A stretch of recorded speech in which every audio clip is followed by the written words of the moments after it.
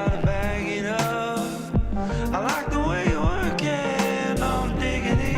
I gotta bag it up. I like the way you work it, no diggity. I gotta bag it up. I like the way you work it, no diggity. I gotta bag it up. I like the way you work it, no diggity. I gotta bag it up. I like the way you work it, no diggity. I gotta bag it up. I like the way you work it, no diggity. I gotta bag it up.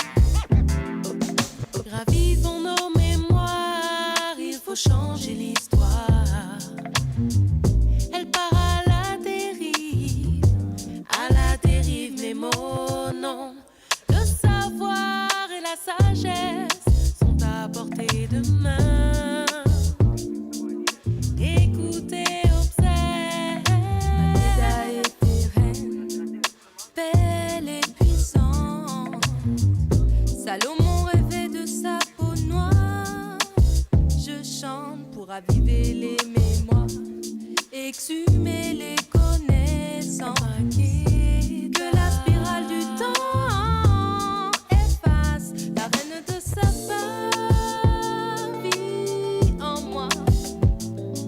Makeda en moi.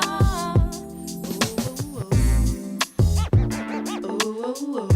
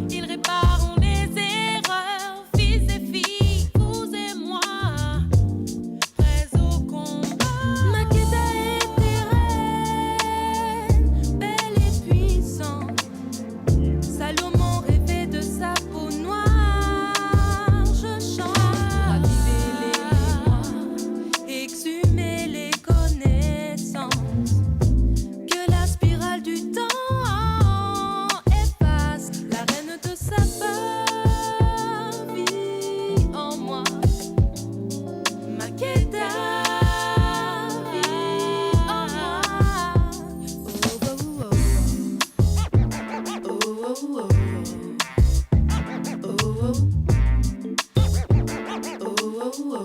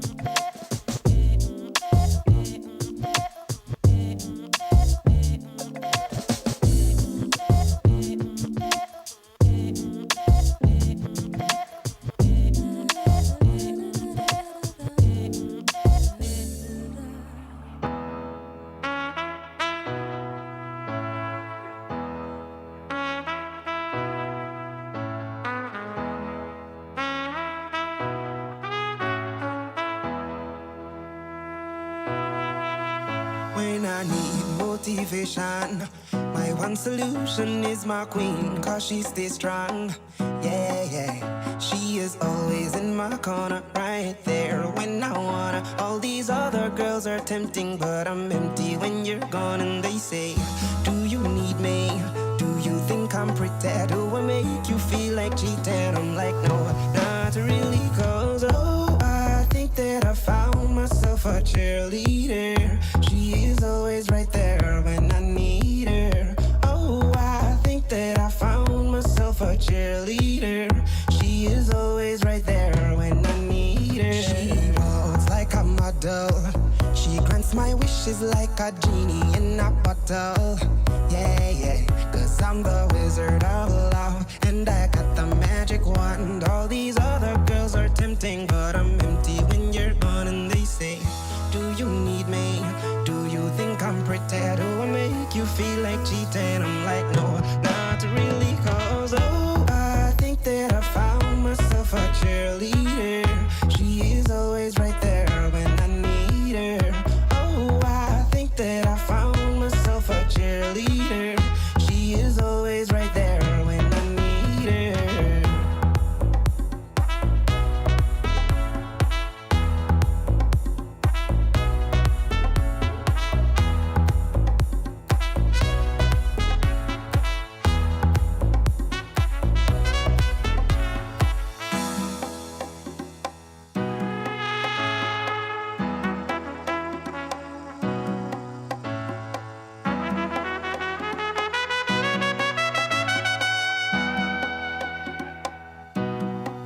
She gives me love and affection. Baby, dimension.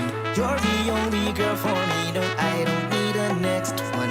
Mama loves you too, she thinks I made the right selection. Now all that's left to do is just for me to pop the question. Oh, I think that I found myself a cheerleader. She is always right there when I need her. Oh, I think that I found myself a cheerleader. She is always right there. All we need is somebody to lean on.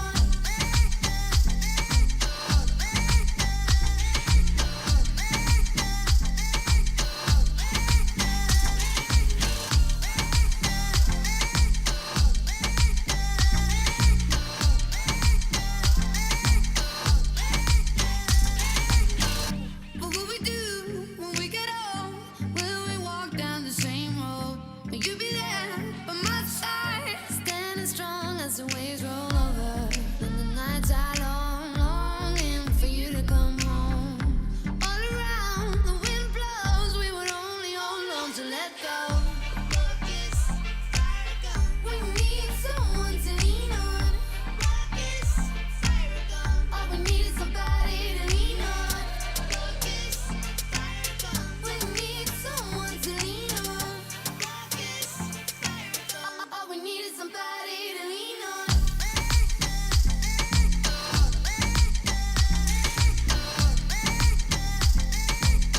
All we need is somebody to lean on.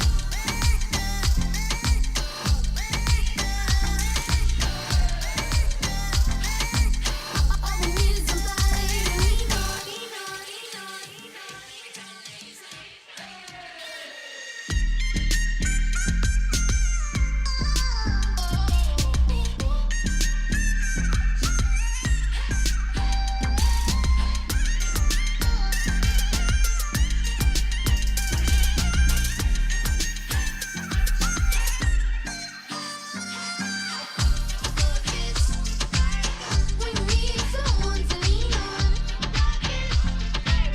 All we need is somebody to lean on. Gotta kiss myself, I'm so pretty. I'm too hot. Call the police and the fireman, I'm too hot. Make a dragon wanna retire, man, I'm too hot. Say my name, you know who I am, I'm too hot. And my band bought that money, break it down. Girls hit you, hallelujah. Girls hit you, hallelujah. Girls hit you, hallelujah. Cause Uptown Funk don't give it to you. Cause Uptown Funk don't give it to you. Cause Uptown Funk don't give it to you. Saturday night and we in the spot. Don't believe me, just watch. Come on.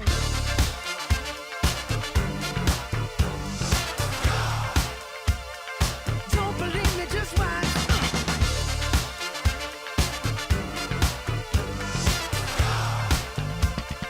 Don't believe me, just watch. Don't believe me, just watch. Don't believe me, just watch. Don't believe me, just watch. Hey, hey, hey, oh! Stop. Wait a minute. Fill my cup, put some nigga in it. Take a sip, sign the check. Julio, get the stretch. Right to Harlem, Hollywood, Jackson, Mississippi. If we show up, we gon' show out. Smoother than a fresh drop skipping. I'm too hot. Call the police and the fireman, I'm too hot. Make a dragon wanna retire, man, I'm too hot. Bitch, say my name, you know who I am, I'm too hot. And my band bought that money, break it down. Girls hit you, hallelujah. Girls hit you, hallelujah.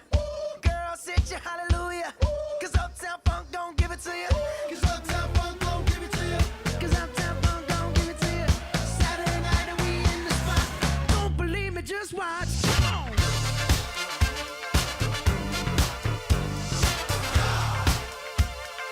Don't believe me, just watch.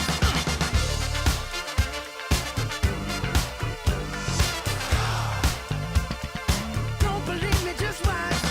Don't believe me, just watch. Don't believe me, just watch. Don't believe me, just watch. Hey, hey, hey, oh! Before we leave, let me tell y'all a little something. Uptown, funk you up. Uptown, funk you up. Uptown, funk you up. Uptown funk you up. I said uptown funk you up. Uptown funk you up. Uptown funk you up. Uptown funk you up. Come on, dance, jump on it. If you succeed and flown it. If you freak dead and own it. Don't brag about it, come show me. Come on, dance, jump on it. If you succeed and flown it. Well, it's Saturday night and we in the spot. Don't believe it, just watch. Come on.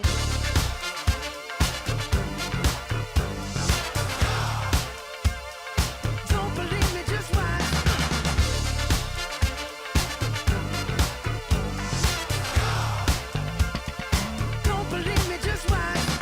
Don't believe me, just watch. Don't believe me, just watch. Don't believe me, just watch. Don't believe me, just watch. Hey, hey, hey, oh!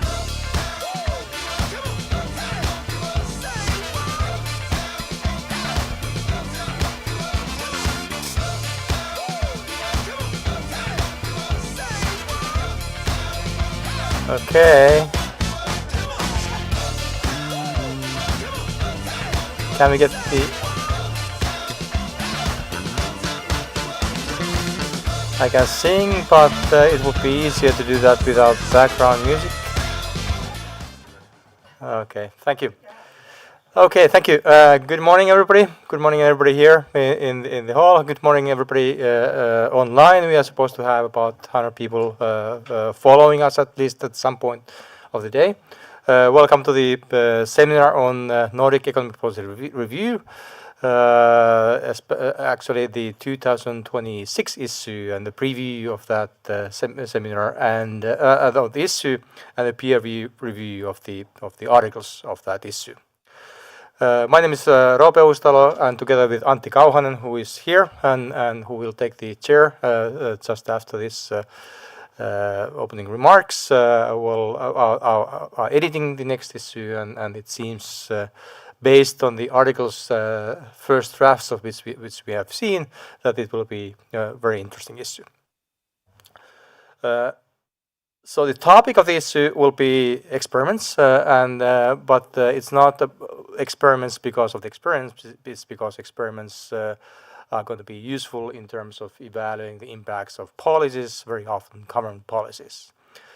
And this is pretty much the best the science has to offer.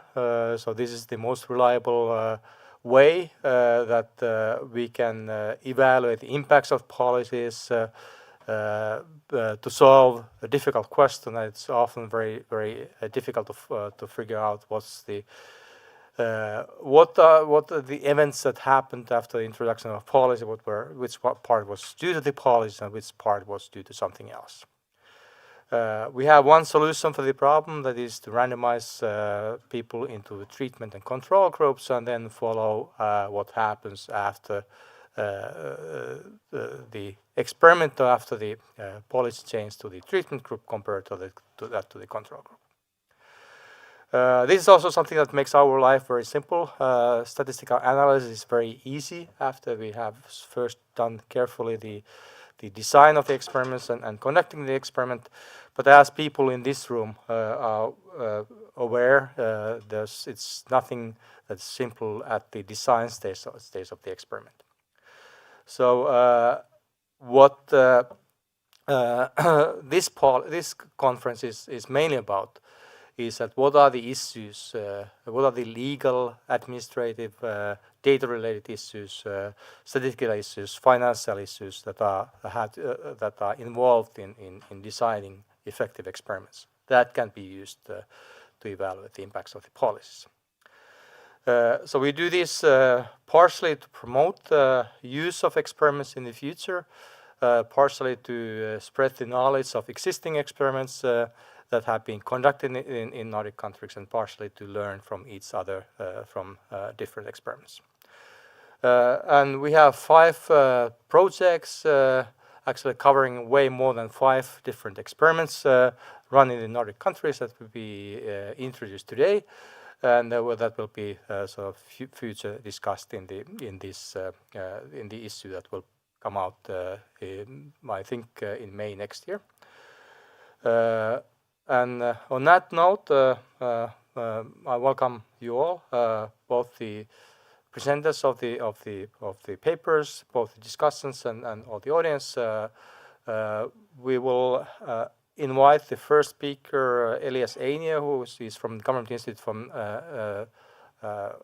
Government Institute for Economic Research, VATT, to talk about their experiment on introducing first employee subsidy, a paper by him and Annika Nivala, also from VATT. As an instruction for the authors, there's a little timer here that is discreetly sort of hinting when you are running out of time. It's going down from whatever you have allocated, and when it hits 0, that's a very strong hint to quit at that point. And after these presentations, there will be actually it changes color, by the way, once we hit close. So now we are on 1 minute, it just turned yellow. Anyway, after the presentations, we have reserved 2 discussants for each of the papers, one from the researcher side and one from I guess practitioner side, or that might be either policymakers or administrators or government officials that will be comment on these. And we try to keep those comments reasonably brief, so that we actually might have a few questions from the audience also after those comments. But please ask for the mic before you do the comments, because there are people online who have no chances of hearing you otherwise. But let's get started. So Elias, floor is yours. Welcome.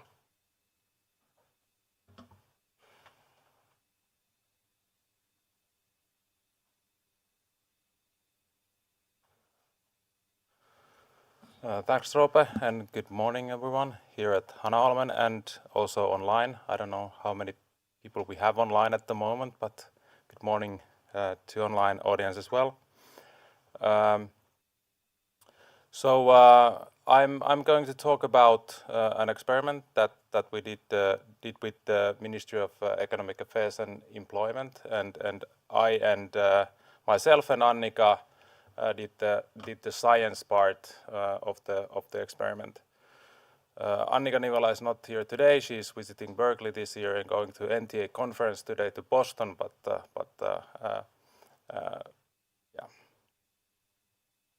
So our article is about the first employee subsidy for non-employer firms, or based on the experiment.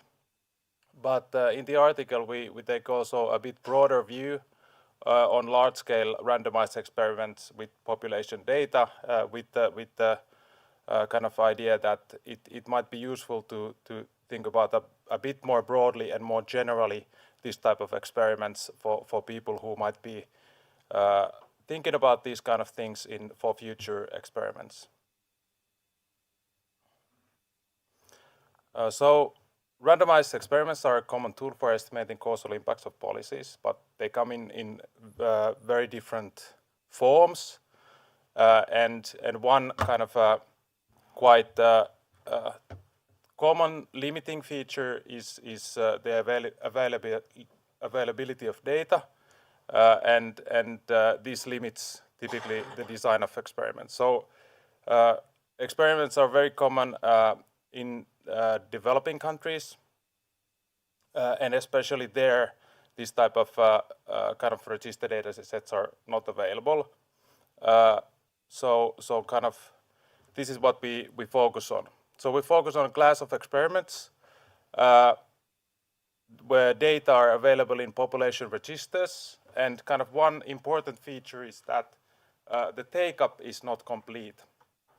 And this is very typical in many public support policies. For instance, people are not forced to take a subsidy or transfer or an allowance. These type of policies typically just incentivize people to make some actions that they are kind of intended to do. And the third kind of specific feature of this type of experiments is that treatments are costly. They are not free. So for instance, as opposed to information treatments, where kind of scaling up the experiments doesn't cost much, because scaling up information is not, or sharing information to more, to one additional person does not cost much.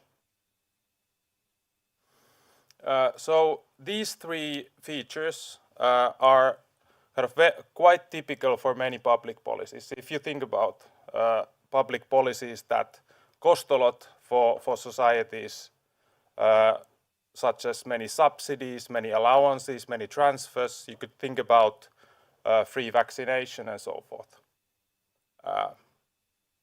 So take-up is incomplete and treatments can be very costly. So the kind of the general structure of our article is first we kind of discuss this type of experiments with a bit more broader perspective, not focusing on just one experiment. So we discuss some econometric topics that are relevant for this kind of experiments, with the kind of idea that this might be useful for people in the future who do this kind of experiments. And then we discuss lessons from the Finnish recruitment subsidy experiment, and kind of also addressing the assignment from the editors of also discussing the administrative side of this type of experiments, and kind of the cooperation between researchers and the other parties that are needed in this kind of large-scale national experiments.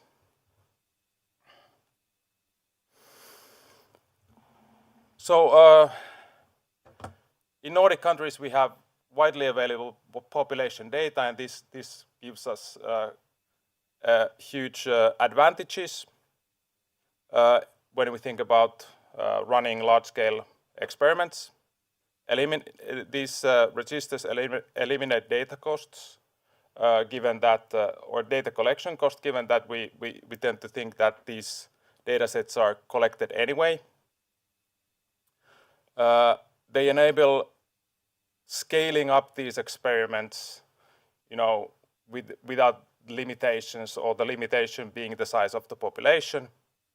They facilitate planning and implementation, having data beforehand in registers for seeing what the target populations have been doing, what are their outcomes their outcomes in the past is extremely useful.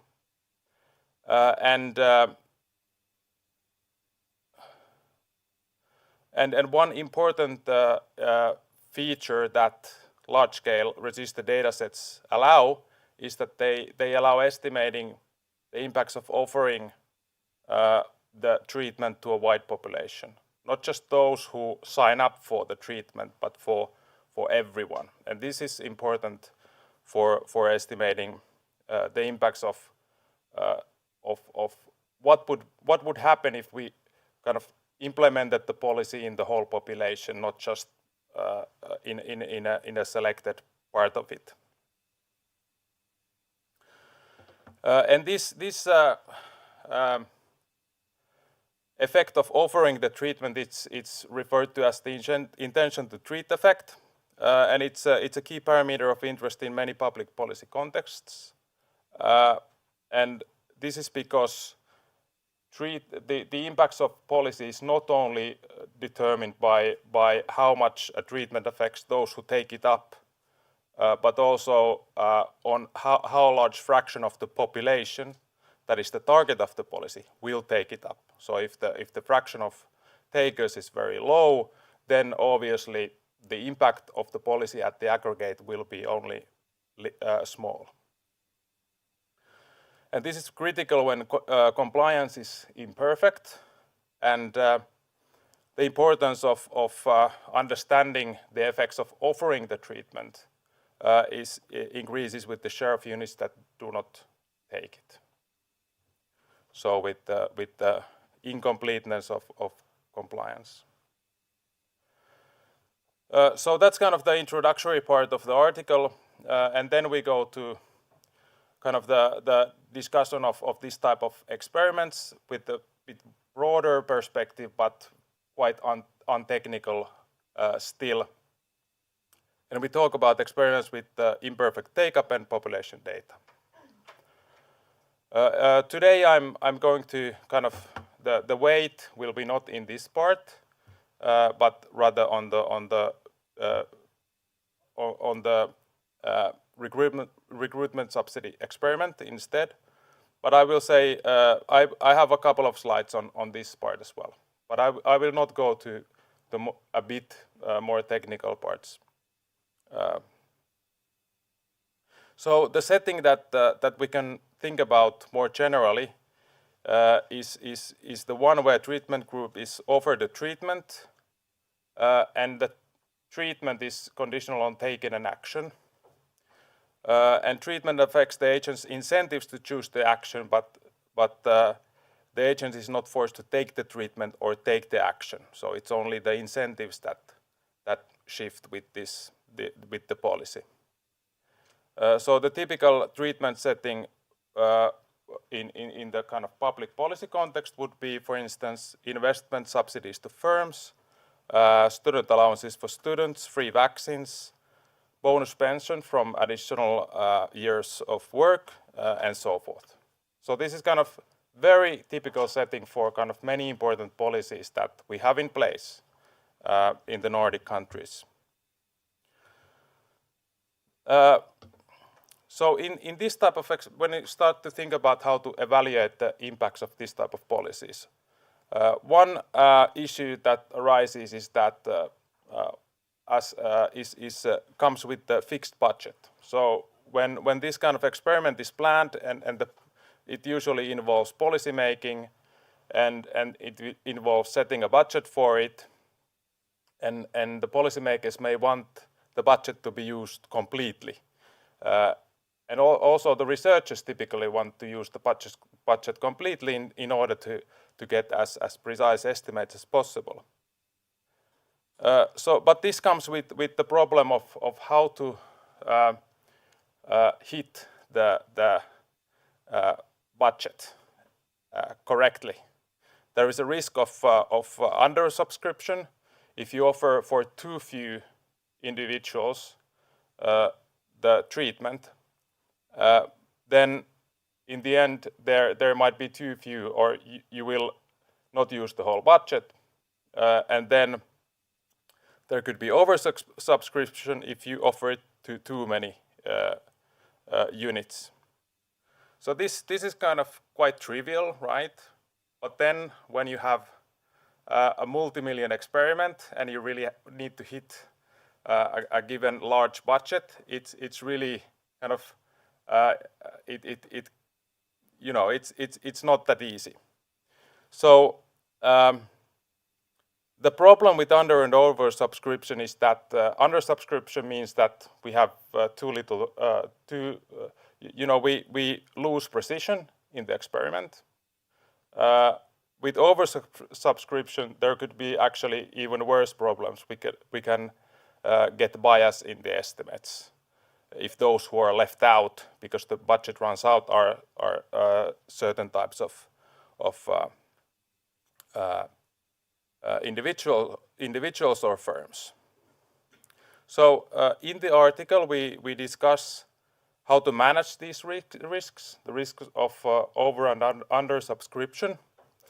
And kind of our solution is a multi-stage experiment where in the first stage we run a smaller experiment in order to estimate the take-up, and in the second stage, based on the estimate of the take-up from the first stage, we scale up the second stage to try to get an informed kind of decision on how to best hit the budget correctly. Of course, if you have more stages, if you have the ability to do, say, 3 or 4 stages, you can get more. You can reduce the kind of risk or you can more precisely hit the budget. But in our case, it turned out to be a pretty good number. We discuss how to set the number of offers in a multi-stage experiment, and we discuss how to do power calculations in such an experiment. But I'm not going to those issues in more detail today. But those will be, for those who are interested, will be in the article once it comes out.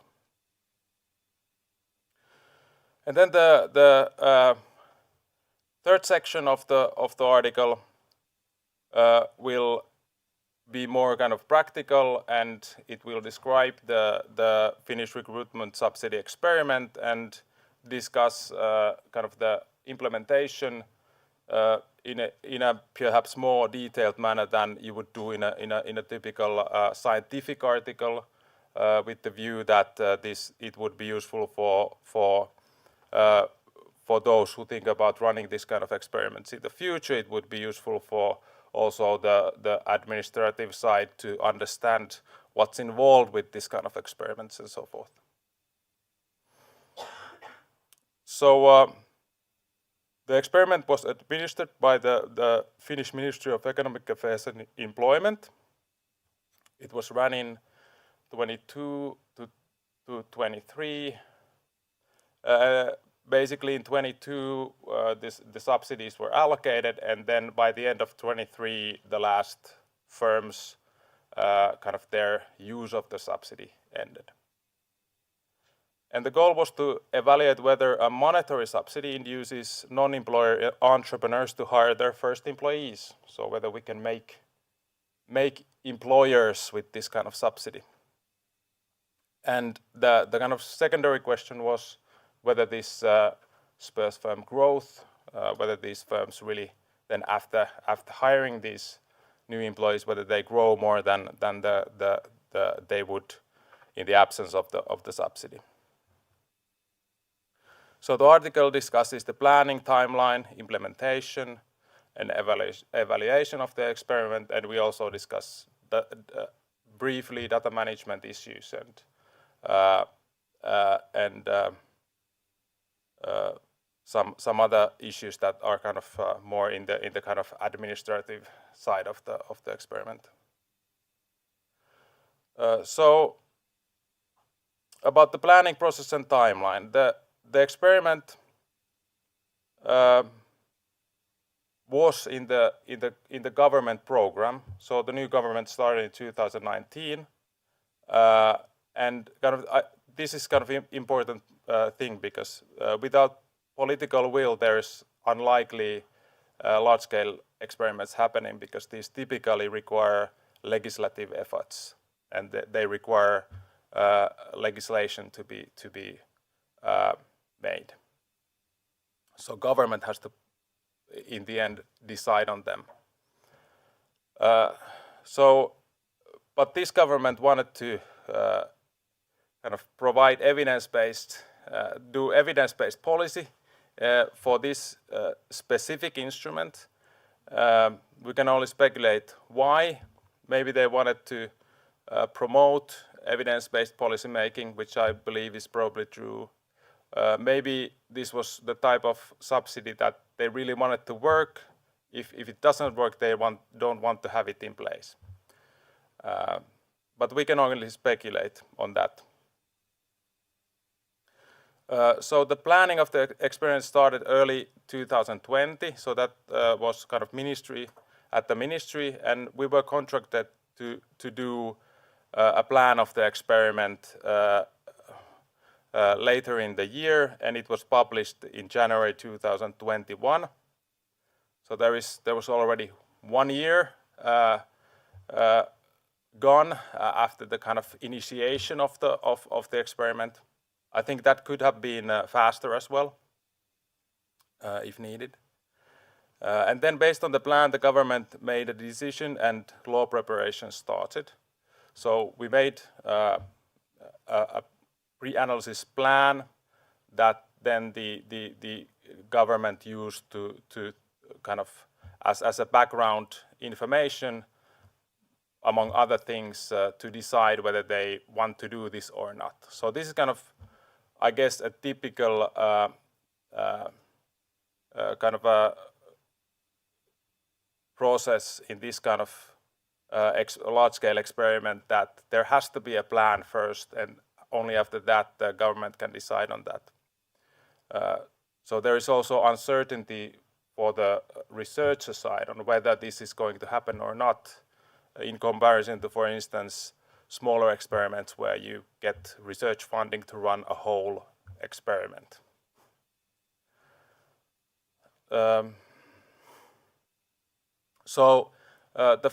We were quite happy with the final design, and we were able to affect it quite a lot,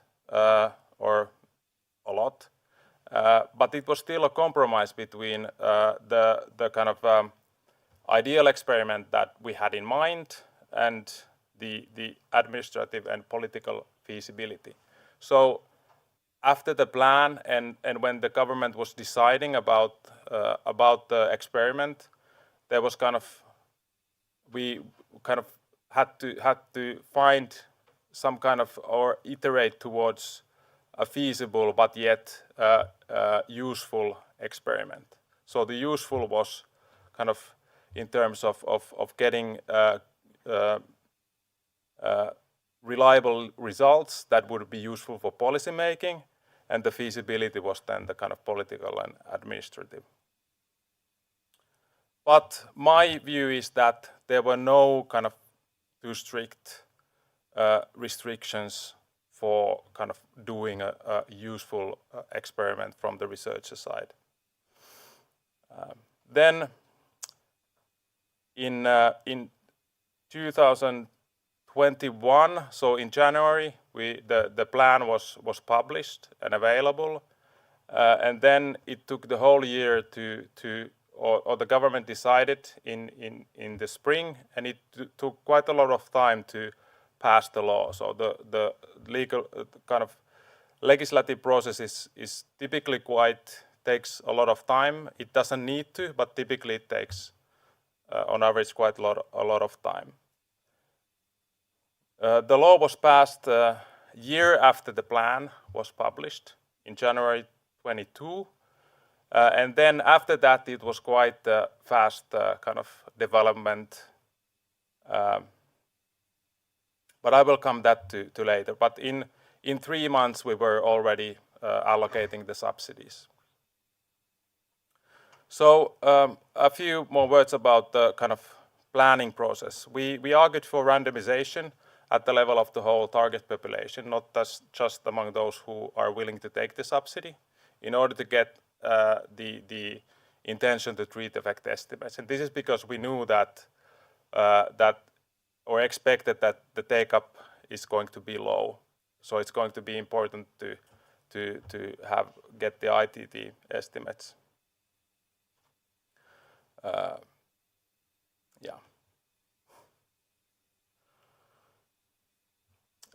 And kind of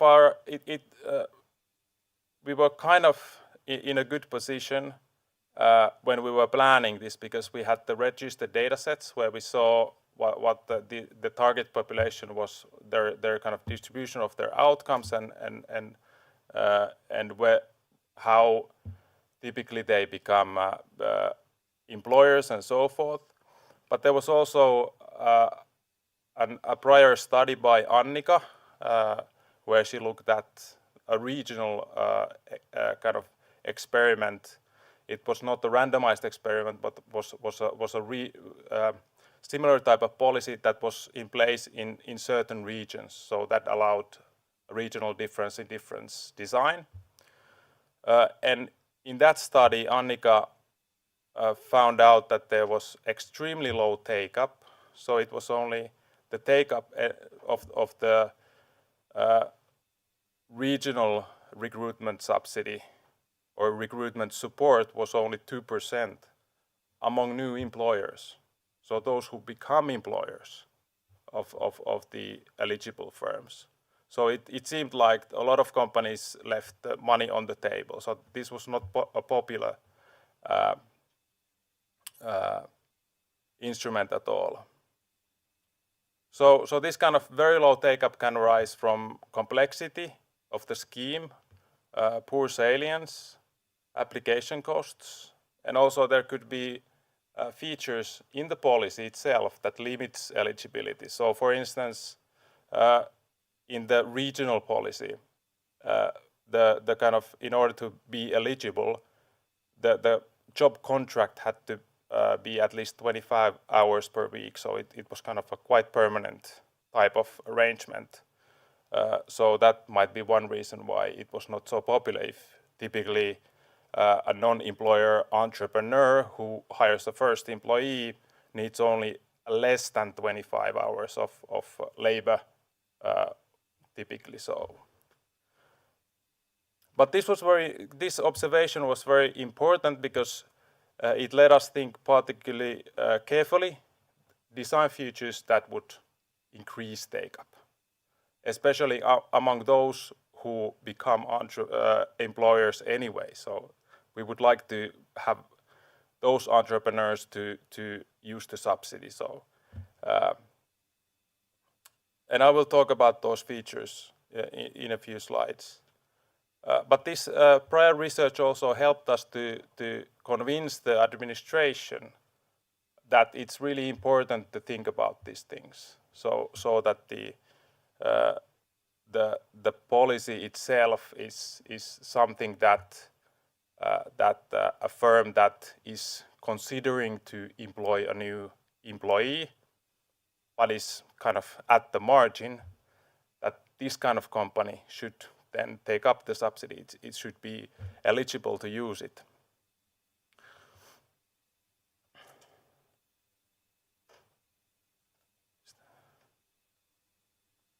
Okay, so kind of these considerations, our pre-analysis of the register data and also kind of the lessons from this prior work led us to design the subsidy. And in the end, the recruitment subsidy covered 50% of wage costs up to 10,000 euros of the first employees of a non-employer entrepreneur.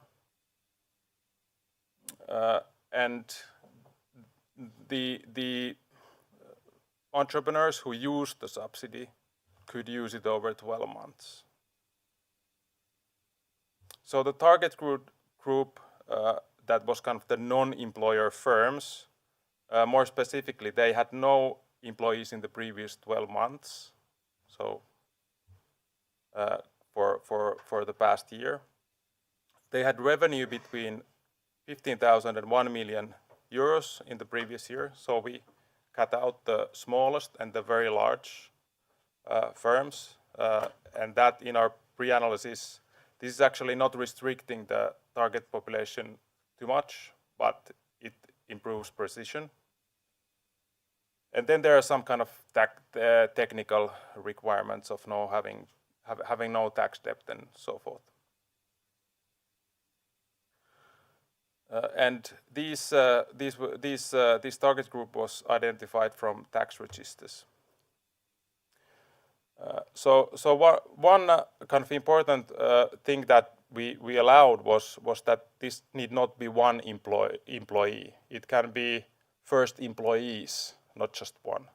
So the firm was able to use the 10,000 euros for more than one person. So then what we did with the randomization was we stratified by revenue quartiles within two-digit industries. So this we kind of looked alternative ways to do it and simulated what will be the precision, and ended up with this quite simple stratification.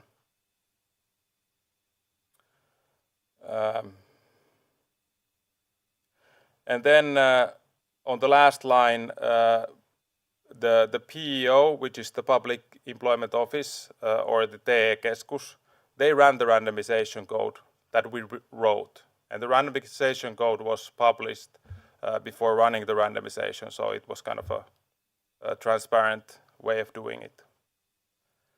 Then the experiment was conducted in two waves. So this was to manage the number of offers that we made. We had the budget was 9 million, which allowed 900 kind of full subsidies of 10,000 euros.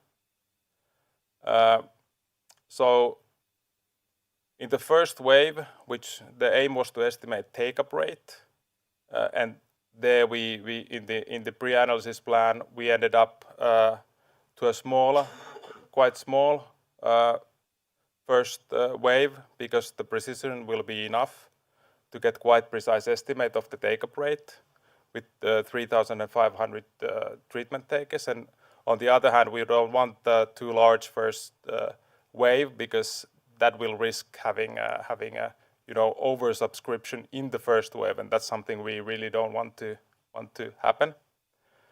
And we had 20,000 firms in the control group.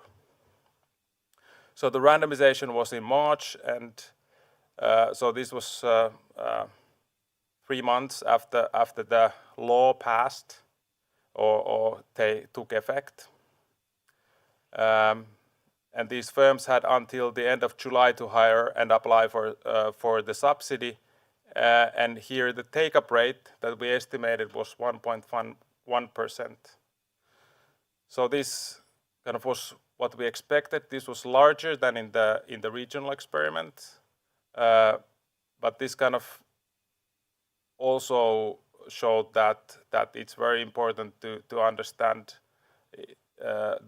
how many firms take up this subsidy when for instance, when the Ministry of Finance wants to calculate what's the aggregate employment, or have some kind of idea what's the aggregate employment effect in the target population from this kind of subsidy, then we really need to know that the take-up rate is quite low.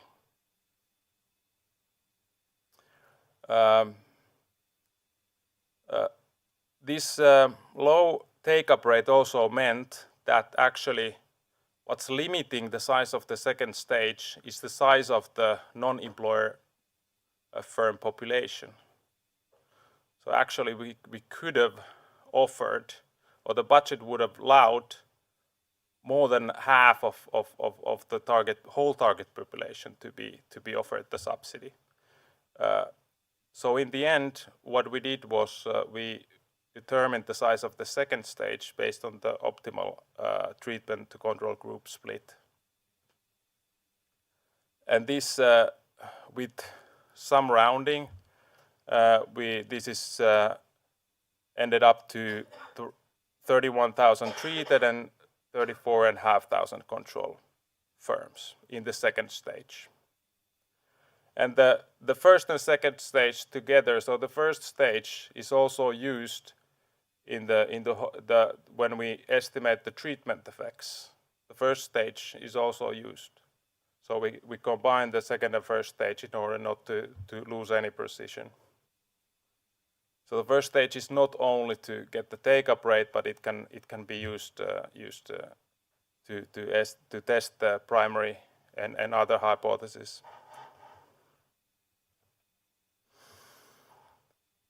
Okay, so then we have some subsections on allocation of subsidies and data management, which we think might be useful for people who think about this in the future.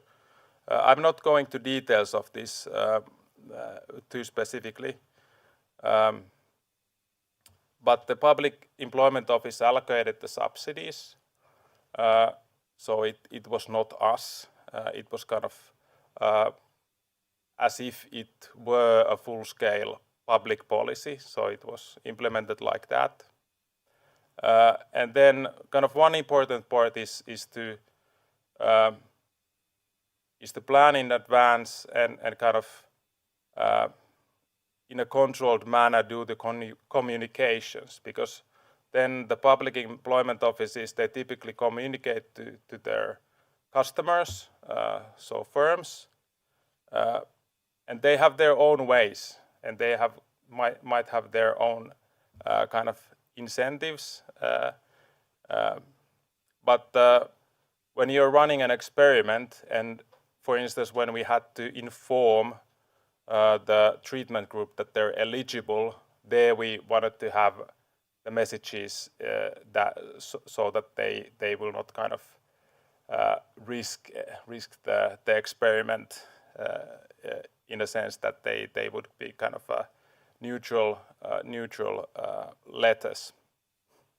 So these communications were planned with the PEO and us. So there needs to be also good cooperation between the administration and researchers. And then we have the section on data management, which might seem a bit kind of not so exciting unless you really have to think about how to manage the data in this kind of big experiment. So kind of the pre-planning was made by us with the data licenses that we have, kind of the data that we already were using.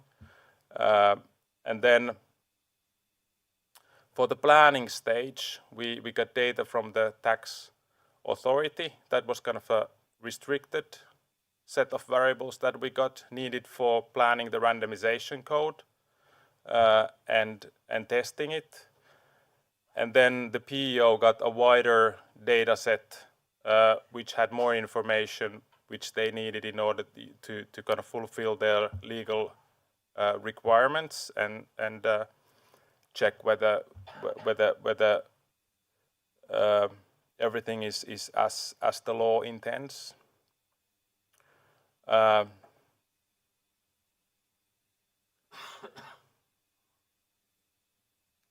And then kind of one important part of this kind of experiments is to put up an experimental register. So this was then administered by the KEHA Center, which provides IT services to PEO.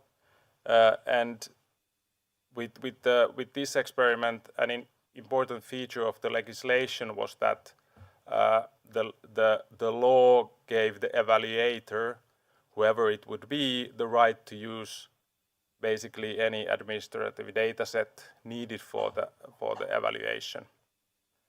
So this was quite important, and I think it would be useful to have for any experiment in the future.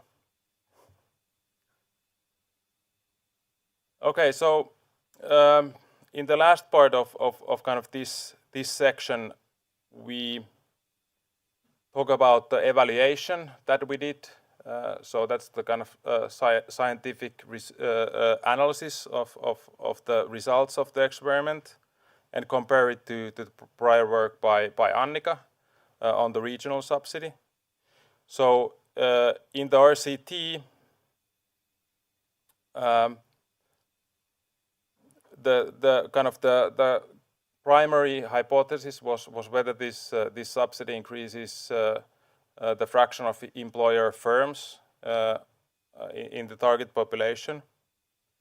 And we find that the fraction of firms that hires workers increased by 20% in the hiring window. So that's kind of in the first months of the experiment, and 11% during the whole subsidy period. And these percents are from the baseline fraction of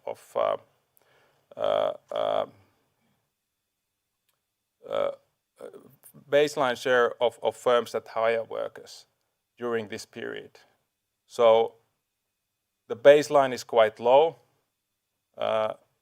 For the 20% it's around 3%, and for the 11% it's around 6%. So that's kind of good to keep in mind. We have the scientific evaluation. We have a working paper on that, the English version. We have that on our websites. So anyone who is interested in that is advised to look up from there. And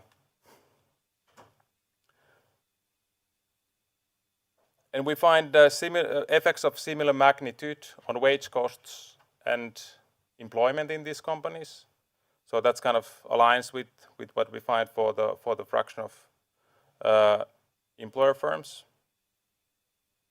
And the kind of one important finding is that the fraction of firms that employ workers is also kind of the positive effect persists after the subsidy period ends, so after the subsidy payment end. So that kind of suggests that there was a permanent effect of this temporary subsidy. It's important because, of course, if we give firms money to hire workers, they likely do that. Something goes wrong if they don't. But then, in order for this kind of policy to have any kind of, in order to have any economic rationale, it should have persistent effects. And the idea is that these companies go over some kind of threshold for becoming an employer, pay a one-time fixed cost of becoming an employer, or get the information required with the help of this subsidy. So this is quite a small table, but it kind of summarizes the comparison between the RCT and the regional first employee subsidy.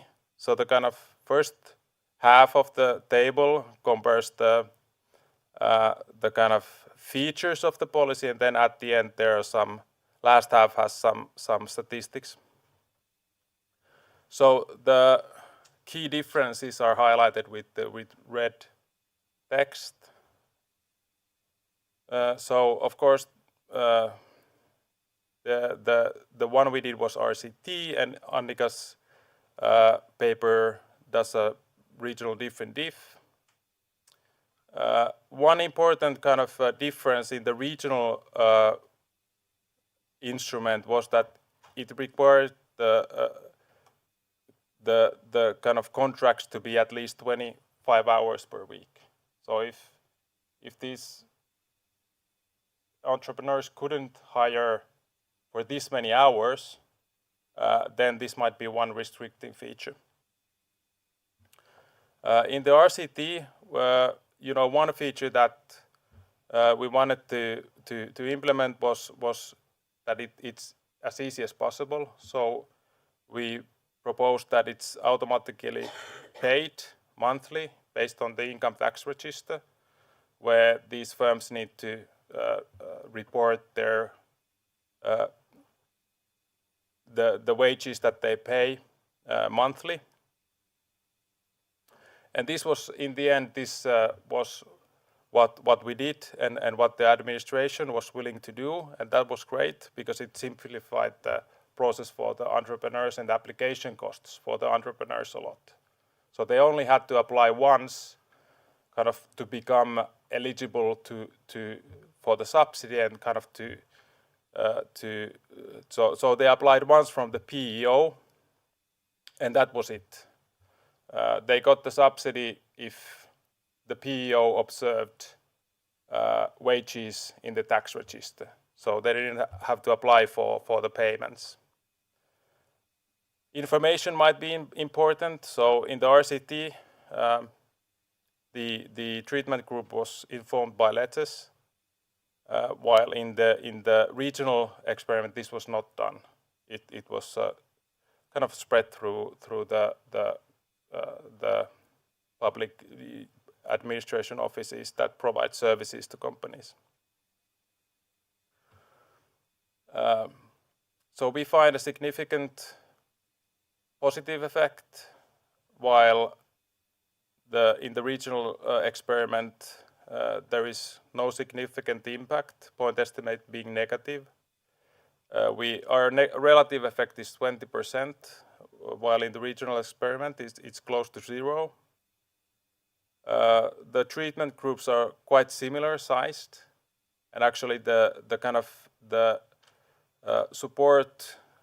effective support rates are quite similar in the RCT and the regional subsidy. The regional subsidy is just kind of divided over 2 years. And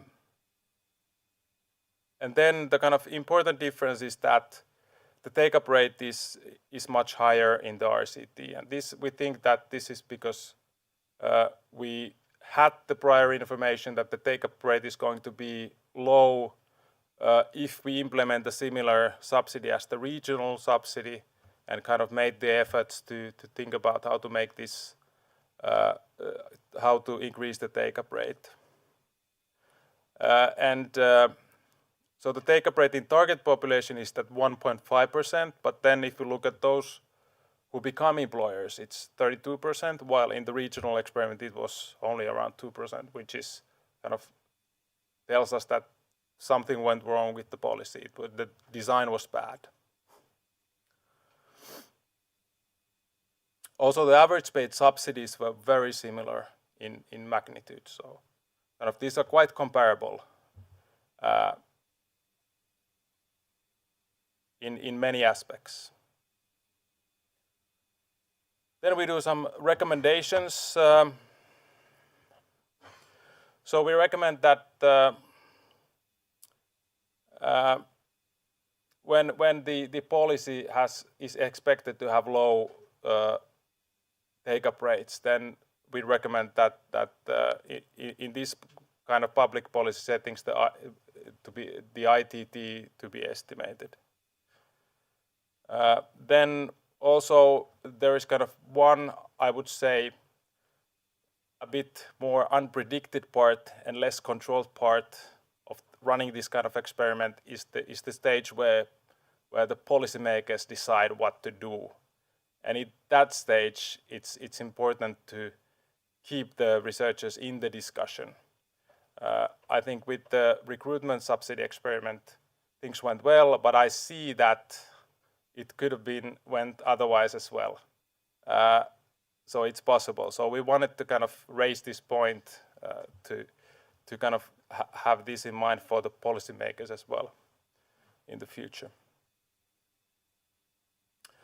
And then one thing that we recommend is to procure evaluations as a single comprehensive contract. In our case, it came by bits, so it was pre-planned, then it was scientific support for implementation, and then it was the analysis. But typically, the kind of the scientific work is done in the pre-analysis, so it would be good and create correct incentives to kind of have the contract as a whole.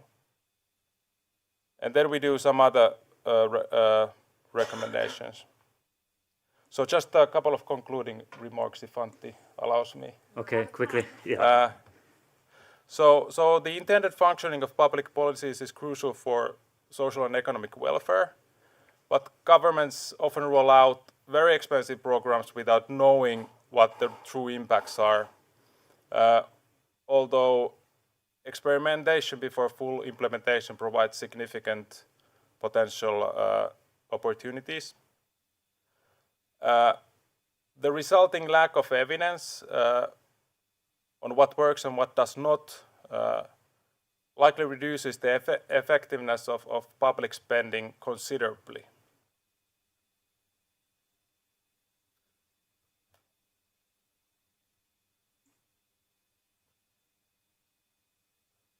So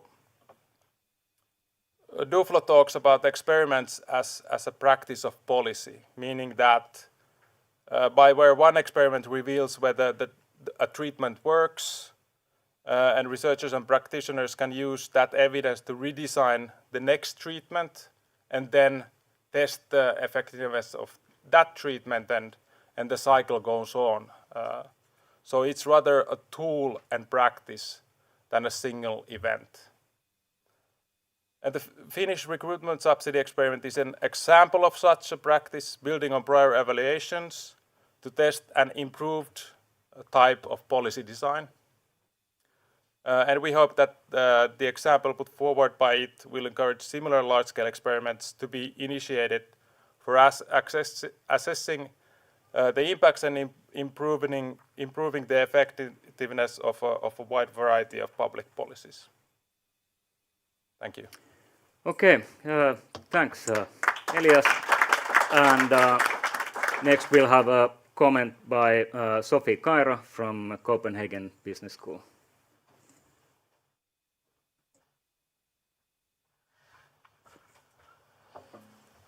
Hello, thank you for this opportunity to discuss a very interesting RCT in Finland. So basically, when I had a look at the paper, I saw that the main challenge was in how the experiment was designed, and what the researchers faced was this uncertainty regarding the take-up of this very costly treatment. So they had to balance oversubscription and undersubscription. And they settled on the stage-wise rollout. And that's very typical of experiments anyway, because most of the time when we implement experiments, we start by implementing a pilot phase in which we gather some kind of evidence. And then for the main experiment, we set ourselves up for the most possible success we can have, right? So I think a little bit of your first stage as a piloting of your design. But because you use the same design in both phases, you could then pool the data and run your analysis. And this first stage that you ran it turned out to be crucial, because it actually turned out that more than half of the population could have been invited to take up this policy. Now, the setting that we are operating within might be familiar to researchers who are used to the Nordics. And what this setting offers is really the possibility to do perfect randomization, because we have access to all the registers which allow us really to set up the perfect balanced treatment and control groups. Also, the researchers were able to rely on this existing infrastructure within the public institutions that they were collaborating with. And this is super important because from the regional subsidy experiment, for the natural experiment, they had learned, okay, the take-up is really low. So they said, okay, within this infrastructure that we now have access to, how can we maximize the chance of people actually taking up this subsidy? And so they first of all, they were very strong on awareness, sending direct letters to these non-employer founders. And then they could use the infrastructure to really minimize compliance costs, so that the process was as automatic as possible in terms of signing up, being sure to be refunded with subsidies immediately. All these things that might have been the reason that the regional policy didn't work. Also, they were sure to design a flexible policy, making sure that the group of sort of marginal non-employers that would be interested in taking up this policy would be greater. Another thing from the Nordic context is, of course, the fact that we have great registers in terms of measuring the outcomes, right? So this is also something that we can benefit from when we set up these experiments in a Nordic setting. But in this case, you had great policy support and actually a law implementing the experiment in a sense. But typically in the Nordic setting and in other settings, it's a challenge, the fact that research has its own kind of slow process, and it takes time to run RCTs, to measure outcomes and so forth, while at the same time policy has these very short cycles where they want to see results very soon. And so this can be a challenge, especially when key people in these institutions that we're collaborating with are changing jobs while we're in the middle of running our RCTs. So working with the Ministry of Labor in Denmark, at least this is one challenge that we have faced, that you really need to have political support from above and from the bottom layer. But at both ends, key people that you're working with can really change many times during the process of running an RCT that might take a year to run, and then waiting for outcomes that materialize after 1 to 2 years.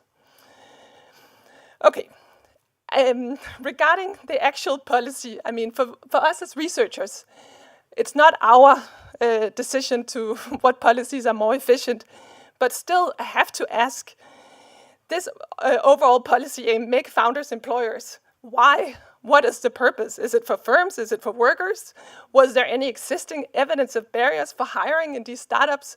So the firms that actually took up this policy are typically these sole proprietorships.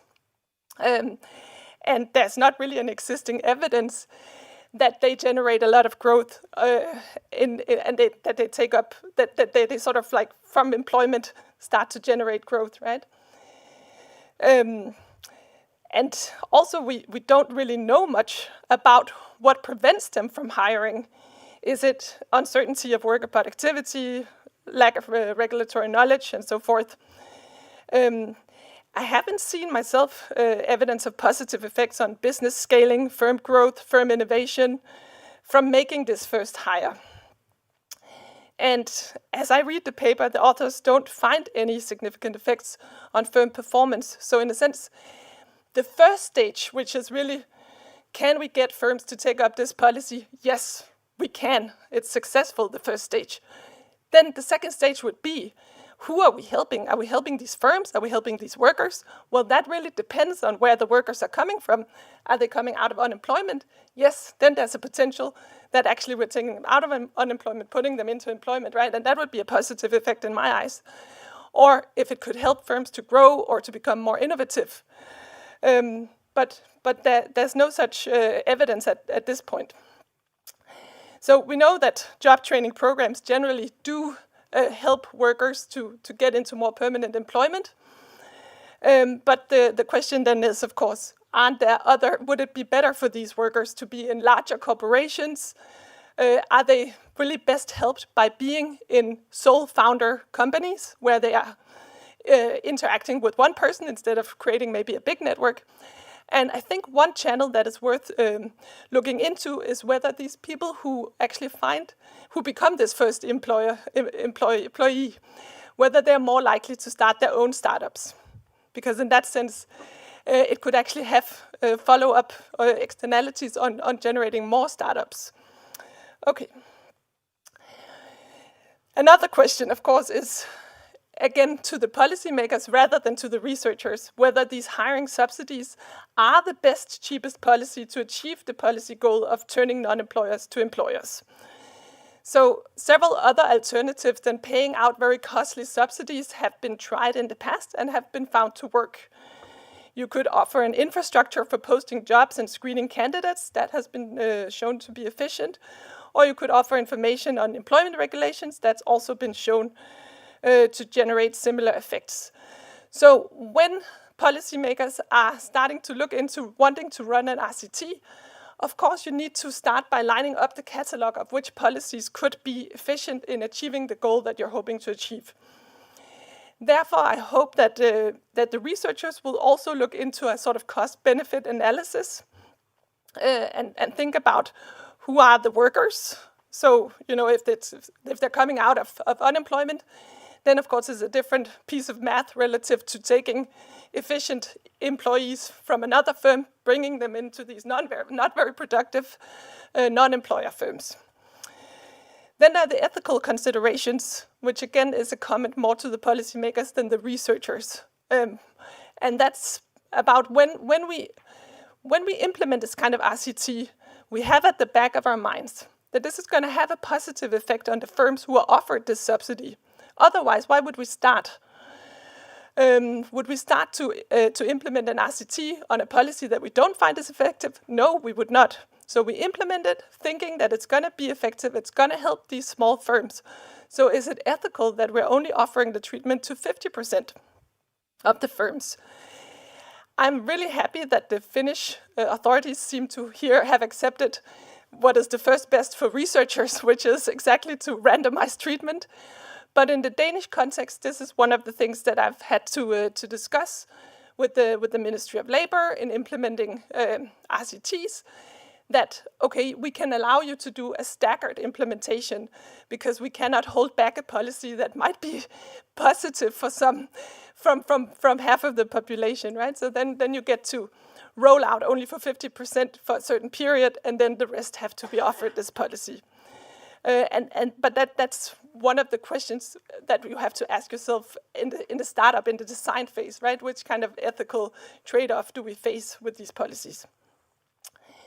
Okay, then, of course, in terms of hiring subsidies, are they really the most effective policy instrument to help these sole proprietorships? Would they have been better off with some kind of R&D subsidy?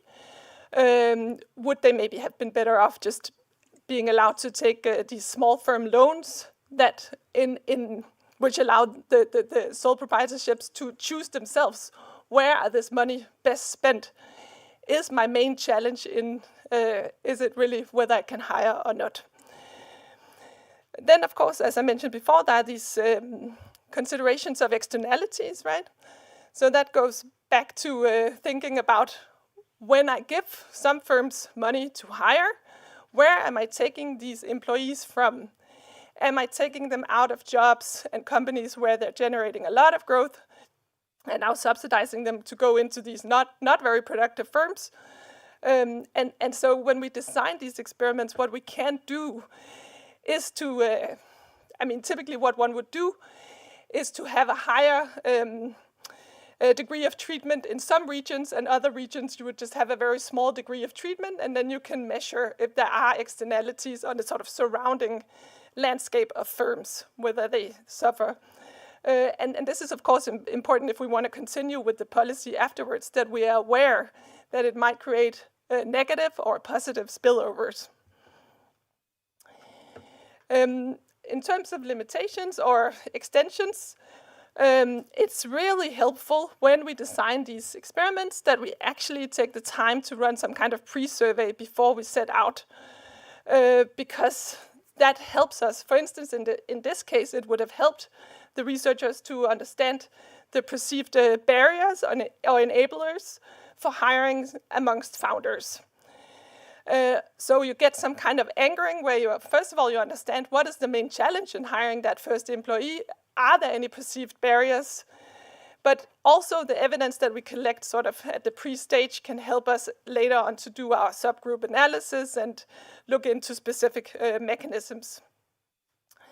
In this case, also no post-survey was distributed, which could have been used to investigate whether the firms that had been treated had actually perceived to have benefits from the policy.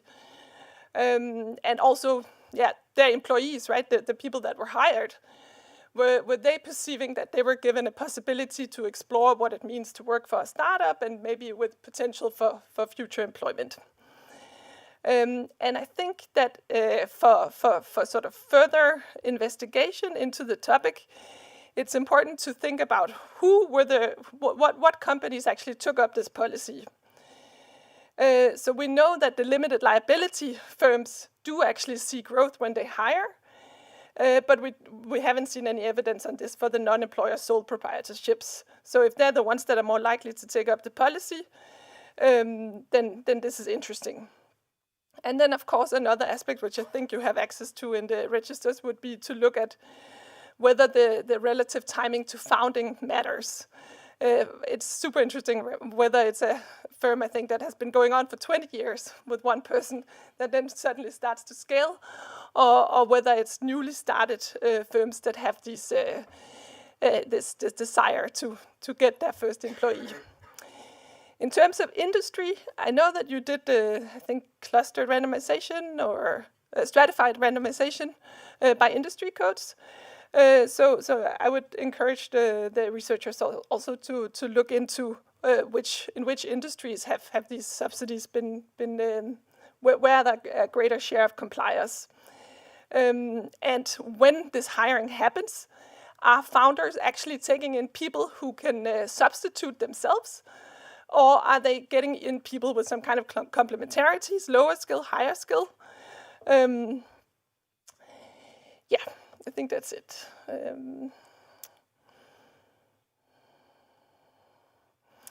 Okay, so I think there are a lot of things that can be learned from these types of experiments, and I'm not going to mention all of them, but there are definitely advantages for running these kind of RCTs in this Nordic setting. But there are, the different elements, the spillovers, the ethical considerations. These kind of things should be part of the recipe when we implement the RCTs. Good. Okay, thank you very much. Okay, thanks, Sofie. I have just a couple of complementing comments, more from the practical side. First of all, I think that the register-based experimentation is a Nordic advantage, as we've already heard a couple of times here.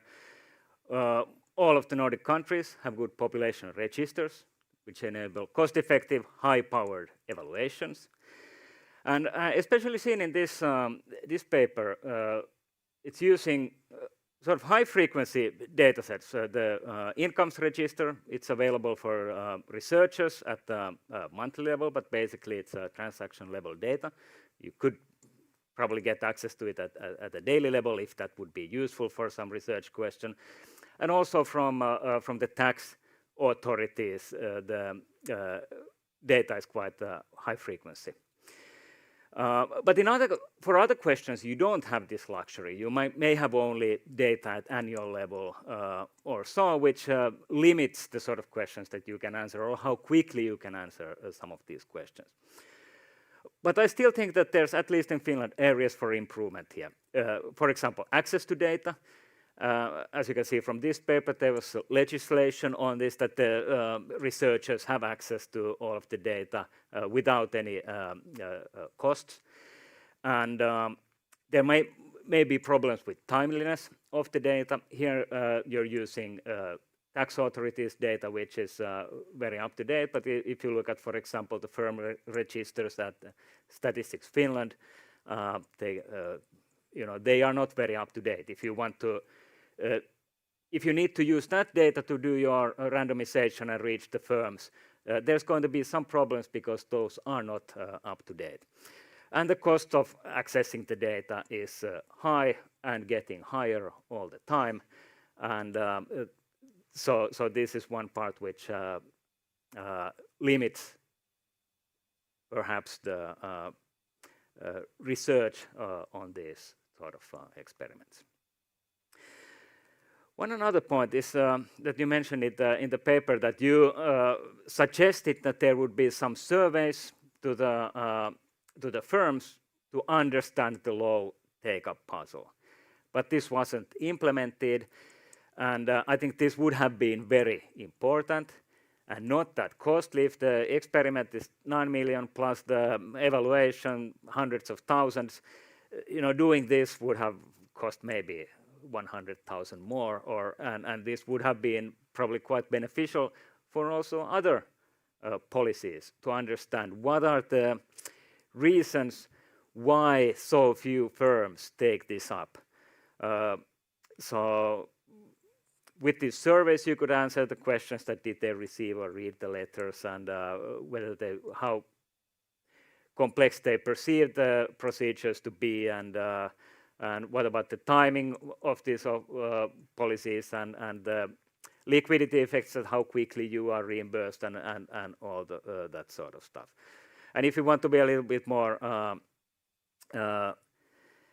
ambitious, you could randomize the content of the letters if you think that that's important, if you have some supporting information on that. So I think for policymakers thinking about these sort of issues, I think this is a valuable lesson, that the marginal cost of doing these additional surveys wouldn't have been that high, but would potentially have been quite important.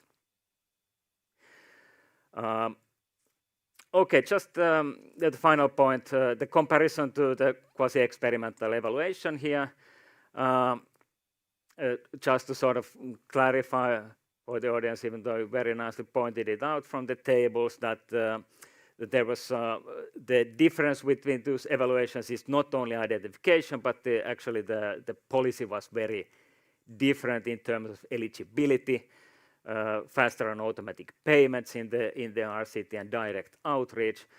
All great ideas to increase the take-up. But again, here, I think the survey would have been very useful to get better idea on how important these were. And so, yeah, I really think that it should have been done, would have been that costly. So that we would have gotten even more out of this experiment. Okay, thanks, but that was what I had in mind, and now we probably have time for maybe a couple of quick questions, if there are from the audience, before we go to the coffee break. Okay. Okay, quickly. Yeah. A very quick question for the presenters. Did I count right that the impact size was 207 jobs, some part-time. If you multiply your impact estimates by the size of the group, I think I got 207. So Yes. for 1 Yes, year.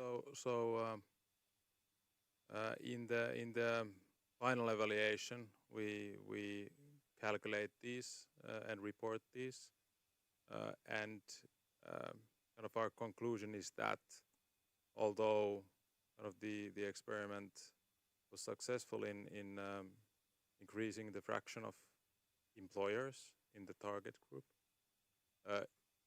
it very unlikely had any significant kind of more aggregate impacts. And this is because of the low take-up rate. The number of new employers and new, even kind of the upper limit for new employees is very low. What we also see, and kind of in reflection to Sofie's excellent comments, we also look at kind of spillovers in the sense that whether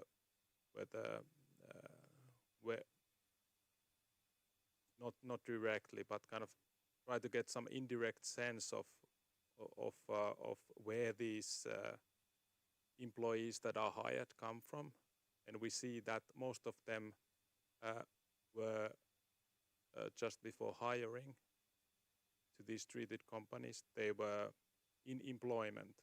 So they do not come from unemployment. They are not students, or they are not spouses of these entrepreneurs. So the aggregate impacts we cannot expect to have. There's no much harm from this policy, but we cannot expect to see any kind of change in the aggregate employment from this policy. Of course, the treatment period was low, and it's important to keep in mind that this is an increase in the flow rate. So over time, this might have some kind of, the impacts might accumulate, but to make a very strong conclusion, we can speculate and do back of the envelope calculations on what would be the implications if the rate is consistently high.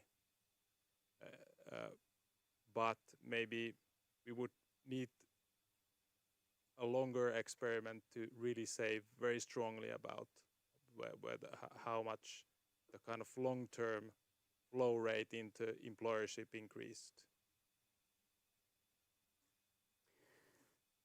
Okay, so we have time for one quick question from there. Okay, so Janika. We only have one. Okay. Okay, we need to have it for the online audience. Okay. Okay. The next question. Oh. We don't want to.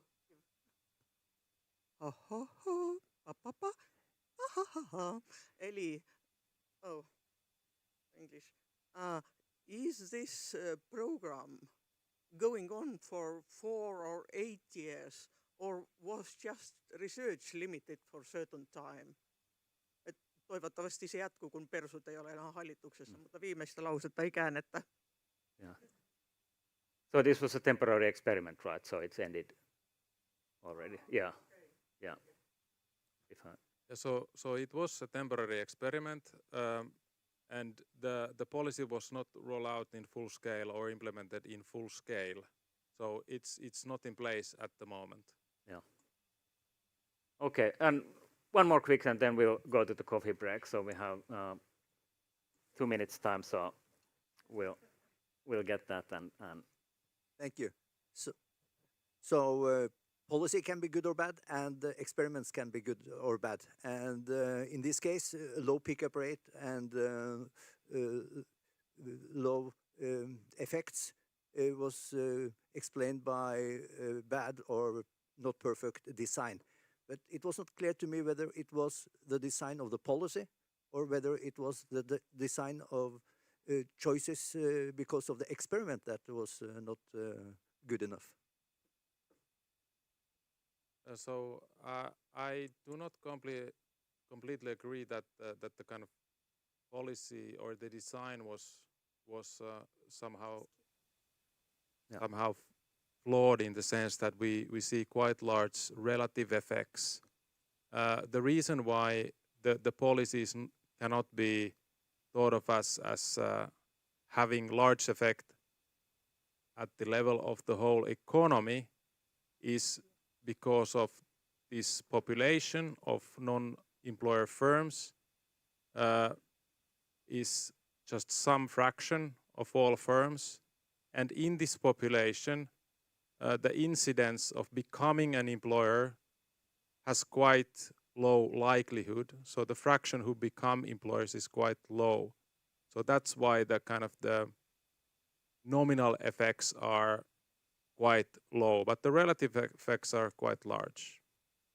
But there are just not many non-employer entrepreneurs that would become employers even with this kind of subsidy. Okay, thanks a lot. That's for the first paper, and now we have a 10-minute coffee break, and we'll continue 10 sharp with the next topic. Okay, thanks.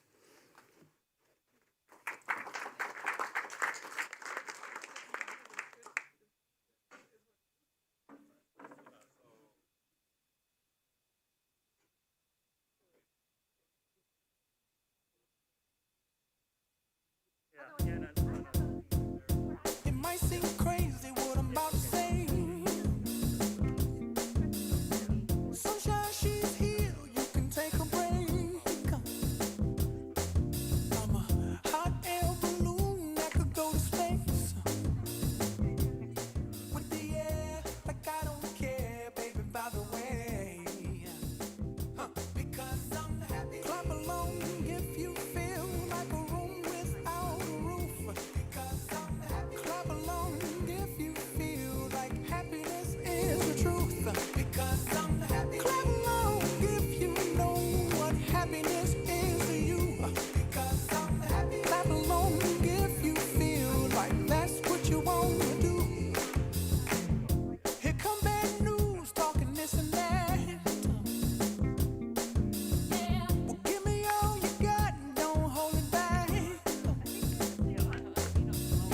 Well, I should probably warn you, I'll be just fine. No offense to you, don't waste your time. Here's why. Because I'm happy. Clap along if you feel like a room without a roof. Because I'm happy. Clap along if you feel like happiness is the truth. Because I'm happy. Clap along if you know what happiness is to you. Because I'm happy. Clap along if you feel like that's what you want to do. Hey, go! Bring me down, can't none bring me down. Your love is too high. Bring me down, can't none bring me down. I said, bring me down, can't none bring me down. Your love is too high. Bring me down, can't none bring me down. I said, because I'm happy. Clap along if you feel like a room without a roof. Because I'm happy. Clap along if you feel like happiness is the truth. Because I'm happy. Clap along if you know what happiness is to you. Because I'm happy. Clap along if you feel like that's what you want to do. Because I'm happy. Clap along if you feel like a room without a roof. Because I'm happy. Clap along if you feel like happiness is the truth. Because I'm happy. Clap along if you know what happiness is to you. Because I'm happy. Clap along if you feel like that's what you want to do. Hey, go! Bring me down, can't none bring me down.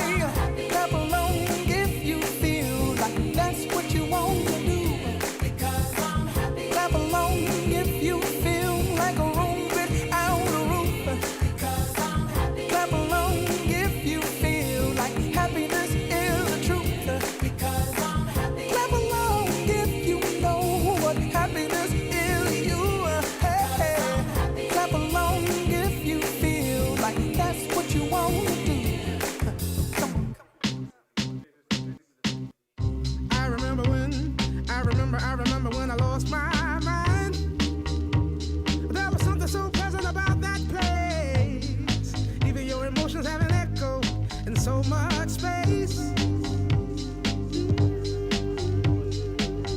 And when you're out there without care, yeah, I was out of touch.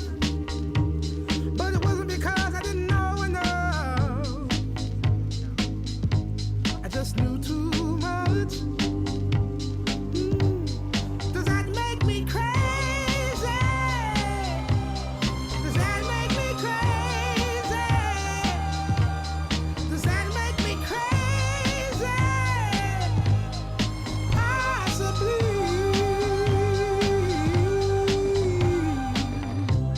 And I hope that you are having the time of your life.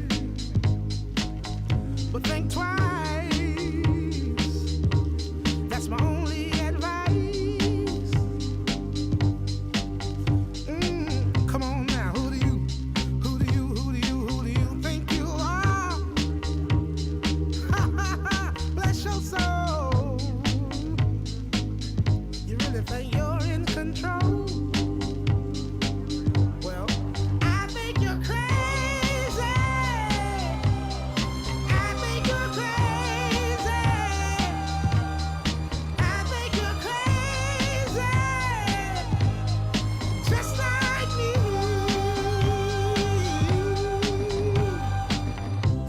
My heroes had the heart to lose their lives out on a limb. And all I remember is thinking, I wanna be like them. Ever since I was little, it looked like fun. If there's no coincidence, I've come. And I can die when I'm done.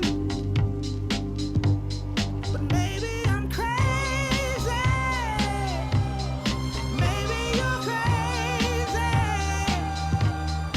Maybe we're crazy.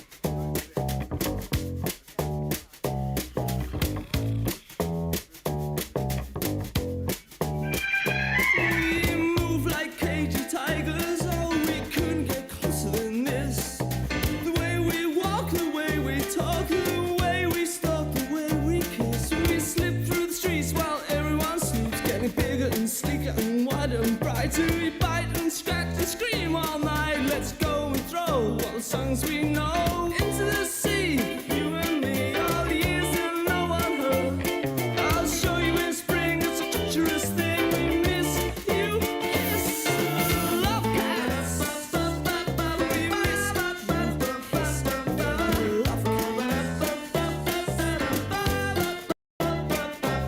so wonderfully, wonderfully, wonderfully, wonderfully pretty.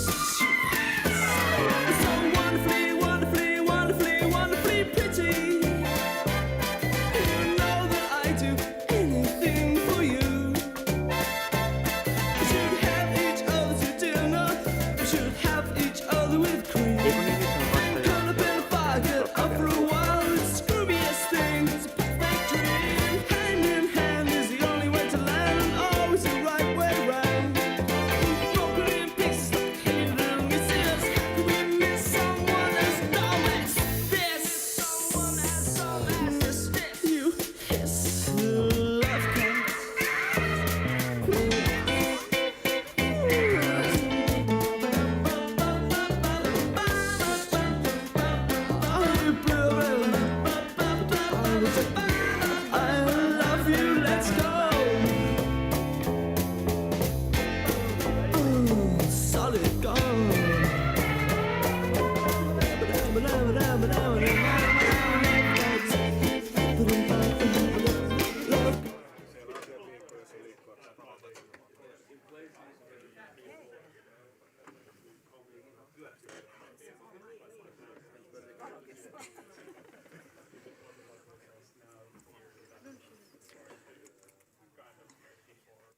Okay, so it's time to continue.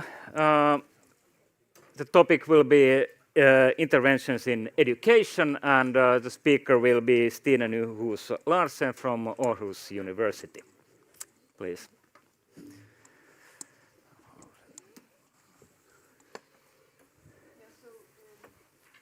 I'm Stine, and I will be presenting the work titled Childhood and Adolescent Interventions in a Danish Setting, which is a meta-analysis of evidence from Trygfonden's Center for Child Research. And this paper is joint work with Michael Rosholm, Katrine Tøllenbøl, and Nikolaj Poulsen.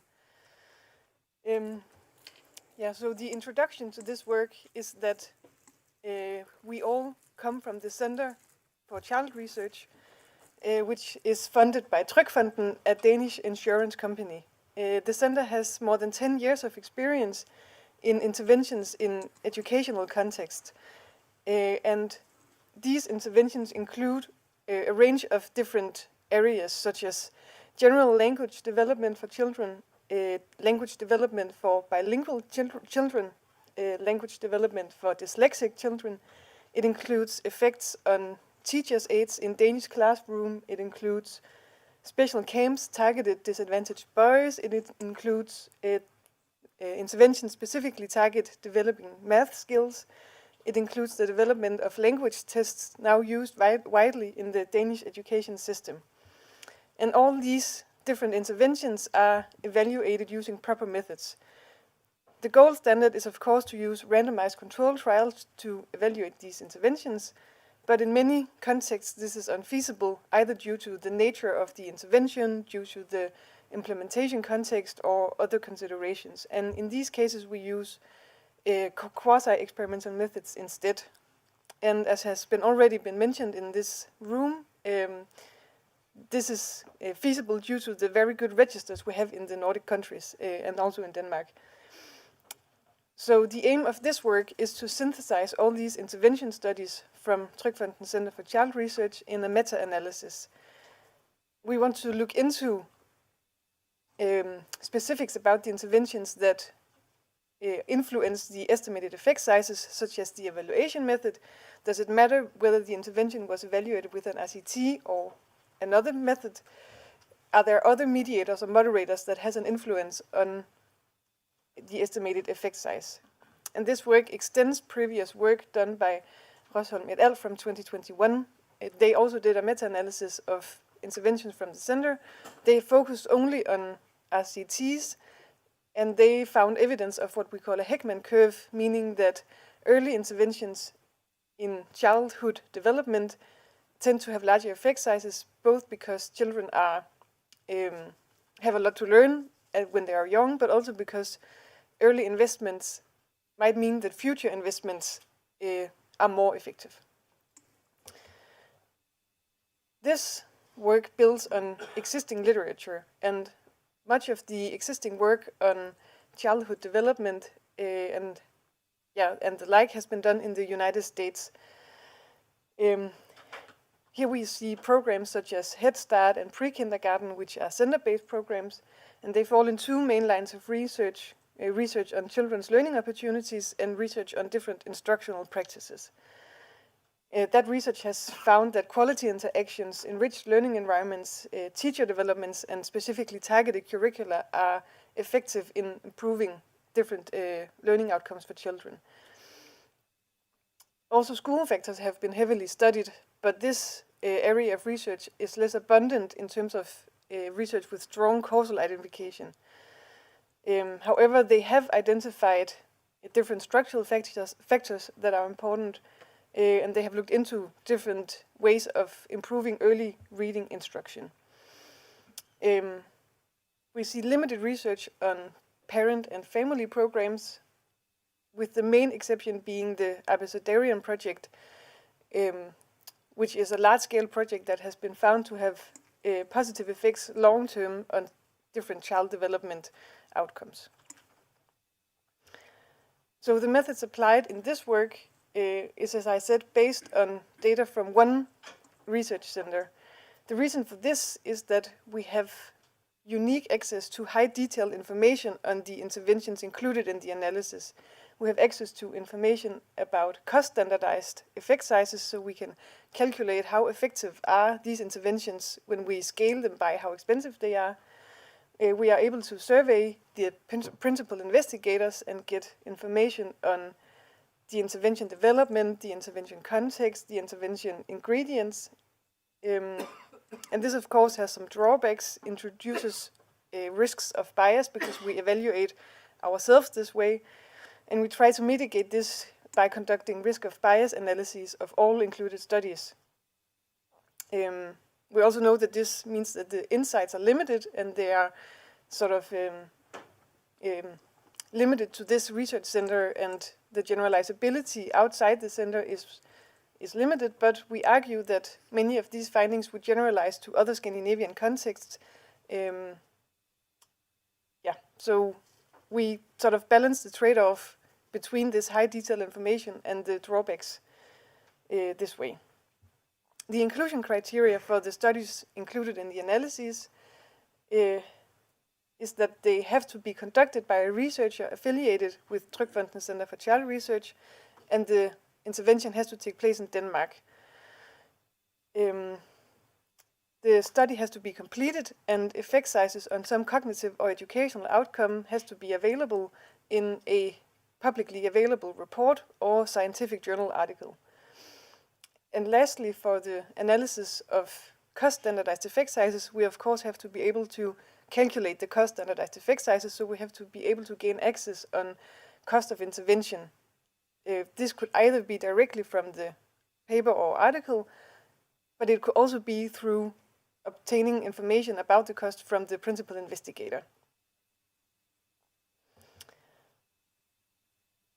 The outcomes included in the meta-analyses has to be some sort of standardized test score or educational outcome indicator. In many cases, we use the national tests as outcome because these are available in the high-quality registers. National tests in Denmark are taken at specific grades throughout the education system in language, math, and all other public school subjects. In cases where children are too young to enter the public school, so in preschool interventions, we use typically language assessments instead, because we have no such register test available. So we use these language assessments that are used as part of the school preparation program in many kindergartens in Denmark. For young adults who have completed the public school system, we typically use level of education as outcome, because these interventions are mainly focused at young people who have yet to acquire a formal education. So the interventions are targeted at helping these youngsters to achieve this level of education. We use the primary effect on outcome when this is available, but in some cases the papers only report effects on some subtest, and in those cases we average the effect sizes across the subtests and aggregate the standard deviations using appropriate formulas. And we then standardize the effect sizes with the group standard deviation. We do this because we want to take into account that some of these interventions might target the treatment variation, not only the treatment mean. So by standardizing with the control group standard deviation, we assume that this is the standard variation in the group. And lastly, when we look at the cost standardized effect sizes, we take the average cost per participant and convert this into $100 so that we get the effect size per $100, which allows for easy comparison between studies. We also conduct an analysis of different mediators and moderators that might play a role in effect size. So we want to see what drives the effects, the variations in the estimated effect sizes that we see across the studies. One of the reasons we can do this is because we have been able to survey all principal investigators on specifics of the intervention. So we look at different moderators, which is things that are around the intervention, so the implementation context, such as intervention design, evaluation design, what was the target group, what was the age of the target group, what was the learning outcome used to evaluate the intervention. We also look at specific mediators, who was the intervention designer, was practitioners involved when designing the intervention, was it aimed directly at the cognitive outcome, or was it working through mediators such as socio-emotional skills? Is the intervention aimed at improving quantity or quality? What is the active ingredient of the intervention? To what degree was the intervention manualized? So how much freedom did implementers have in implementing the intervention? Was it targeted at specifically disadvantaged groups such as low SES homes or immigrant homes? Where did it take place? Was it at home or in some sort of institution, daycare? How much support was given during the intervention? All these information go into the mediator and moderator analysis. Okay, so the model we use to evaluate take into account that there is high degrees of interdependencies and the heterogeneities that come into play. So we know that heterogeneity may stem from the specific learning outcome used. Was the intervention focused at improving language or math development? There are different target subgroups along the age span. So was it aimed at young children, older children?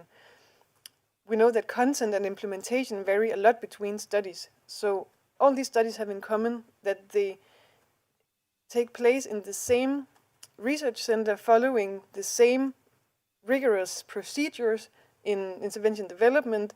We know that they are developed with high quality in mind, with many different people who participate in the development, but the specifics of the intervention vary a lot. We also take into account that there are some dependencies between different learning outcomes, treatment arms, and studies. So we see that within each study there may be dependencies between different treatment arms, and within treatment arms there may be dependencies between different learning outcomes, and within each learning outcome there may be dependencies between participants. And all this is taken into account by the formal model we use, which estimates the population effect size by the true population effect size plus a random component for these different hierarchical levels. So while we argue that this specification takes into account the heterogeneity in the model, we formally test this using Cochrane's Q and the I-squared statistic. We also conduct cluster robust estimates of the variance-covariance matrix and hence the standard errors to make sure that these clusters and interdependencies are accounted for in the estimations. We use the sandwich estimation tool for this. When we conduct the meta-regressions, which is the analysis of the different mediators and moderators, we use practically the same specification, except we include a term for all these variables indicating the different mediators and moderators. The procedure is a little more complex because we have to first deal with the fact that some of these mediators and moderators are exact linear combinations. This is a problem both for interpretability but also for model convergence. So we first identify the variables that are exact linear combinations, meaning they vary identically across the different studies. And then we remove one of these linear combinations so that we only have one of each a variation combination. Then we perform a forward selection procedure, meaning we add one of the variables at a time and see which has the most explanatory power. Then this one is added, and we afterwards add the remaining variables one at a time to see which has the most explanatory power. until we have all variables added in the model. Along the way, we keep track of the Akagi information criterion because we have to balance the inclusion of an additional variable. It has to mean that the explanatory power of the model is significantly improved, and the Akagi information criterion balances the trade-off between explanatory power and adding too many variables. So with this procedure, we get the most explanatory power for the fewest variables. Lastly, we perform sensitivity analyses and robustness analyses, and the sensitivity analyses include a leave one out analysis because we want to look into whether one or few studies are driving the effects that we find. So we exclude one of the studies at a time, and then we repeat the entire analysis, both the simple meta-analysis and the meta-regressions, to see if results change drastically, which they hopefully shouldn't. Okay, so I will now move into presenting the results of the study. The first table here presents the analysis of the raw effect sizes, the simple meta-analysis. And we see that the estimated true population effect size is 0.104, and this result is significant. So this means that across the 63 effect sizes, 49 treatment arms, and 32 studies included, generally interventions have a positive effect on some child development outcome. And the I-squared statistic, which is a measure of heterogeneity, is 95%, and this is a relatively high I-squared statistic because it means that 95% of the variation we see is estimated to be due to true heterogeneity between the studies. So while we would like that the studies were very similar in nature, we also know, as I said previously, that they are not. We know that they have very different means of working. We know that they are developed very differently. So it does make sense that there is a lot of heterogeneity that is not just due to sampling noise. The next slide here shows the forest plot, as we call it, of the included effect sizes. They are ranked by their estimate, and we see that they range from 0.25, which is the least effectful intervention, to the most effectful intervention called play and learn, which has an effect size of 0.68. This intervention is targeted language development and takes place in kindergarten, and it works through specific play games to improve language development. The next most effectful intervention is one called TMTM, a specific treatment arm within this, which is a mathematics intervention where a teacher focuses on one student, and it takes place in grade 2. So we see that the most effective interventions are very different in nature. This figure visualizes the effect sizes as a function of cost per participant. And as we see in this figure, there is no clear relationship between effect size and cost of intervention. So it is not the case that more expensive interventions typically have higher effect sizes. This is also the case when we split by whether the intervention was significant or not, or the effect size was significant or not. And it is also the case if we split by whether the intervention was evaluated using an RCT or not. So there is just generally no strong association between cost and effect size. And this is interesting because it motivates, first of all, the analysis of the cost standardized effect sizes. So if we penalize interventions by how costly they are, does that change ranking in the forest plot? And it also motivates the analysis of the mediators and moderators because we want to look into, okay, it's not price of intervention that is driving the effects. Do we know what it is? Then can we identify other variables that are important in identifying effective interventions? It's important to note that when we now cost standardized effect sizes, they lose some of their numerical interpretability because we cost standardize them to effect size per $100, but we could also have standardized to effect size per $1,000 or $10. So the numerical result will be dependent on how we change or how we choose to standardize the effect sizes. And and it is a constructed measure that is not directly interpretable as a usual effect size. But it does enable comparison of the relative efficiency of the interventions. So that is the result we see here. It's the simple meta-analysis of the cost standardized effect sizes. Again, we see a generally positive, though smaller in magnitude, estimated effect size, and this result is also statistically significant. So that means that even when we take into account that interventions vary a lot in cost, effect sizes are still generally positive. Interventions still has a overall positive effect on some child development outcome.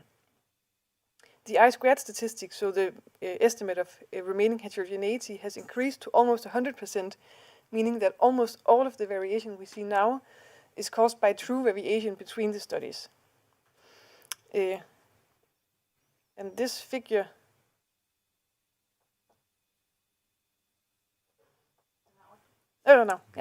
shows the forest plot for the cost standardized effect sizes. So the picture is the same, 80% are positive and 53% are significant, but the most effective intervention is now an intervention called performance information and feedback, which had low effect sizes, but they were also very, very cheap, so you get a lot of effect size per dollar spent in these interventions. And they're both mathematics interventions, while the third most effectful intervention is the Leap Open, taking place in kindergarten, which is also a language intervention. So still, the most effectful interventions vary a lot in nature, even when we take cost into account. I will now move on to presenting the results of the meta-regressions, so the mediator and moderator analyses. And what is important to note here is that there are both variables that are associated with higher effect sizes and variables that are associated with lower effect sizes.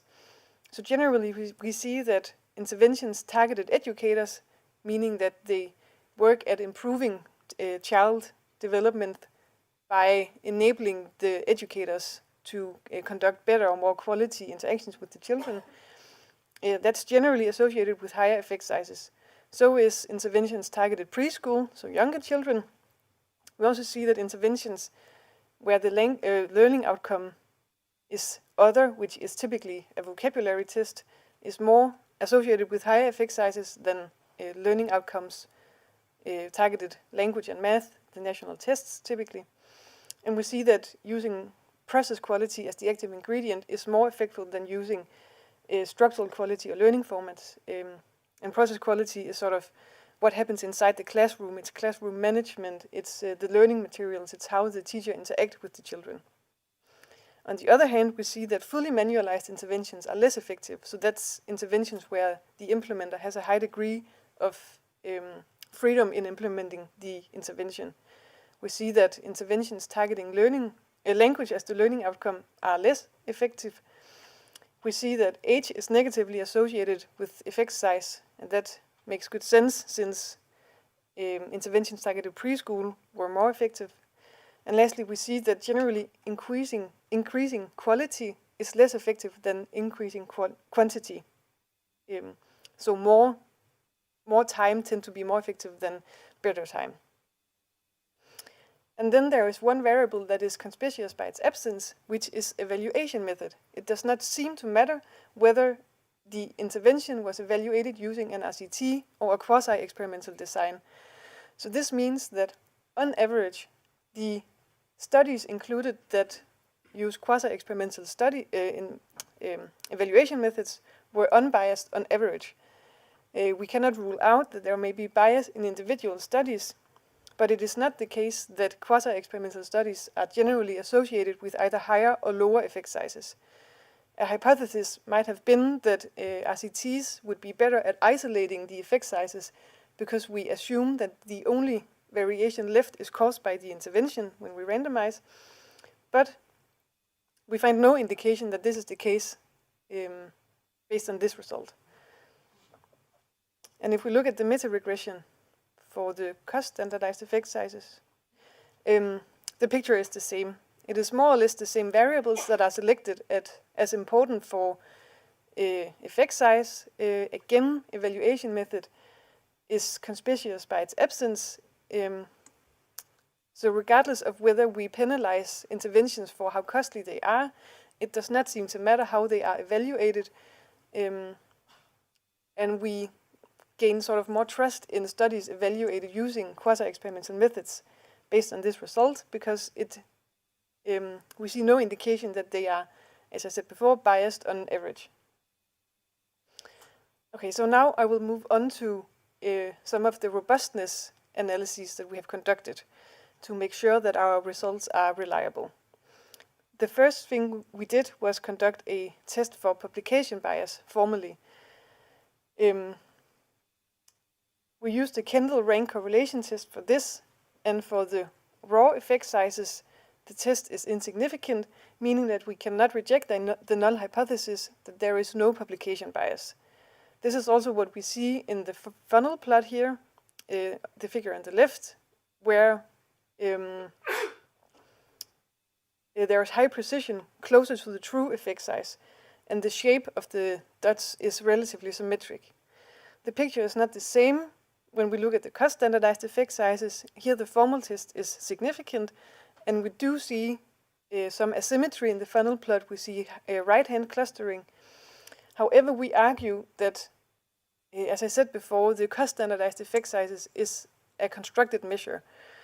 And if we saw publication bias due to cost of intervention, this would mean that either more or less expensive interventions were more likely to be published. And we consider this to be very little, to have a very low likelihood, because in many cases, articles do not even report effect sizes. We had to obtain them through surveying the principal investigators. So that this should have introduced some sort of bias in the results, we deem very little likely. And they make us, so this analysis make us no less worried about publication bias. Still, we conduct a formal risk of bias assessment for each included study. We do this for each treatment arm and for each learning outcome within each treatment arm. We use the tools from something called Cochrane methods to assess the risk of bias objectively, and they provide sort of a checklist that you have to manually go through for all learning outcomes within treatment arms to assess risk of bias from different sources. And this figure shows the results for the RCT studies, because you use a different tool for different designs. And as you can see, overall bias across the RCTs has been deemed to be a low risk of bias. The picture is the same when looking at the quasi-experimental studies. We also judge all included effect sizes to have a low risk of bias. In some cases, the algorithm implemented within the tool considered the studies to have some concern for risk of bias, and in those cases it was almost always due to the fact that there was no publicly available pre-registered analysis plan for the studies. However, we know, because we have this insight from the center, that already when securing funding from Trygfonden, we have to specify analysis plans. We have to internally pre-register analysis plans. And while they are not publicly available, we have been able to sort of assess whether they have been followed. We can survey the principal investigators on whether they internally followed some analysis plan. We know that Trygfonden encourages publication regardless of effect sizes. And we also saw that almost half of the included studies were actually insignificant. So that made us confident in judging all these studies to have a low risk of bias, even though the algorithm from the tool was less certain. I will now present the analysis of the sensitivity analyses with the leave one out analysis. So what we did here was look for influential studies, and this figure shows the estimated population effect size of the simple meta-analyses when leaving one study out at a time. So first we left out the study called Boys Camp, and then conducted the simple meta-analysis again. And as you can see, the estimated effect size is stable around 0.1. So this indicates no presence of influential studies that are driving the effects. And if we look at the meta-regressions with the mediator-moderator analysis, the picture is the same. The same variables are chosen as important for effect size, and their estimate is always in the same direction. It's not there are no variables that sometimes are positive and sometimes are negative. Sometimes more variables are included than others, and in these cases, the estimates are smaller for the included variables, but that makes sense, right? That when more variables are included, less explanatory power is attributed to each of the included variables. So across these two leave one out analyses, we find no indication of presence of highly influential studies. And while I have not included them here, we have conducted the same analysis for the cost-standardized effect sizes, and for those the picture is the same. Stable estimations, no indication of highly influential studies, which means that we have more trust in our findings. Okay, I will now move on to a discussion of the results. So let me remind you that both the meta-analysis, simple meta-analysis of the raw effect sizes and of the cost-standardized effect sizes, in both cases we found positive estimated population effect sizes, and both were significant. So generally, overall, we find that a thorough scientific approach to developing interventions in a child development context seems to work. It does not matter whether you conduct whether the intervention is aimed at mathematics or language, what the age group is. Across all different interventions, they seem to work. So carefully designed interventions, be rigorous in your procedure, then you will, in many cases, be able to develop very effective interventions. However, we have some variation, of course, across the different studies, interventions. So, for example, we see that preschool interventions tend to be more effective. This is consistent with previous literature. As I mentioned, for example, the Rosholm 2021 paper has found that previous interventions or early interventions are more effective than later interventions. And it's found across the literature broadly.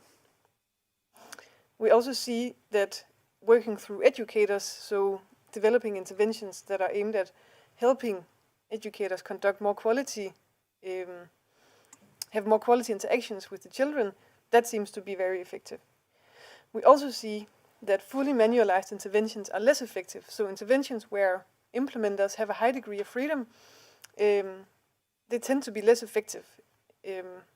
It's important to note, however, that only 12.7% of the studies were actually fully manualized. And we cannot rule out that these studies had something else in common than the fact that they were fully manualized, and that this effect is instead, or that this other variable is instead driving the effect. And that is true for all of the mediators moderators that have low variation. So what does it actually reflect? It's also important to note that study design was an insignificant predictor. Both randomized control trials and quasi-experimental methods are useful. They are unbiased on average. But it's important to note, of course, that assumptions for these different methods and hence the generalization differs. So we know that for randomized control trials, the generalizability is broad. We can assume it's okay to assume that effects would be similar when conducted on in a different context, but that is not necessarily the case for quasi-experimental studies because they have higher or more strict assumptions and less generalizability. We also have similar findings both when looking at raw effect sizes and cost-standardized effect sizes. So it does not seem to matter how expensive the intervention is, which might also be a bit surprising. In a way, we might have hoped that more expensive interventions were more effective, right? So when you spend more money on an intervention, you also hope that to develop a more effective intervention, but we do not find evidence that this is the case. And lastly, I would like to discuss the limitations of the study. So, first of all, we'll only look at short-term effects. But we know that fade-out happens in many cases. It's a well-known phenomenon. We know that the degree of fade-out will also vary. So if we took into account that some interventions may be very effective immediately after the intervention, but over time the effect would vanish and the control group would sort of catch up with the treatment group, that might change the picture of effective interventions. But in many cases, only these short-term effects are available, so we will never sort of have the means of knowing how effective they are over time. When we look at the treatment costs, we have treated them as fixed, so we have assumed that scaling the interventions would scale linearly in terms of costs. So adding 10 times as many participants would mean that the cost would increase 10 times as well. But in practice, that would probably not be the case, right? In many cases, it would be scaling the intervention would be much cheaper than scaling the number of participants. And we have also estimated the costs in some cases, both based on how the principal investigators responded, and they have also sometimes estimated the cost of the intervention, so it's not necessarily the most precise estimate.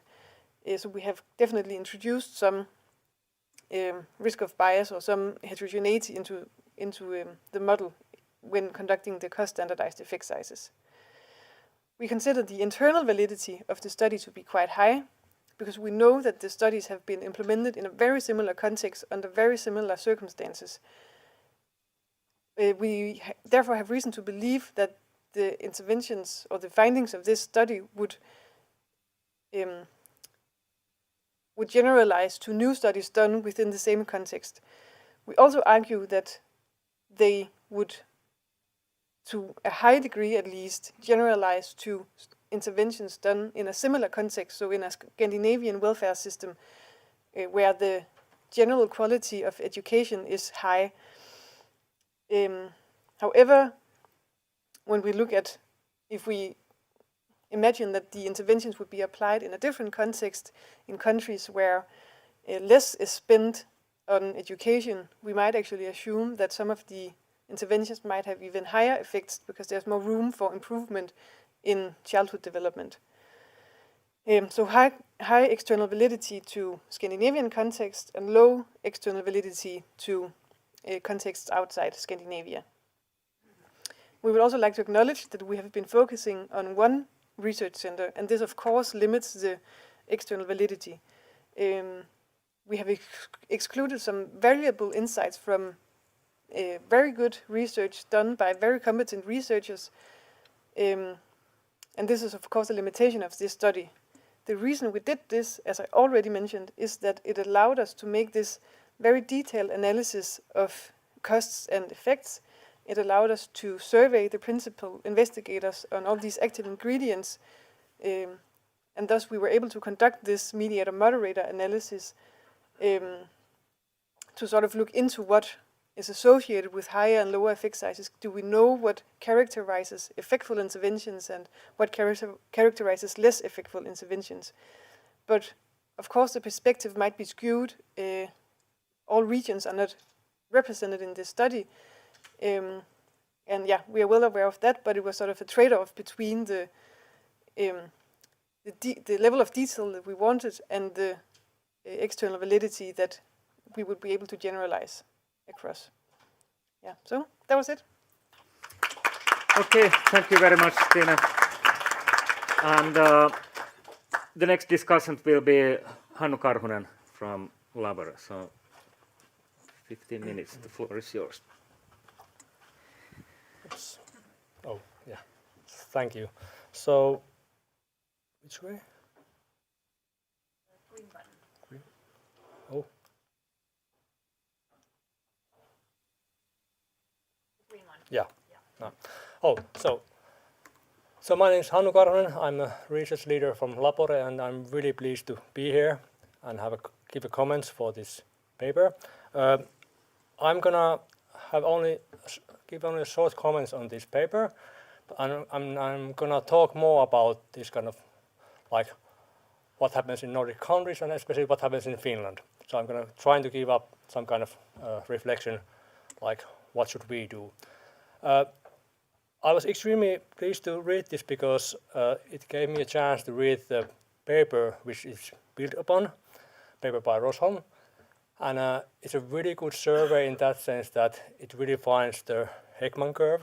But then on the other hand, it includes really important discussion about what do we think about Heckman curve. So in traditional sense, the Heckman curve is this, that marginal returns for investments are higher in a younger age and then declines if we invest in older cohorts. But you could also think about that as this kind of efficient frontier. So if you think about public policy where we invest money, quite a lot of money in education, we get most of it when we invest in younger cohorts. So in this sense, if you think about education as educational investments as this kind of interventions, that frontier is as like this kind of set of best case scenarios, what we get out from this kind of educational policies. So it's some kind of maximum value what we can get from the money. And it's like a really interesting thing to think about that even in Nordic country where we use quite a lot of money on education, we still find positive coefficients, positive effect for these interventions. So it tells us that perhaps we are quite a far away from this frontier, which we should try to get on. And it's a really excellent paper in that sense to have this discussion. And now then Larsen et al. They expand this paper and they add their non-RCTs and they find the similar results basically. So Heckman curve is still alive there. And in my mind it's a really good job. And if I understood correctly, the editor of the journal is giving the technical comments. So I can focus on some other stuff. What I was thinking about is that okay, you're really focusing on these studies on this one institute, which I understand really well, so that you can get more insight from that. And it's really important to highlight that it's a really good way to process these things. But still, I would argue that it's a little bit hard to understand what the treatments really are in that sense that because there are so many different kind of treatments, educational treatments, and I would like to have to see some kind of clarification about how, by topic what those are. And it was quite a hard to see that through from those papers. And in that sense, we have got a lot of other studies I know, not from Denmark, but also for example, from Norway, really good papers which also study these things. So I would somehow like to see some kind of comparison still that what is the external validity. And it would bring some joy, at least for me, to see those results and that kind of discussion. And as you said, at the moment you're dealing with quite a short-term outcomes, and I really hope that in the future these RCTs which have been done, they would be a new version of those where there would be a long-term measurement. So it's really nice that if you follow them as a panel in the future, next 20 years or something like that, it's cool. And I would like to also stress that replications are really important in that sense that you know all the details, how the studies were made. So please hire PhD students or someone else to repeat those studies, because usually there's some mistakes in the code or something's happening there, and usually we find out that some share of the studies don't match up to reality afterwards. So replications are really important. And now I'm going to jump to Norway. Sorry about that. I know you're from Denmark. So we know that there are a lot of good field experiments for education coming from Denmark, but also from Norway. So, for example, the paper which is there top there from Economic Journal, really good journal, they are studying what is the effect of one additional teacher in a class environment in a first and second grade, and how it affects the reading skills of the children. So it's a really wide, large field experiment. If I remember correctly, there's something like 6,000 students, 300 schools. So really, really large experiment. And now the question really is like, how do Danish and Norwegians manage to do this? And if you read those papers through, you really find out these similarities that why it's possible. So you really find out that, first of all, the administration, the public officials are really, really interested about this. They help researchers. They are the collaboration between the administration side and research side, it really works. So the second thing is that there's really this kind of really strong research infrastructure which helps researchers to carry out the field experiment. And here is an example, and if we move on a little bit like how countries differ in this kind of research infra. If you think about national assessments for students, we know that in Sweden, for example, students are measured in 3rd, 6th, and 9th grade. In Denmark, you said that you are assessing students all the time. I don't know why you don't assess them in the 5th grade, but you assess them in 2nd, 3rd, 4th, 6th, 7th, and 8th grade, and then in 9th grade you have a final exam, which I guess is like an exit exam. It's the exam which you're using when you apply to the secondary education. So it's this kind of, and we know, okay, and also we like in Norway, Iceland, and Estonia, we have quite a lot of different measurements at the national level. So what country is missing from there? Finland. But I'm not going to talk about that yet. But I'm going to trying to like tell you how they use this information, because I think that's quite an interesting thing. Teachers, in my understanding, in these countries, they use this information as a mental checkout, like what works, if I'm doing something, how things are going on. So it's a tool for them to improve teaching, in my understanding. It's also this kind of it gives performance information also for the children and for the parents. So that children and parents know how good or bad they are. That's one function. And the third function is this kind of administrative accountability function, which is that they are bad schools, they are bad teachers, they are really good schools, really good teachers, but we need to know that we can help those institutions. So this kind of accountability comes out from this kind of measurements by design.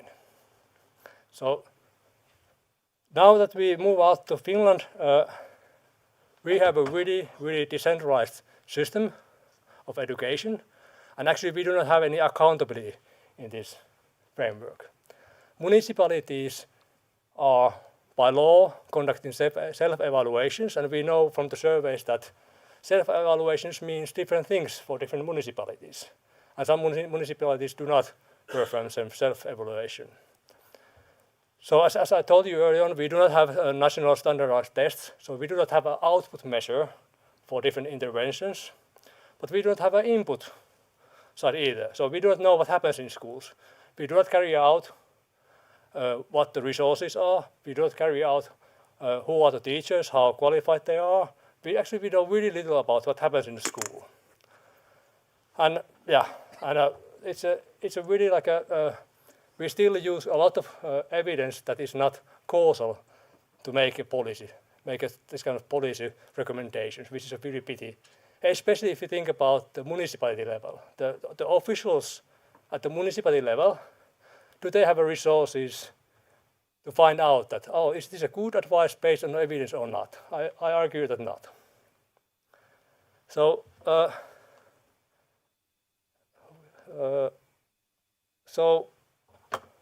I have still 5 minutes, but so the challenges for Finland is for the future to get this kind of field experiments going on in education.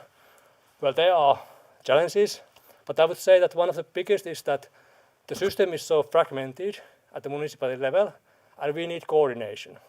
Even Helsinki, which is quite a big town, is quite small if you think about that you want to have a randomization. Because we need the statistical power, and we would really need to have multiple municipalities and schools from different regions. And it's a challenge to explain to the leaders of municipalities and officials that why this is important. So it takes a lot of time for the researchers.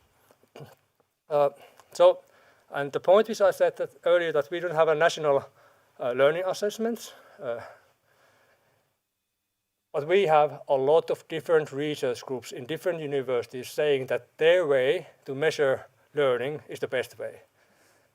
Believe me, like every university has their own research group making learning measurements, and they do not coordinate. They even compete each others, and they contact schools, municipalities, and tell that we have a learning measurements, and we are going to come there and carry this out again and again. I don't know how it works in Denmark, but in Finland I would argue that this is, I don't know what is the return for this behavior for the schools, because it takes time from the teachers, from the officials to carry out these measurements all again. And it also means that those research groups, they are focusing on measurement, not on causal analysis. So they are just keen about measuring how some outcome develops over time, and not about how to make improvements. The causal analysis, what we are hearing today. So it's a pity. And also, while we have some good registers on schools, best data is still in the municipality registers, and each municipality have different understanding how to use the register data, how to store it, and so on. So it's a big challenge to try to combine all of those from different municipalities, especially if you have a grant, which is 2-year grant, and you need to do the research quite fast. So it's a complicated thing. But I'm not going to be just negative, so I'm going to give some positive signals from Finland. People who know me, they know that usually I'm quite negative. But there are some positive signals for this. For example, Helsinki has carried out a field experiment, which is still going on, which is a really good thing. That is a reading experiment for the first and second graders. Yeah, I should know it. What I have been involved in that, it has been a lot about this kind of personal connection, how researchers really contact the municipality leaders or the officials in there, and how that connection works. If the connection doesn't work, no chance, you're not going to make any field experiments. And that's a pity, because this is the way how we really create evidence. And it shouldn't be about this kind of personal relationships, but we would need some kind of institutional context where this would work. Okay, thank you. Okay, thank you, Hannu. And now we'll have Marjo Kyllönen from City of Helsinki. Please, yes, to defend the municipalities, yes. Yes, thank you very much, and thank you very much, Hannu, about your insight, and you kind of warned me that whether I'm going to be offended, but actually you hit the nail. There's the difficulty here in Finland. So I'm Marjo Kyllönen, and I'm coming from the city of Helsinki. I'm just trying to find out how that's... It's the green button. Yeah, so... Yeah, good. And I'm a development service director there, and in my unit we have a small research and evaluation team consisting of 4 people, and I think that's kind of a luxury in terms of Finnish environment of Finnish municipalities. That's even our neighborhood cities have congratulated me that we have this kind of research. The article, Stine, Nyhus, Larsen, where you are somewhere there. So I was so excited when I got the article, and I read it through, and actually there are a lot of similarities that what we are facing in Helsinki, specifically in Helsinki. And what I was really interested in was the kind of the summary, the link to the summary, where I could read through all the experiments that you have meta-analyzed, and if I understood it correctly from Hannu's comments, so that could be useful to somehow to include to your final report. Otherwise, I'm not a researcher, so my insight here is that what does it mean for a municipality? Why do we need collaboration with academia, with the researchers and university, and well, so this will be a bit different presentation, so bear with me. Helsinki, city of Helsinki is the biggest education provider in Finland, and as it's said here or written here, so our aim is to build good learning and well-being of all our citizens and to build sustainable future together to the individuals, but for the society and the globe itself.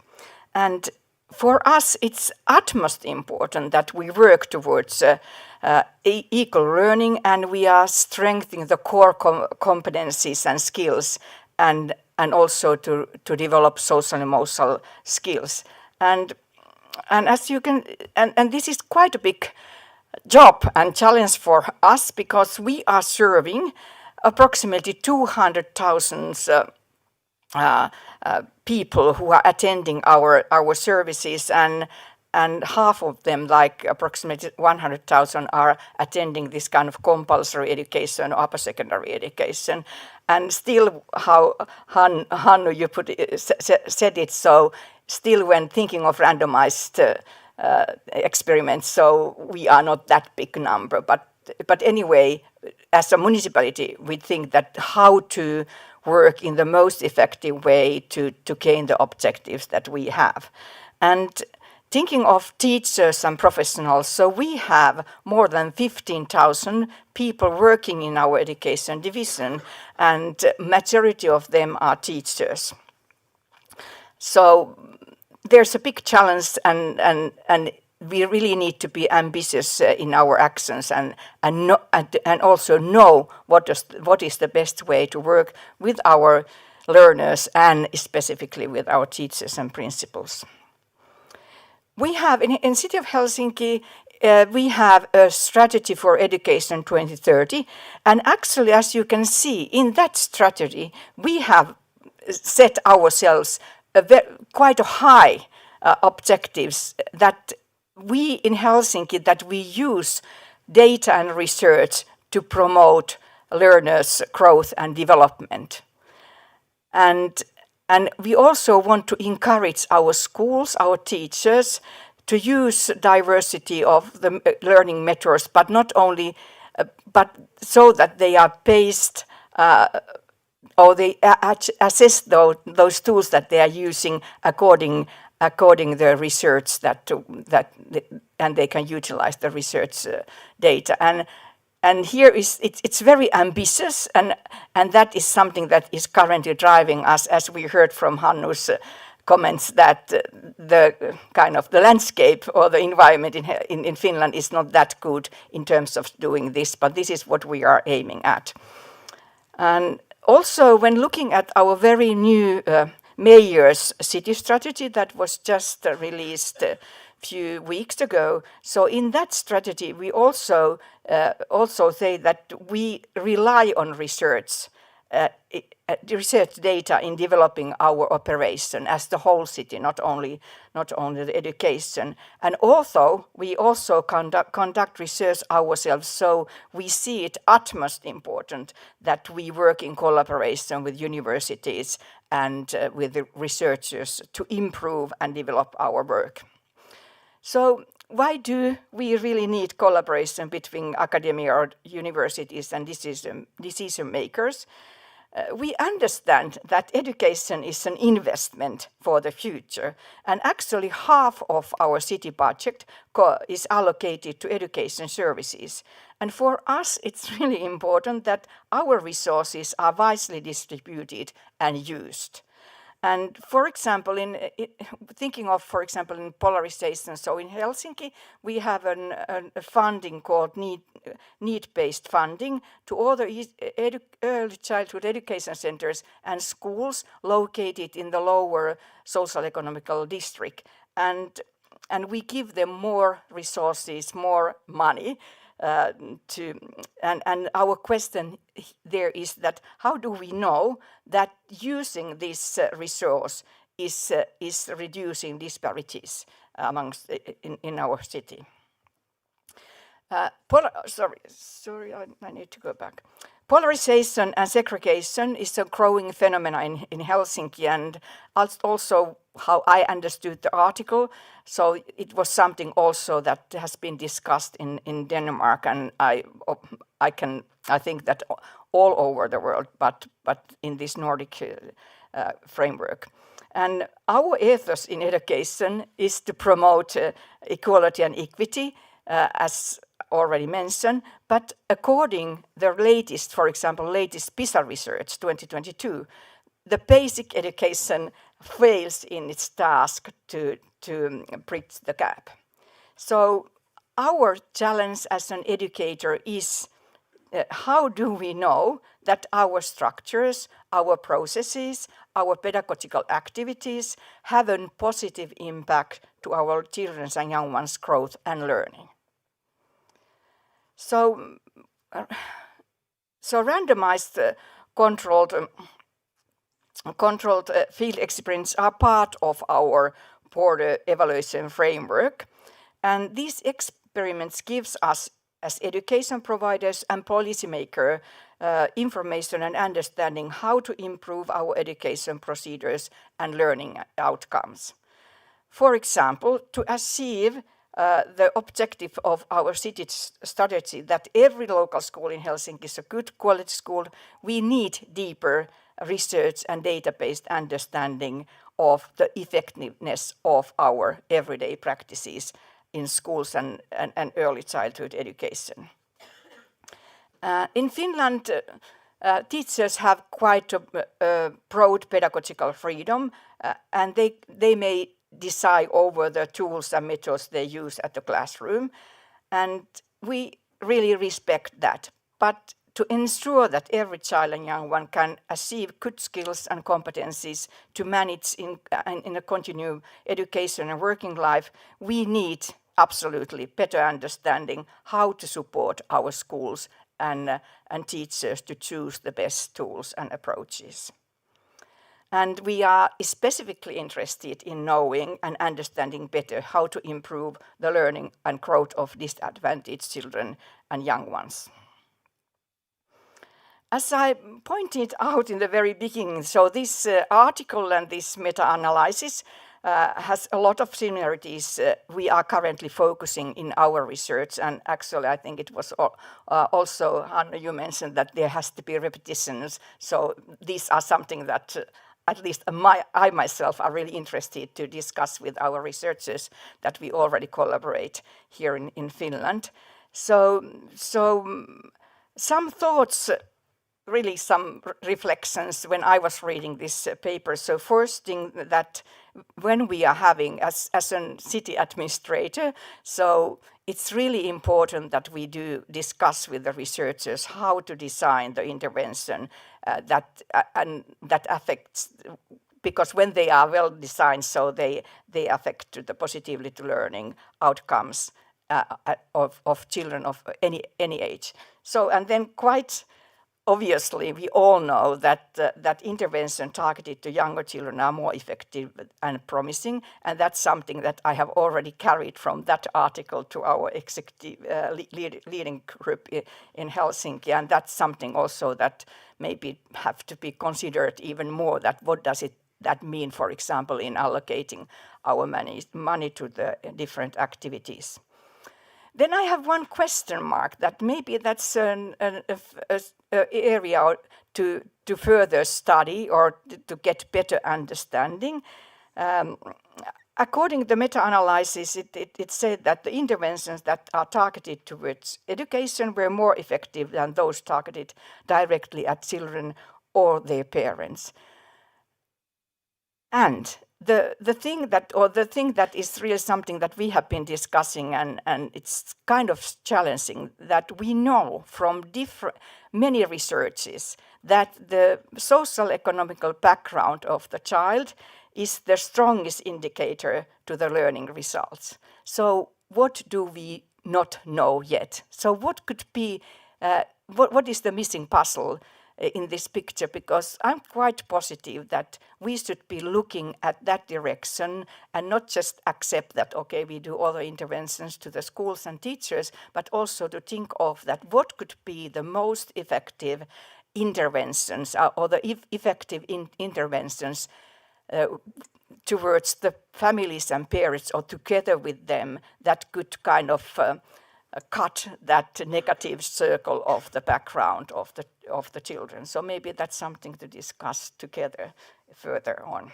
So finally, here you can see the picture of our new city strategy, a Helsinki we can be proud of. And if and when we want to be proud of our city, so we need this collaboration in between researchers and city administration to know better what to do more effectively in terms of achieving our goal. Thank you. Okay, thank you very much, Marjo. And now we have time. We'll take 2 questions before we take a coffee break. So Matti Sarvimäki here, please. Wait for the mic. So.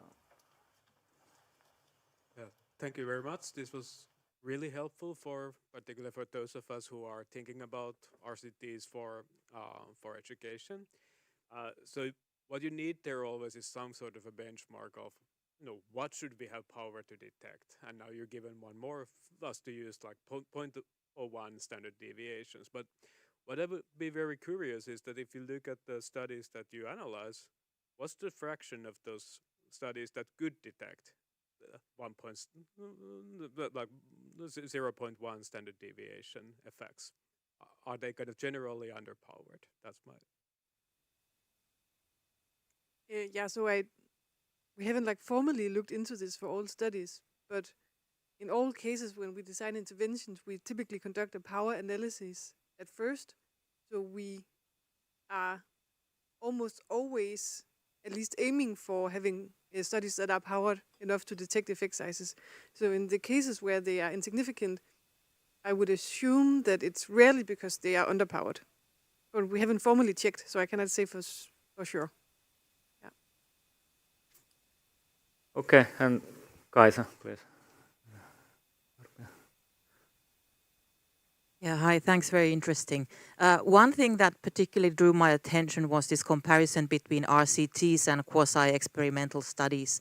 So for me, it's kind of easy to understand when you do this within a particular study, comparing, how the estimated effects differ across using, different strategies.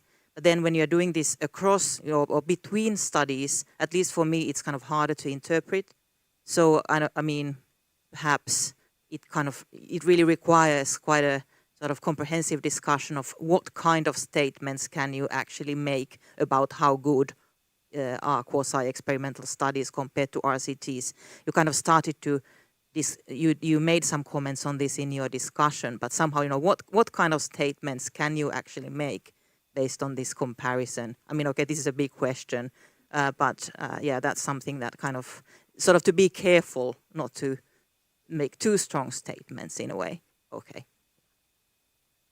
Yeah, so definitely we have to be careful when sort of comparing these two methods because, yeah, they have these different assumptions. So they do not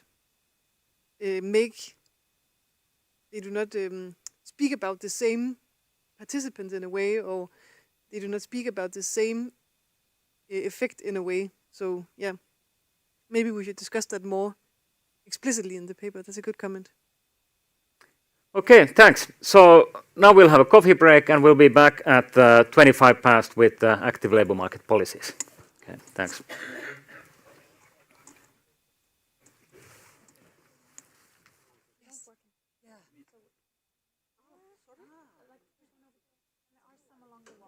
Okay, thank you. You needed to charge something. I know there's one right there.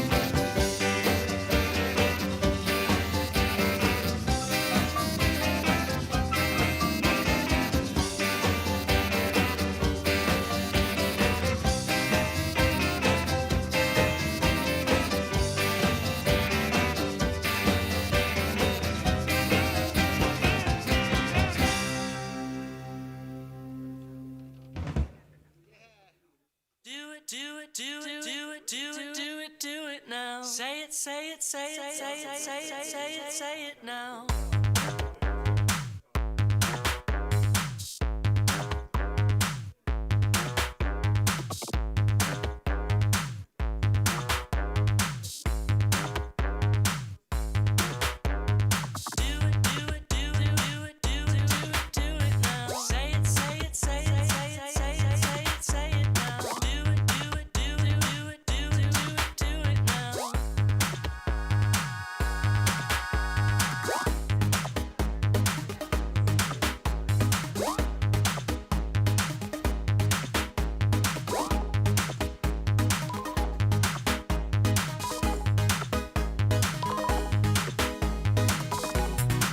Instead of carving up the wall, why don't you open up with tall? I'm ready for a fall. Instead of carving up the wall, why don't you open up with tall? We're ready for the fall. I can't hear your voice, do I have a choice? I'm hoping with chance you might take the stance. I can't hear your voice, do I have a choice? You're sinking below, I'm using my force. I'm hoping with chance you might take the stance. You're my number one guy. Instead of carving up the wall, why don't you open up with tall?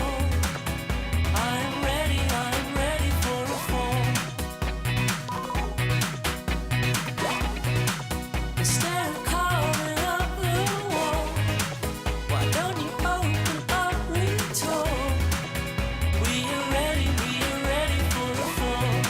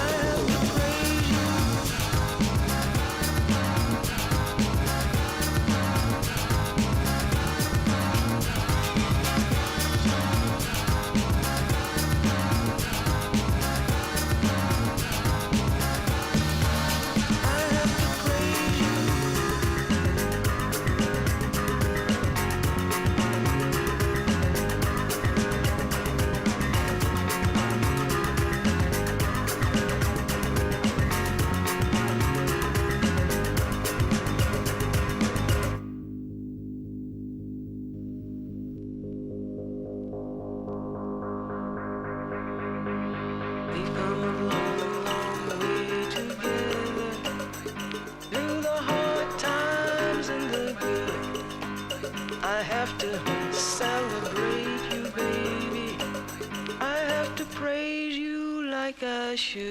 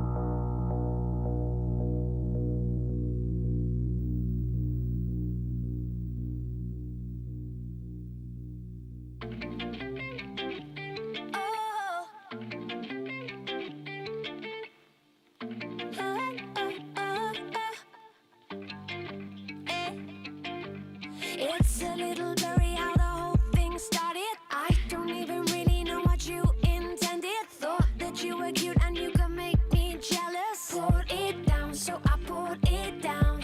Next thing that I know, I'm in a hotel with you. You were talking deep like it was mad love to you. You wanted my heart, but I just liked your tattoos. Poured it down, so I poured it down. And now I don't understand it.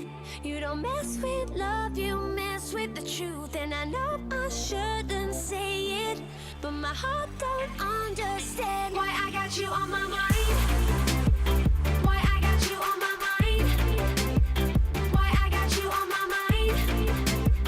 Why I got you on my heart don't understand why I got you on my mind. Why I got you on my mind. Why I got you on my mind. Why I got you on my mind. Now I always hear them talking about a girl with my name. Saying that I heard you, but I still don't get it. It didn't love me, no, not really. Wait, I could have really liked you. I bet that's why I keep on thinking about you. It's a shame. You said I was good, so I poured it down, so I poured it down. And now I don't understand it. You don't mess with love, you mess with the truth. And I know I shouldn't say it, but my heart don't understand why I got you on my mind. Why I got you on my mind. Why I got you on my mind. Why I got you on my heart don't understand why I got you on my mind. You think you know something? Why I got you on my mind. You think you know something? Why I got you on my mind. You think you know something? Why I got you on my mind. You got yourself in a dangerous zone, 'cause we both have the fear of being alone. And I still don't understand it.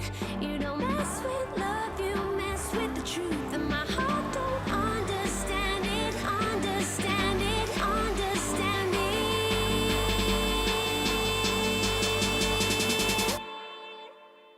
Why I got you on my mind. You think you know something? Why I got you on my mind. You think you know something? Why I got you on my mind. You think you know something? Why I got you on my heart don't understand why I got you on my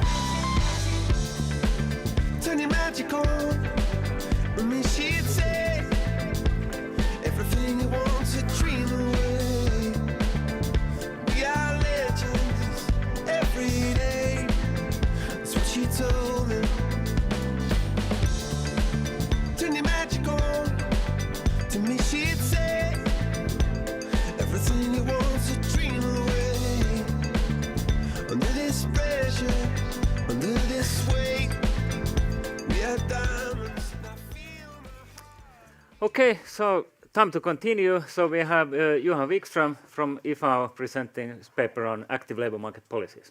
Please. Thanks a lot. So earlier today we have had two super interesting presentations. One on a super novel hiring experiment from Finland and this super nice meta-analysis from Denmark. These two presentations were quite focused on one specific RCT. In my paper, in my talk, I'm going to do this a bit differently. I'm going to take a more broader perspective on active labor market policies. And the kind of starting point for this article was, of course, the question from Roope and Antti. Do you want to write something about this? And of course, the first thing you're thinking about, do I really have something to say about this topic? And then I thought, okay, I've been doing RCTs for 10 years in Sweden. Probably I have a lot of things to say. And I started to think about things. What do I want to discuss? Yeah, I want to discuss things about ethics, about cost, implementation issues, policy recommendations, all these kind of more practical things that you don't really put into your research papers. Because in the research paper, you have like a really, really tight section about experiment, but usually not so much about all these other things. So that was kind of the starting point for me. And I'm also going to take a more broader perspective across the Nordic countries, not only Sweden. And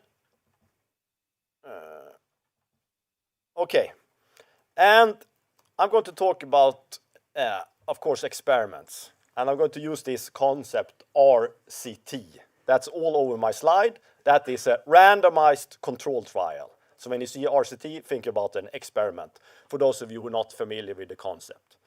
And when you start to think about like RCTs on active labor market policies around the Nordic countries, you realize that there actually have been quite a lot of them on a various number of topics. You can always debate what is labor market policies, but if you're liberal in that definition, you can include all these things. It's things like private providers, online recommendations, meeting, activation programs, information, and so forth. And if you think about the distribution across time and countries, you see that this experiment has been going on for quite some time. And here I just mentioned two of these two really early experiments, both from Sweden in 2004 and this super famous Danish experiment in 2005-06, where they looked at specific questions. Here I've also then added other examples, and here I know that I'm going to offend people in the room and in the audience, because this is not an exhaustive list of everything. I think I'm way more accurate on the Swedish RCTs. So please email me afterwards about things that I have not on the list. But as you can see, there has been quite a lot of experiments in the last years. Quite a lot from Sweden, some from Denmark, but there are also examples from Norway and Finland. You can, of course, discuss what is active labor market policies, but I think your study is labor market policy. Yes. And there's also this earlier Finnish, smaller job search course in an earlier RCT from Finland. So there are examples from all the Nordic countries. And if you have seen the list of the topics covered, you can immediately you can say that, okay, this is like super policy relevant, but just to hammer it down about why this is important, I just want to say a few words. Okay, so of course these policies are about getting unemployed people back to work. And that is of course super important for the individual, both being unemployed have social and economic consequences, but also for society, of course, because we have people, we have to pay unemployment insurance benefits and other related benefits. So getting people quickly back to work is like a super important policy, which is kind of already highlighted through the different topics covered in the RCTs.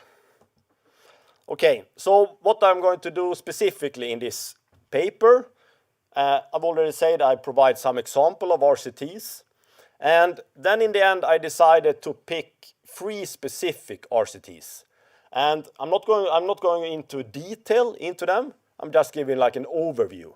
So it's an experiment on private providers in Denmark, early meetings with the caseworker from Sweden, that's my own study, and a light touch habit intervention from Norway.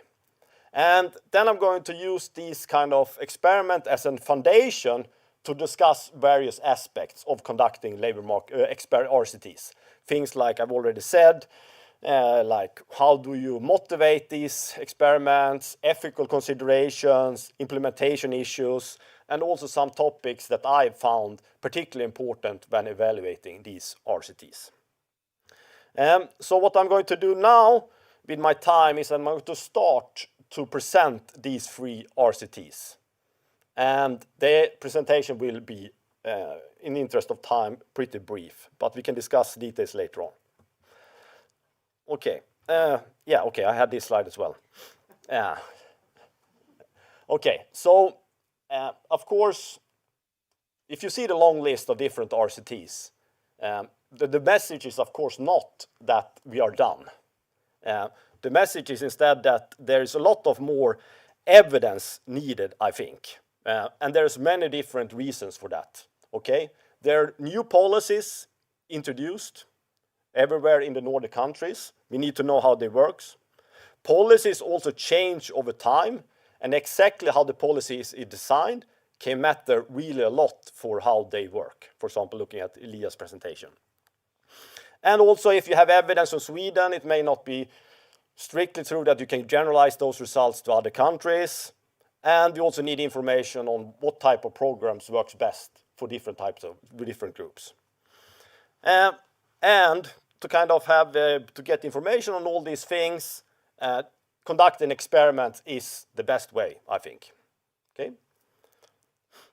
Now going to the examples. So the first study is a study by Rewald et al. From 2017. And it's an experiment on private providers in Denmark. And what do we mean by private providers? So if you go back in time, traditionally, most of the labor market services, at least in Sweden and in other Nordic countries, have been given in-house by public employment services. For example, in Sweden, we have Arbetsförmedlingen. They had their own offices, their own caseworkers. They designed and provided all the services to the job seekers. But recently, specifically in Sweden and also in other countries, it has become more popular to contract out these kind of services. So instead of doing it yourself, you hire a private firm to do it for you. Okay? And if you think about theoretically, there could be pros and cons here with doing so. One is, of course, that if you have a private firm that have economic incentives to provide these services in a good way, that may spur innovation, new methods, doing it in a more providing the services in a more cost-efficient way. So theoretically, there are reasons to think that this is a good idea, but there are also theoretical reasons to think that this is not such a good idea. Because one thing that could happen is that you cannot specify everything in the contract with a private provider, and then they have incentives to cut costs by reducing the quality of the services, because you cannot really monitor them fully. So it's an open question in what direction the results will go. And the RCT from Denmark, this is like a really standard experiment. You randomize between 2 different options. You have a specific target group. In this experiment, the target group was newly registered unemployed university graduates. A fairly large sample. The interesting thing here is that in this case, the private providers are the baseline treatment. So the control group, they get the private providers, because that was the kind of default option in Denmark at the time. And then they decided, okay, now we want to see does this work or not, so they randomized some people to instead go to the municipal job center. Okay, so you have this this control group and treatment group. And when you're thinking about private providers, we know from research, also recent research from Finland, that exactly how you design these systems may matter a lot. We can talk forever about that, but here I'm going to be super brief and just mention that in this case, they selected 17 providers for a tendering round, and then they allocated the job seekers to these different providers, which were paid a compensation that was heavily based on their performance. So if they were successful to get people back to work, they got paid more. Yeah, so that's the basic setup. Randomizing between private and public.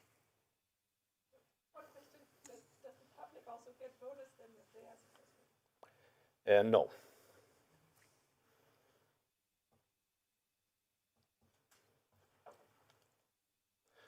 Okay, some key results from this study. So when comparing, so there was no difference in terms of employment outcomes between the private and public providers. But the private providers turned out to be more expensive. Okay, around something like 20 to 25% more expensive. So in this case, the conclusion is that private providers are less cost effective. Okay, and they're also, if you look at other Nordic RCTs, we can discuss the recent Finnish one later on. But if you look at other RCTs around the Nordic countries, for example, we have this Egebark et al. Study from 2024, which I was involved in, where we did a similar thing, plus some extra things. We also reached similar conclusions, that private providers, no more employment, costs more. So in terms of policy, the conclusions from these RCTs seem to be that private providers do not work as intended. Okay. The other example is early meetings in Sweden. And this is a study that I've been involved in. And here the idea is to look at these kind of traditional parts of labor market, active labor market policies. You mean we think about you're unemployed, you go to the office, you meet with the caseworker, you discuss, make a plan. How does this work? So here we kind of randomly said that, okay, early on, in the 3 first months of unemployment, you get 3 additional these meetings. Basically, it went from 1 to 4 meetings. How does this work? But here we also had a more ambitious aim, thinking about things like that. We talk about kind of general equilibrium effects. So basically, the idea being that, okay, if you give these early extra meetings to some people, and they get a job, okay, this is not happening in a vacuum, right? It could displace jobs for other job seekers. And that is, of course, super important to take into account, because the direct effects could be good, but if it's only about displacing jobs for others, it's not worth doing it. So in this case, where I kind of tried to push in my article also that, okay, standard RCT, treated and non-treated, but you can basically design way more elaborate randomized designs. Okay, and in this case, we had a 2-level randomization inspired by a study from France. So basically, we randomized across both offices and job seekers. So we started from 72 offices. Half, we said, provide early meetings, but only to randomized set of job seekers.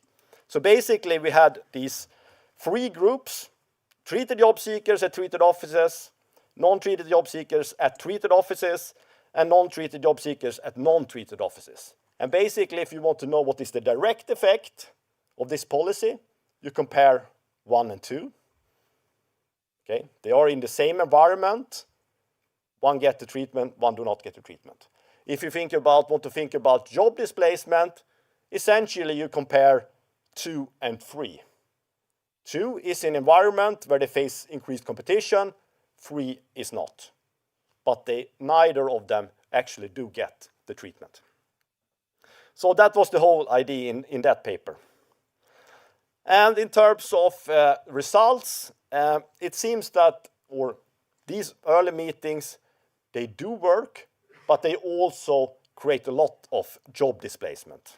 Okay, so if you get these early meetings, people get back to work earlier, and one reason for that was that they got these kind of vacancy referrals. So they got information and proposals about suitable jobs to apply to. But it also created a lot of these kind of displacements that I've already talked about. But if you look at the kind of the overall effect, we see that the net effect is positive. So it's not all about displacement. And we also had something about kind of face-to-face meetings and distance meetings. Okay, so that was the second study.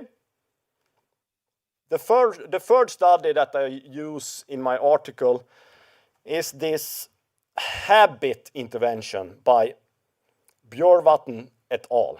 You can correct me later for the pronunciation. And the kind of the starting point here is that what I think is a bit fascinating going forward in terms of labor market policies about all these kind of behavioral aspects of searching for a job. So, I mean, if you think traditionally, when you're focusing on unemployed people, we need to train them, we need subsidies, we need all this kind of hardcore stuff. But in this paper, they focus on the fact that being unemployed is like from a psychology perspective, really tough, right? You are in a difficult situation. You lose your daily routines. You may lose your social contacts from your workplace. So you're in some sense, a big trouble. And the idea was here that, okay, can we try to do something quite simple to try to help the unemployed job seekers? So what they designed was online intervention designed to kind of mitigate kind of harmful habits like not sleeping enough, not exercising enough, or substance use. So they collaborated with NAV in Norway, and they started with a quite big group of youths, and they sent out an online survey about these kind of habits. And for the people who completed the full survey, they randomized. Some people got an additional intervention, some did not. And those that got the additional intervention, they got these kind of basic 3 steps. So first you had the questions about your current habits. Then the participants were asked to reflect on these habits and express goals for the future. And at the end, they got like a summary of their answers. Basically, here is your reflection, here's your goal, now go out and try to do something about this. So that was basically the intervention. Does this work or not? Does it work? Yes. Matti is a clever guy. I'm too predictable, sorry. Yes. So fascinatingly, this low-cost goal-setting invention led to improved labor market outcomes. You can always discuss effect sizes, but given that the cost is like nothing, it's done online, any effects is good. But here it turned out to be actually surprisingly large positive effects. And also when they did follow-up surveys asking about habits, they saw that the habits actually did improve. Okay? And I think that this study is interesting because it kind of adds to these more light touch interventions. Here I've taken only 2 examples. I know that I probably should have Sofie's paper here as well, but yeah, that's how it is. So one example is a colleague from Uppsala, Lena Hensvig, with French co-authors. She have designed this like online job recommendation tool, where they also have a randomized study. This study by Cox et al. Is a study that I'm involved in, where we sent out motivational emails to job seekers, trying to motivate them. This is not yet the working paper, but I can say that this intervention did not produce the intended results, which is interesting, but that's a topic for another day. Okay, so this was kind of 3 examples of like RCTs, experiments on labor market policies. And then of course you can always reflect on why do you want to do this? And I think this is a bit of a difficult discussion, because if you're talking about to academics, they are all believers. They all believe in experiments. It's the gold standard. So if you're an academic, you can stop listening during this slide. If you're a non-academic, I think there's a lot of mixed views on experiments. But here I'm going to really for those that are not yet convinced, I will try to convince you why this is like a super good idea. So if you think about the traditional evaluation of labor market policies, you have some people who got the treatment, they may be training, and some people who did not get the treatment. Okay? You may try to compare these groups, perhaps adjusting for some observed characteristics. But okay, what do you in the end get out of that comparison? And I think that comparison can be extremely difficult for several reasons. Because if you are not in a controlled environment doing or flipping the coin in experiments, there's a lot of things that affect whether a certain individual become treated or not. I mean, some individuals are super motivated, so they go get the training. Some caseworkers like that person, they put that into training, but not the other person. So there's a lot of these kind of selection problems that can really destroy a non-experimental study. Of course, there's a lot of quasi-experimental studies out there that solve this problem in other ways. But fundamentally, without a RCT, we may be in a big problem. Basically, it may be the case that we only capture selection problems and not causal effects. And of course, the RCT offers like a super, not a simple, but at least a solution to this problem. Basically, by flipping the coin, we can make sure that the treated and the controls are comparable. And to give a concrete example, return to the study about the private providers. Okay? So if you're not in a RCT world and you want to evaluate private providers, okay, you may have a situation where some people choose to go to a private provider and some people choose not to do so. But who are the people choosing to go to a private provider? They are a selected subset of people. And in particular, an early study from Uppsala by Benmark et al., they show that they had an RCT and they showed that there were no positive employment effects of private providers from the RCT. But using the same data, they basically discarded the RCT variation and only used the traditional selective variation in a non-RCT setting. And they show that if you do that, it seems like private providers are hugely beneficial. Okay? So that means if you do the traditional non-experimental thing, you would say private providers are great, continue to spend a lot of money on it, versus in the RCT, that was not the case. So the importance for policy cannot be underestimated. Okay, that was my preaching. I'm going to preach some more on other topics, but bear with me. Okay, ethics is important, but I don't think that it should stop us. In particular, if you think about labor market policies, and you think in a world where kind of public agencies are thinking about labor market policies, what are they doing? They have to make these decisions. Who should we give this training to? or should we not get the training to? And rarely do they have perfect information about who is best suitable for the training programs. So they have a lot of complexity in their decisions. And they also typically operate under binding constraints. So they cannot give everyone the treatment. So they have to select some, but they don't have the information to do that perfectly.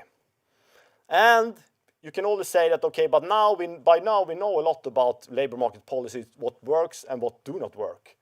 But we don't know the effects about all different types of policies. So at the end of the day, in a non-experimental setting, you have to allocate resources, rare resources, to an intervention for which you do not know the effect, and you have to do complex decisions about deciding who gets the treatment and who do not. And if you're in such a setting, I don't think it's, from an ethic standpoint, problematic to instead do the experiment. Okay? Because essentially, you have all these complex things, and then you can do the experiment. Essentially, that's my view on it. Because the gains from doing so is that you actually learn about whether this policy works or not. And you could even, if I'm going to preach even more, you can even argue that it's kind of unethical to assign people to things for which you do have no clue about whether they work or not. Okay, so that's the preaching. But I also want to point out that you have to be careful with thinking about ethics, because it's not always that these things are there. It could be the case there where you have an intervention where you strongly believe that this is a good thing, and you have money to treat everyone. Then I think it would be super problematic to randomize some people out of that possibly very beneficial treatment. So it's a complex decision, but rarely in my experience it has not been the case that ethics have stopped us from doing stuff. But there have been such cases. Okay, implementation is painful. And you have already, previous presentations have been a bit touching about on this, especially Elias, that if you want to do an RCT, it's painful, really painful. And you should keep that in mind. But if we want to have this credible evidence, I think we should do it anyways. But we should keep in mind that there are a lot of things that could go wrong. So I think that having basically what I have on my last bullet point there, good implementation requires good collaboration between public agencies and academic researchers. So kind of academic researchers, we can design the experiments, evaluate them, help to motivate them, but you also really need these kind of public agencies, people within the public agencies that are willing to do it properly. And I would also like to preach about this kind of implementation reports. So we have conducted in Sweden several RCTs, and only once did we write an implementation report. That is that we, in addition to our big scientific paper, we also wrote a more elaborate version about all the implementation issues that we encountered during the experiment. Writing such a report is of course also painful, but I think it's beneficial. And we should have done that way more often in Sweden, I think. And here I'm not going to discuss all these things that you may encounter, but in that implementation report and also in my article, I briefly mention things that could go wrong, right? For example, how do you motivate local employment offices to participate? How do you motivate caseworkers to really follow the treatment protocol, and so forth?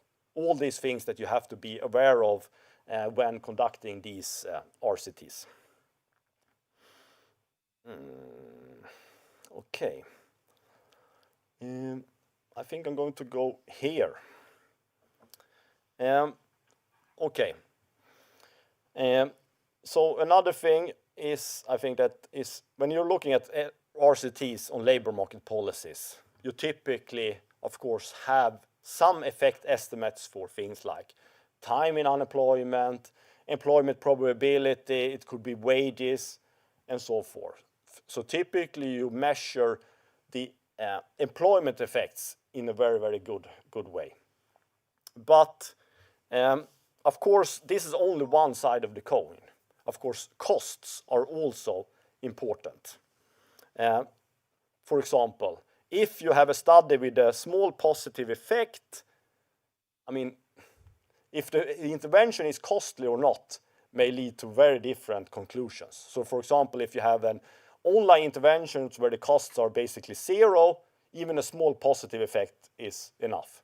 But if you have like a really super expensive training program that have a small positive effect, it may not be worth it. So looking into the cost side is super important. And to do so, to even push that argument even further, I just put up these two studies by Rewald and Egebark et al., where I already talked about the private providers, because both these studies find neither positive or negative effects or employment effects of private providers. So if these studies would not have studied costs, what did we learn? Is this positive or negative? It's zero. It all depends, is the private provider cheaper or more expensive? So for both these studies, I think that the cost analysis was super crucial. But of course, there's always challenges. And I think that cost analysis, there's a lot of challenges here. Because we need to, of course, measure all these things in a sensible way. And typically with our Nordic register data, we typically have information on employment, like how much you earned and these kind of things. But the cost side can be way more trickier. And it's, on top of that, there's also a question about what is it actually that you want to do in your cost analysis, right? Because if you are more like attacking this from an academic point of view, we know that we should think about a cost-benefit analysis, like a strict cost-benefit analysis, where we really should compare all relevant costs, the things that consume resources. And we should compare that with benefits that kind of create new resources, in a sense. But this becomes a bit tricky. So think about private providers, okay? We pay the public agencies, they pay the private providers to do things. If they use that to hire caseworkers, it consumes resources. It's a cost. If they take all the money for profits, it's redistribution, not a strict cost. So thinking about these things, it becomes super tricky to do like a really proper cost-benefit analysis. And therefore, it's often easier and more commonly done to do what is called like a more of a public spending analysis. But that is kind of like second order kind of what you want to do in a strict sense. But I think it's still very interesting to do. And then you have to carefully think about what are the costs. Yeah, that's the cost in terms of public spending on the intervention, things like caseworkers' time, money to private providers, office spaces, all this kind of stuff that you're kind of spending your money on to do in the intervention. Basically, how much does the government spend? And benefits could be saved public cost and increased revenues. So for example, lower payments on unemployment insurance benefits or higher taxes. So, and then it becomes more like of a, you see the point, a public spending calculation. How much does the public spend and how much do they gain? But it's not a strict cost-benefit analysis. But I would also underscore that the importance of thinking about how to measure costs already from the beginning. Because working in the Swedish context, I mean, for example, with the case where we had the early meetings, the 3 extra early meetings with the caseworker. Yeah, okay. Caseworker salary, that is just a big part of the local budget. How could we separate the cost for our specific intervention from all other costs at the local employment offices? So it was not an easy thing to do, so we had to try to use surveys asking caseworkers exactly how much time did you spend on this, use that to calculate the total time they spent on intervention, use the wages to calculate the costs in a kind of backward inducing way.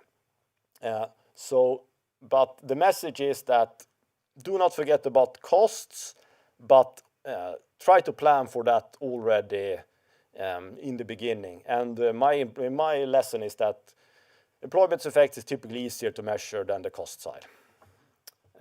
Okay. What should I talk about more? I have 9 minutes.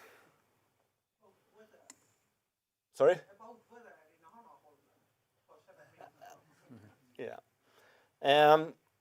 Yeah. So I also mentioned this, what I called in my article obvious things, but I want to at least say something about them. One is that the thing that we encountered in Sweden is this with the objective outcomes.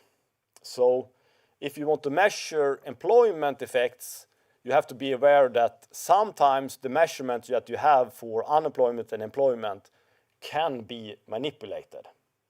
For example, in Sweden, you have the public employment office, Arbetsförmedlingen, have their records where they kind of have records of time in unemployment.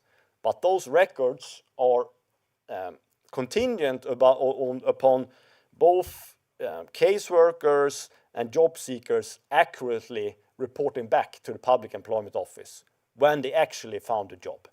And this kind of data can be manipulated. For example, if you have a system with private providers and they are based on results, then they are of course super keen on making sure that their job seekers immediately when they find a job tell the public employment office, hey, I got the job, private provider get their bonus. So there are things in some type of registers that can be manipulated, while others cannot be manipulated in the same sense. For example, in our study on private providers, we used tax records. So basically information from tax records about exactly how much people earned and did not earn, which is more reliable than these different types of things that could be manipulated. And that turned out to make a big difference.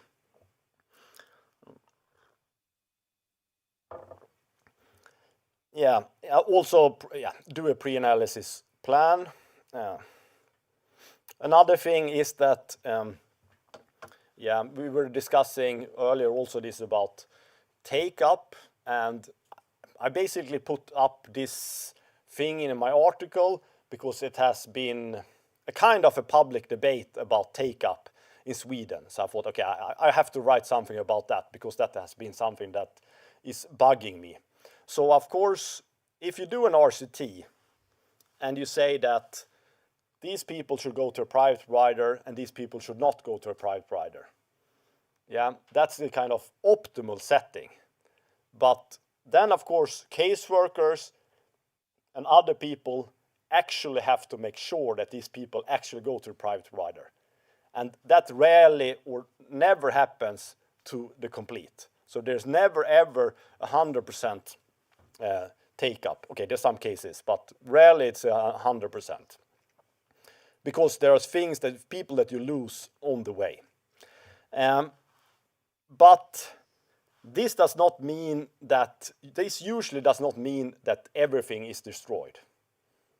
The important thing is that there is like a significant difference between the two groups in how many actually do get the treatment.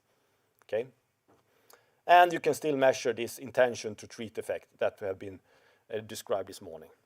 So You will never get 100% take up. That does not mean that everything is lost. The key thing is that you have significantly large difference and a large enough sample to detect effects.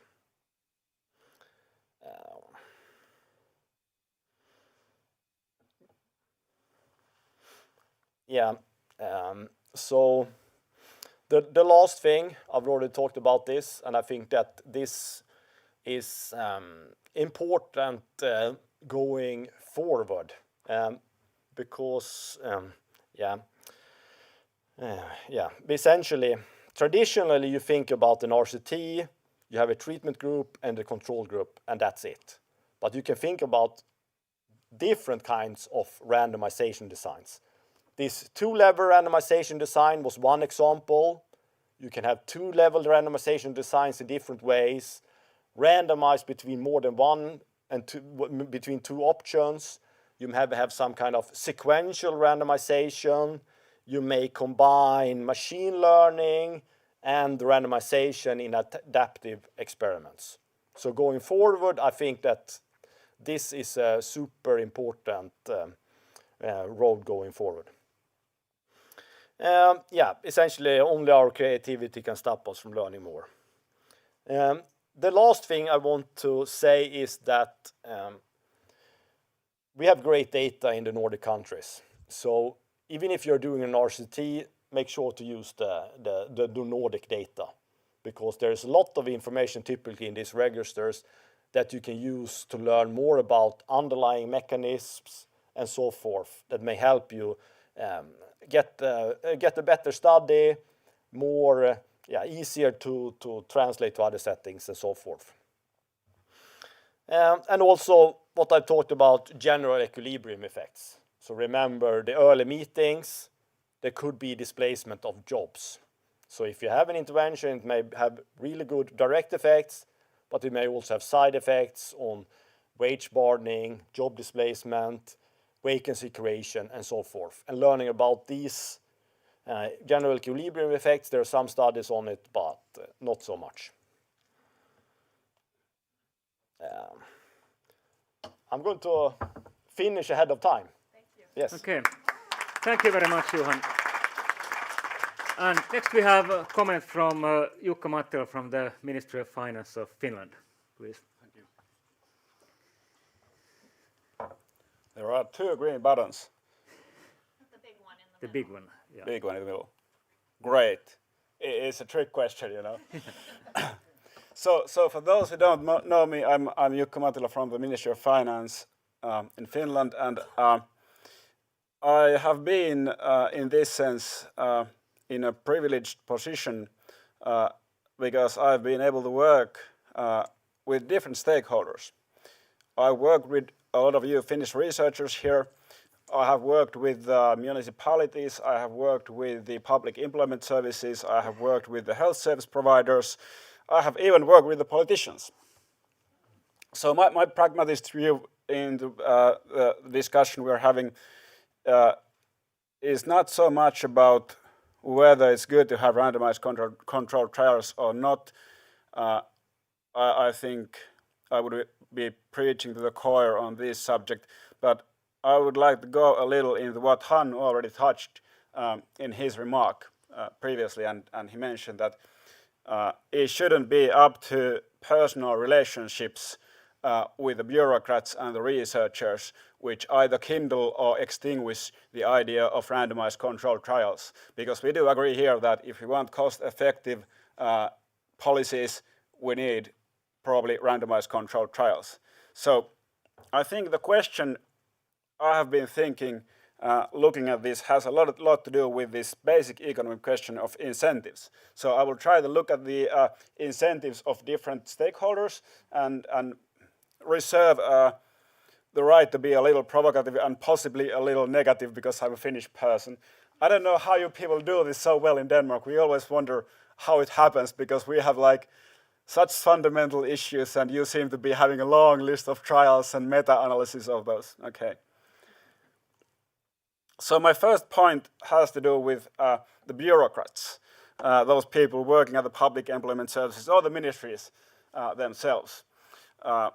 And Johan brought up the idea that you could bypass the ethical question through reasoning and saying that, okay, so if you have constrained budget and you can only provide this and this training for those people, then perhaps randomizing might be equally a sensible or fair way of providing these services to people as allocating them by the caseworker. The obvious answer is going to be that the caseworker knows better. So why would you have to kind of figure out what is efficient if we already have strong evidence as experienced by the caseworker that the allocation is good?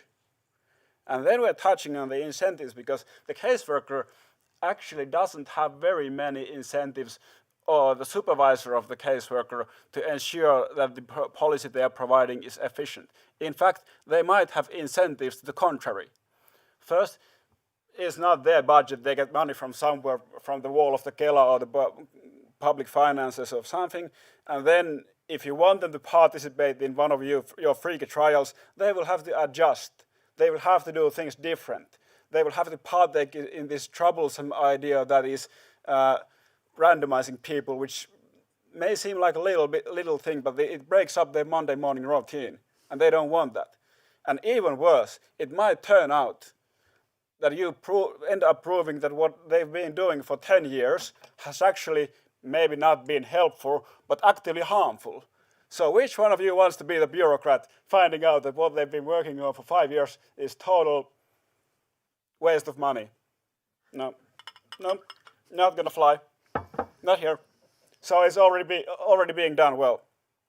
Don't have to fix what's broken. So I think often you wind up with this ethical argument, but the ethical argument at its core is not an ethical argument. It's just reasoning given to you why they don't want to do it, and they don't want to tell you the actual reasons why they don't want to do it.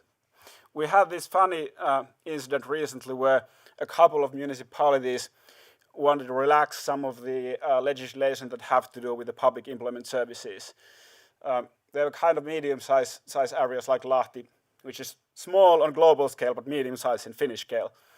And we really tried to discuss with them over this subject that no, can't randomize. We have this consultant though, however, who has these synthetic control groups, and he's promised to estimate as welfare effects of this exam with the synthetic control group. So comparing a little bit of Lahti to a little bit of Jyväskylä, and maybe a pinch of Stockholm too, who knows.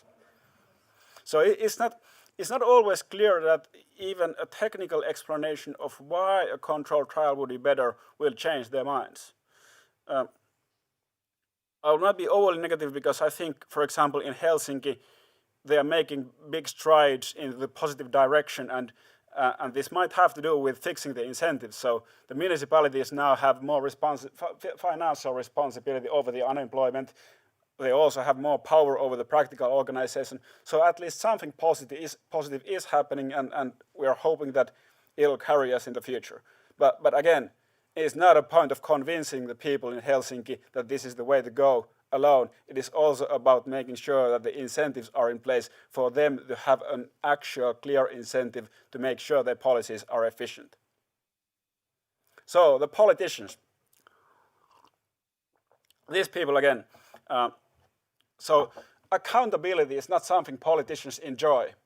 So this is why on global scale we use legislation to enforce accountability on politicians. It's not in their DNA and not in their best interests. We've tried really hard on multiple occasions to maybe not have a randomized controlled trial because it's difficult, but at least have some natural experiment in implementation of these policies, because that would give us some leeway to look at those things. Guys, no. And why would you want to know how the effects go? Because fundamentally politics is about ideology. So if you've just passed a brilliant reform like a basic income, and then you've made the mistake of making it a randomized controlled trial, and then just before the next elections, some bloke from some research department digs his way out of the basement and comes and tells you, actually, this big idea you had, it had no effect at all. And then this was the spearhead of your ideology on labor market policies. So in this sense, I don't have an answer on how we fix the politicians. We probably can't fix the politicians, but again, rigorous ex post evaluation of these reforms where possible, even if it's not an RCT, is something we can work on with the accountability. Then the third culprit we have in Finland.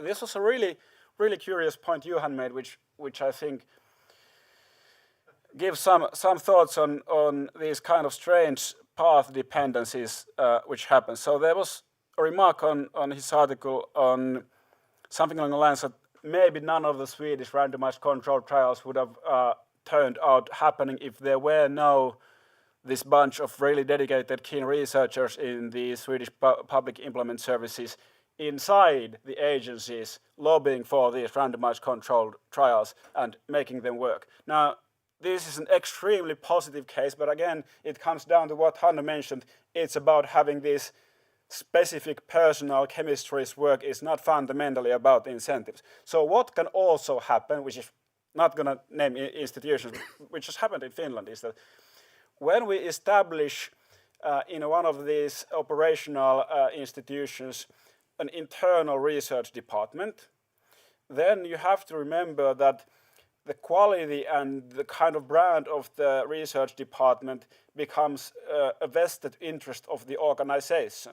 So then when you have the data and you have the researchers in the same bucket, then there's a strong incentive to hoard the data and not give it out to anyone else, because they might be getting the privilege of researching those things you're supposed to be researching in your organization. So it's fundamentally, from the perspective of incentives, a flawed approach. Sure, you get lucky if you have the right kind of researchers from your perspective there, but then if you have the wrong kind of researchers, you might have some experience on this, then they will simply prevent you from doing any randomized controlled trials in the future, and not only prevent you from doing those randomized controlled trials by actively lobbying against them, they will also prevent other researchers from accessing the research data.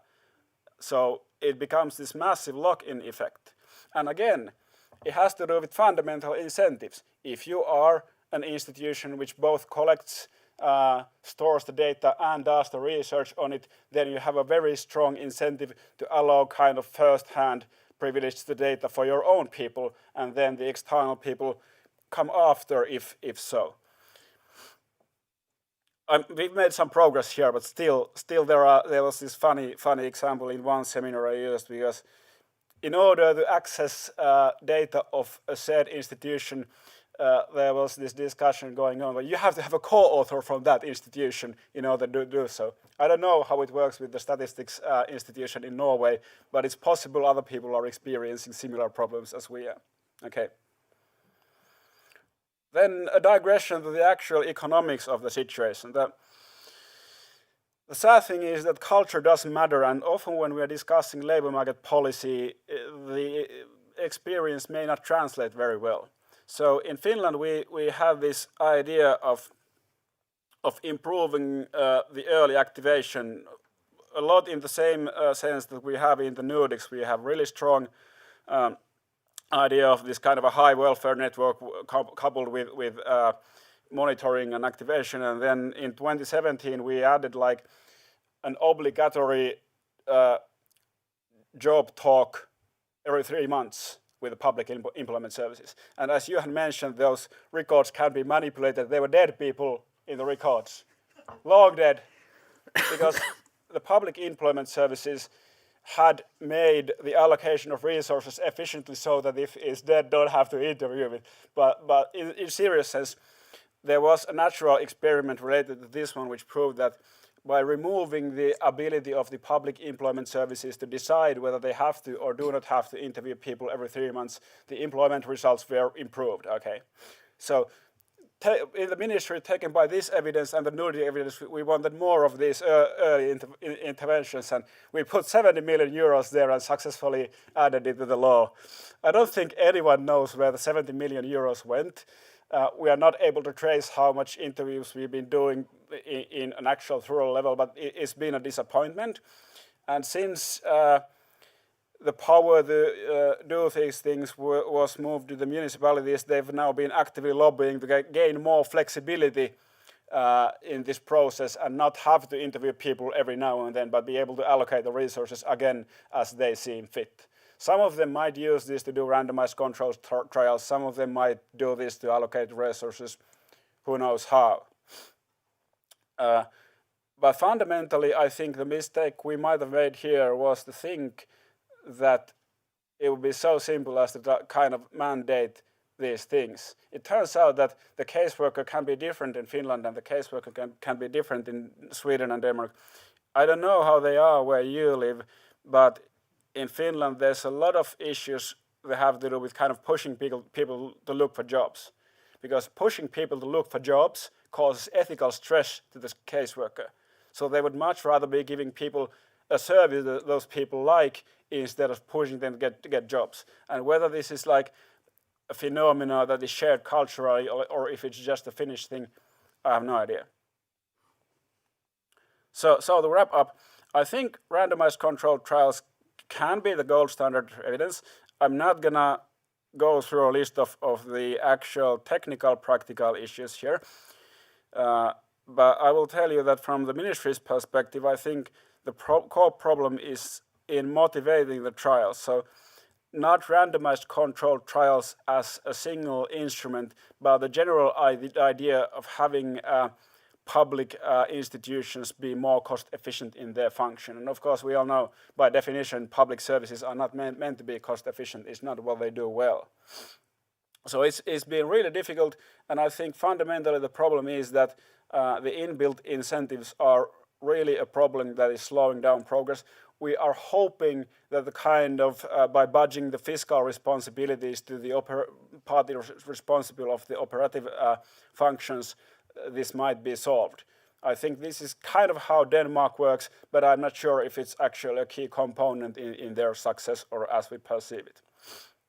Now, because it is an economic seminar, I will touch a little bit on the evidence. Also, there was a remark that if offices lack motivation to participate in an experiment, you should just pick those with motivation.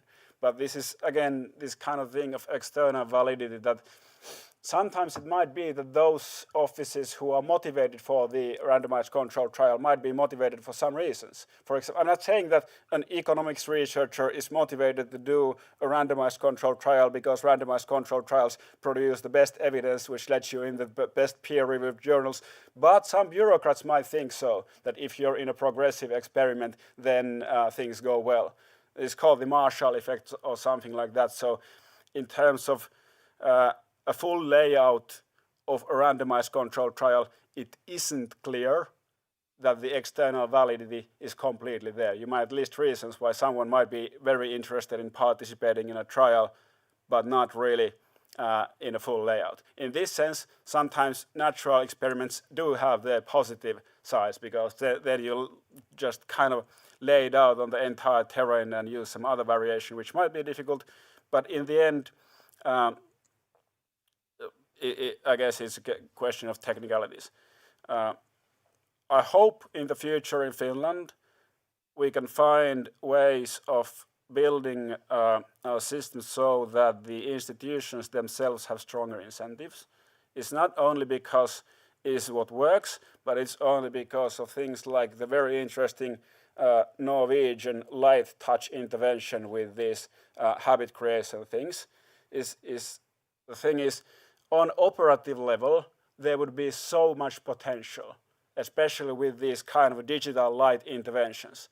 There's no way we can pass them down from the legal side down. It's not going to happen. We can't write a law for everyone to have this kind of a light touch habit creation function. It's something that has to happen on the operative side. So we have to be careful to build the incentives of the operative side so that they actually are going to be doing these things.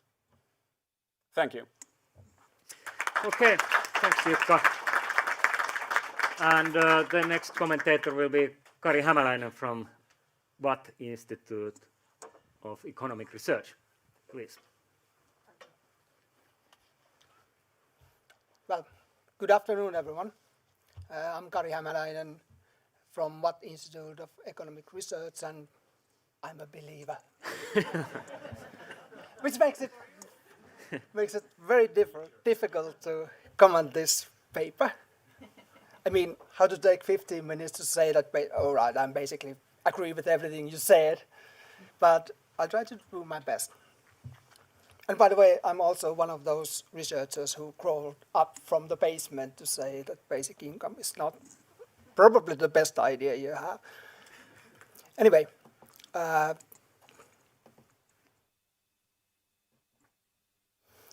outline of my speech is that I'll first give my general impression, then I'll talk about a couple of possible additions, and then talk about a couple of selected core lessons that we learned from this paper, and then I'll give my final thoughts. And I'll start by direct citation from the paper. Designing effective labor market policies requires reliable evidence on what works, for whom, and under what conditions. And we all want to know that. And it says that how important this topic really is. And as Johan said, convincing evidence is still limited. And we know that RCTs are the most effective method for addressing different kinds of selection problems. And Johan's paper shows that if there's will to truly know the effects, it can be done in the Nordic countries. And this paper also points out that, all right, there are a lot of difficult things to do when implementing RCTs. And most importantly, this paper also gives ways to handle those difficulties and how researchers have handled them. And of course, we have excellent register data which can be used together with RCTs to provide some convincing evidence. So, all in all, I really like this paper, and I hope that it will reach the reading lists of ministries' employment offices, and it's also useful for researchers interested in implementing RCTs, not only in labor market policy, but also in other aspects. Then let's go to the possible additions, and the first one is discussion on internal and external validity. We know that internal validity is high in RCTs if they are implemented properly, but the question is, can we really use those results outside the study groups?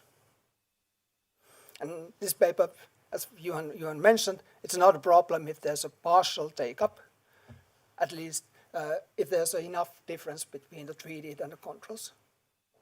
We have tools to handle it, but I think that voluntary participation and tendering may cause some problems. For instance, one of the examples of this paper is this light touch intervention, in which I haven't read it, sorry about that, but if I got it right, they sent a text message to target group members, which invited them to take part of this experiment. And randomization was then carried out across those who completed the online survey, and the results were really, really positive. I mean, 17 percentage points in employment rate. It's a huge effect. However, I'm not so sure that the effect will be the same among non-participants. If those are young people, young persons who are not interested in their living habits, then maybe setting them goals on how to sleep or not to use substances may have no effect whatsoever. And the same goes with tendering. I mean, if only those who benefit from the treatment decide to participate, then results may be different outside those who didn't participate. outside participants. So, if possible, participation in policy trials should be universal. I mean, after all, this is how legislation works. But if we don't know the effect beforehand, then it might be reasonable to try the policy change first among a smaller group of people, choose them non-voluntarily, and then after that we know what happens among them, then decide whether to implement the policy to everyone. And the other one, very minor one, is that power calculations could be mentioned explicitly in the text. I mean, it's implicitly covered as they are essential part of pre-analysis plan. But since there are those so essential components of RCT designs, that maybe it might be worth mentioning them explicitly. I mean, just to remind everyone that these are really important things to do when designing RCTs. Then, thoughts on a couple of core aspects in this paper. And the first is organization. And a very important insight in this paper is that in Sweden there's a dedicated implementation team responsible for delivering the intervention.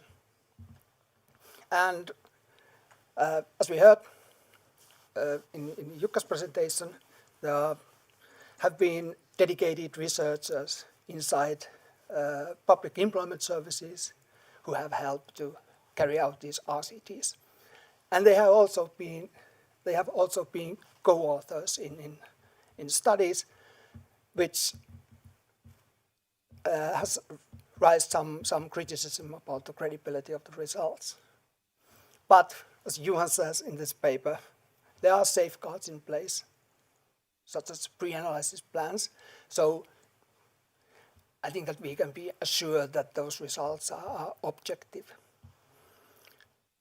However, if one wants to avoid all criticism altogether, then one way to do it is to apply quality assurance process used in clinical trials.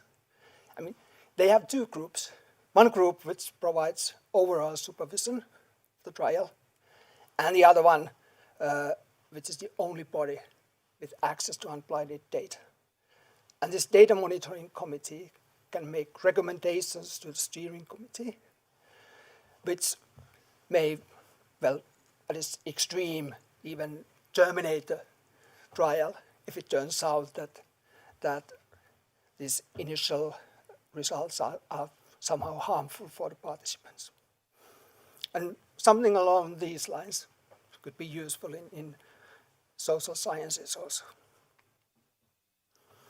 And the other one, well, there are plenty of lessons in this paper, and I just picked two of them. And the second one is ethical questions, which has been discussed already. And actually, this could be one of Johan's slides, I think. But I have two reasons to talk about ethical questions. First, well, I was a member in Finnish National Board on Research Integrity for 6 years, so I think that I know something about this issue. And the other one is a common initial reaction in the Finnish administration that randomization, well, is unethical. As Jukka said, it's some kind of self-help against doing anything special, but it's a common initial reaction. Luckily, despite this initial reaction, Finnish researchers have succeeded in using RCTs in studying social security, integration services, education, and so on and so on. But also not so much in labor market policy, though, which is really sad, as Johan said, that, well, participants need to be selected somehow. And we have studies which show that case workers do not necessarily do it as good as it could be done. And randomization is an alternative which would provide us information on what works and for whom. And Johan's paper makes it clear that these ethical concerns are, well, minimized or non-existing when there are new measures, excess demand, or plans to scale up or reduce the program. So there are plenty of opportunities to use RCTs in labor market policies, but not always. I mean, it's unethical if unemployed individuals were required to participate, and provided that they do not, they have sanctions. So this is unethical, of course, we can't do that, but not all participants are subject to such obligations. So, final thoughts. This is the citation I showed you in the first slide, and this paper demonstrates that reliable answers to these questions can be obtained through RCTs in Nordic countries. It also offers valuable guidance on designing and implementing RCTs in the context of active labor market policies.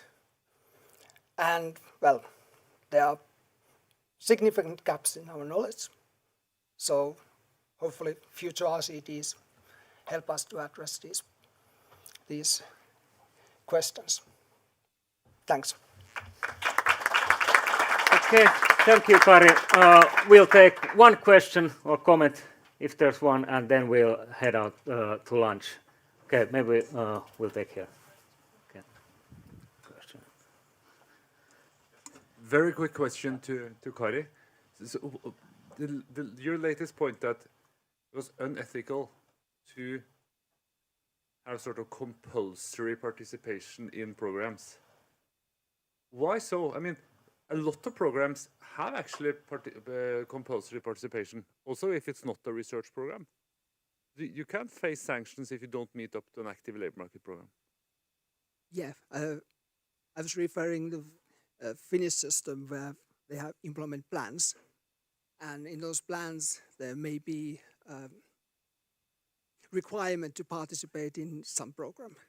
So in this case, I think it's unethical to not to randomize that kind of person out of the program if there's a sanction for this. Yeah. So, yeah. Okay, so now it's time for lunch, and we'll be back here in 40 minutes. We can continue the discussion on this great paper during lunch. Okay, thanks.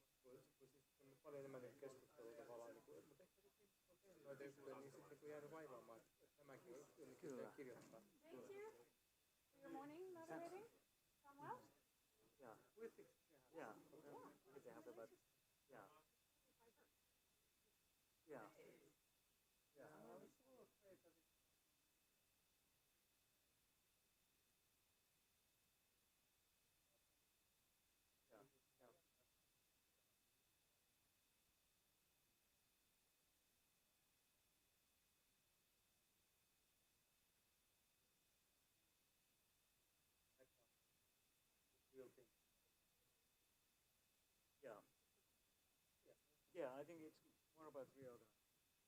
It's interesting, I think.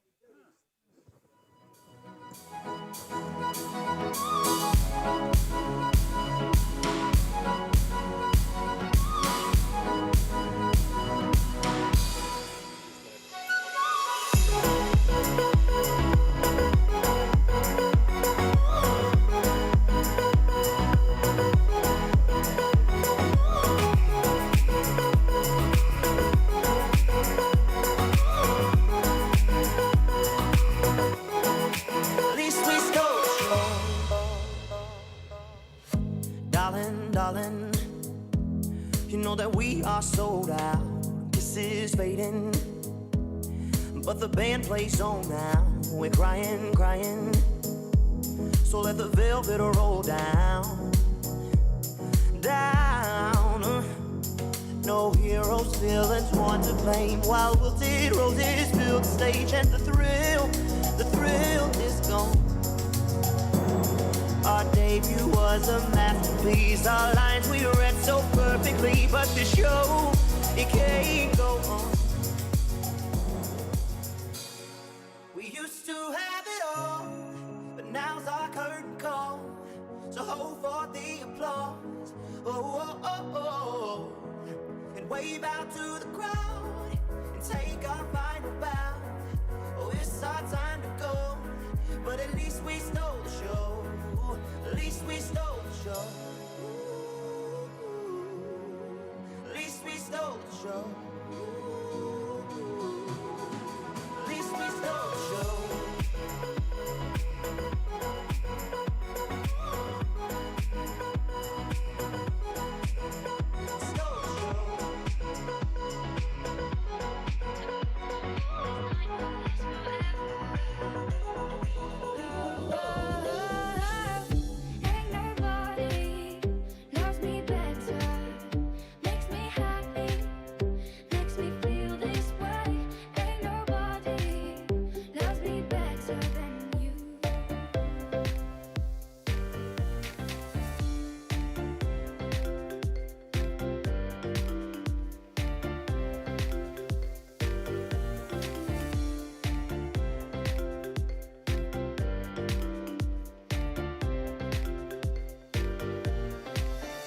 I've been waiting for you.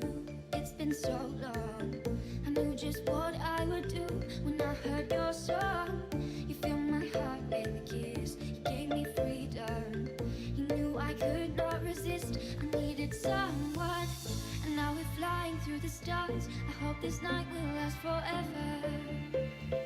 Oh, oh, oh. Ain't nobody loves me better. Makes me happy. Makes me feel this way. Ain't nobody loves me better than you.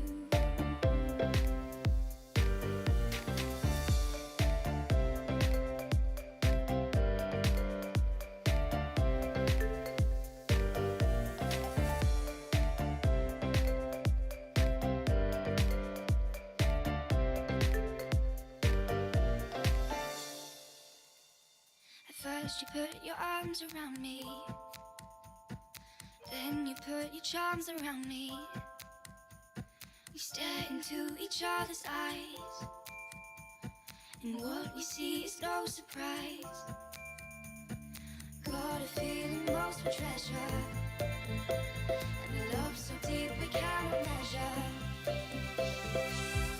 Ain't nobody loves me better.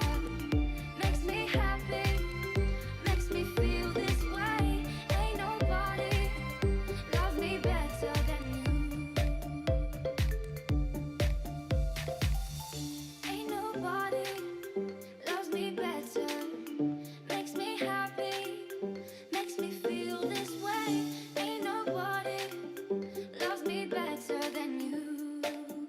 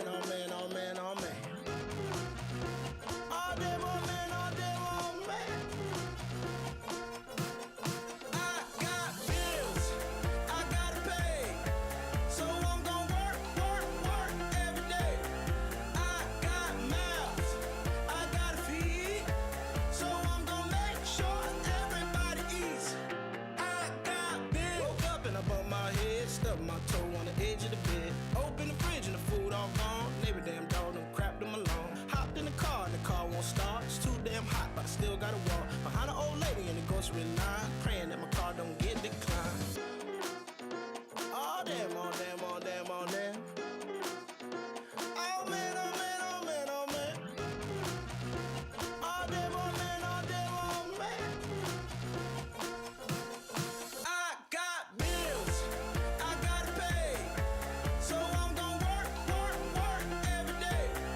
I got mouths, I gotta feed, so I'm gonna make sure everybody eats.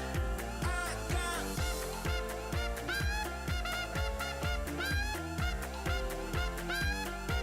bring it by the trumpet.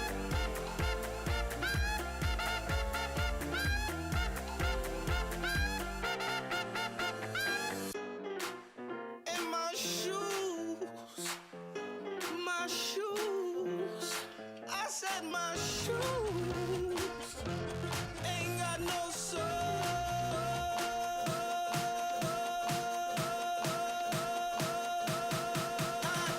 bills, I gotta pay, so I'm gonna work, work, work every day.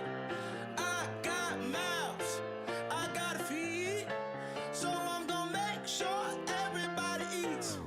I got bills, I gotta pay, so I'm gonna work, work, work every day. I got mouths, I gotta feed, so I'm gonna make sure everybody eats. I got bills, mama got bills, yo daddy got bills, yo sister got bills, yo auntie got bills, yo uncle got bills, everybody got bills, everybody got bills.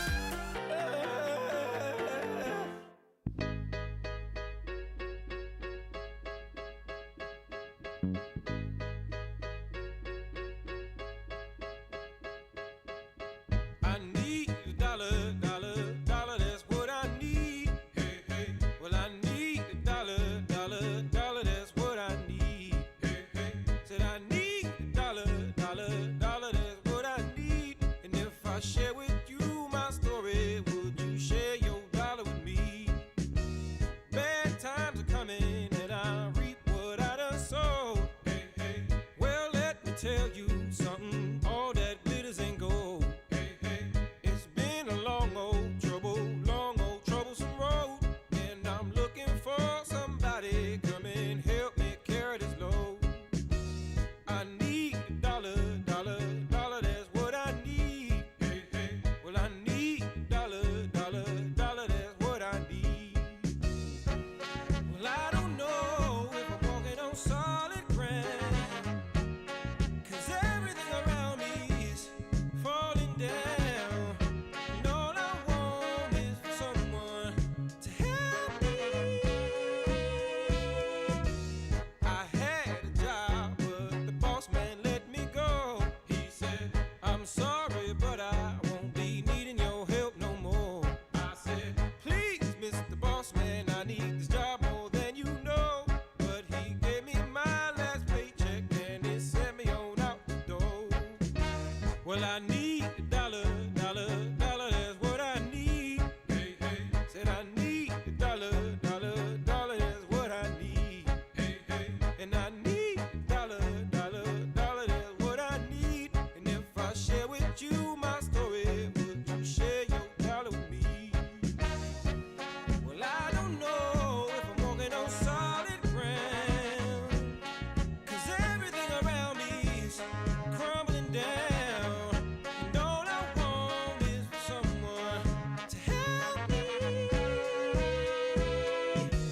What in the world am I gonna do tomorrow? Is there someone with a dollar I could borrow?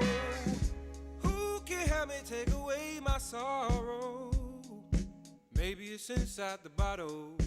Maybe it's inside the bottle.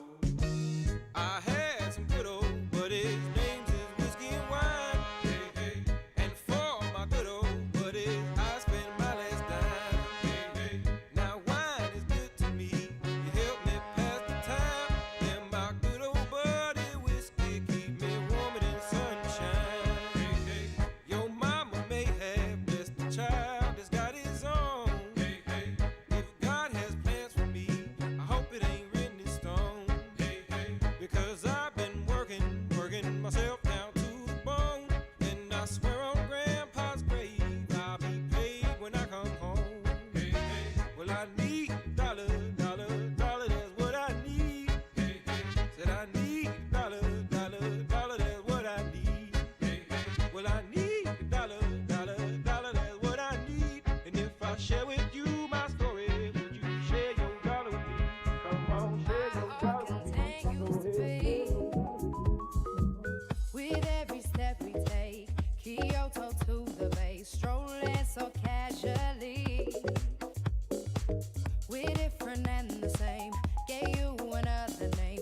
switch up the batteries.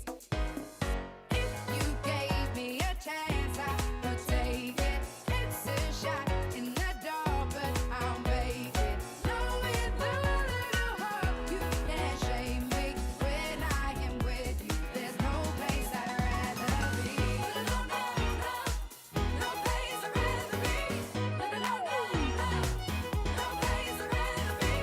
No, no, no, no, no place I'd rather be. We set out on a mission to find our inner peace, make it everlasting, so nothing's incomplete.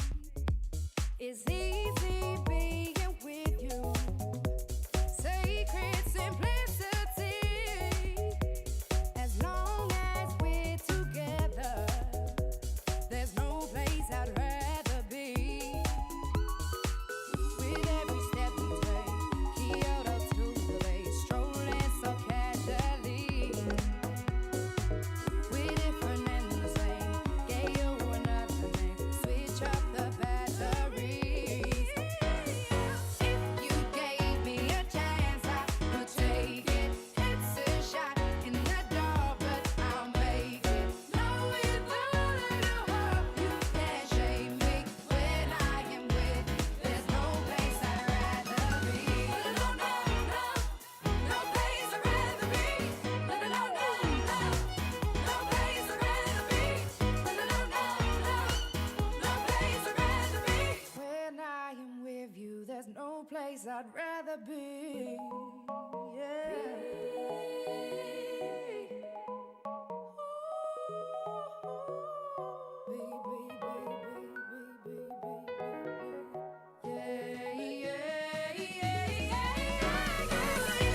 Gave me a chance, I would take it. It's a shot in the dark, but I'll make it. Knowing the little heart, you can't shame me when I am with you. There's no place I'd rather be. No place I'd rather be. No place I'd rather be. No place I'd rather be.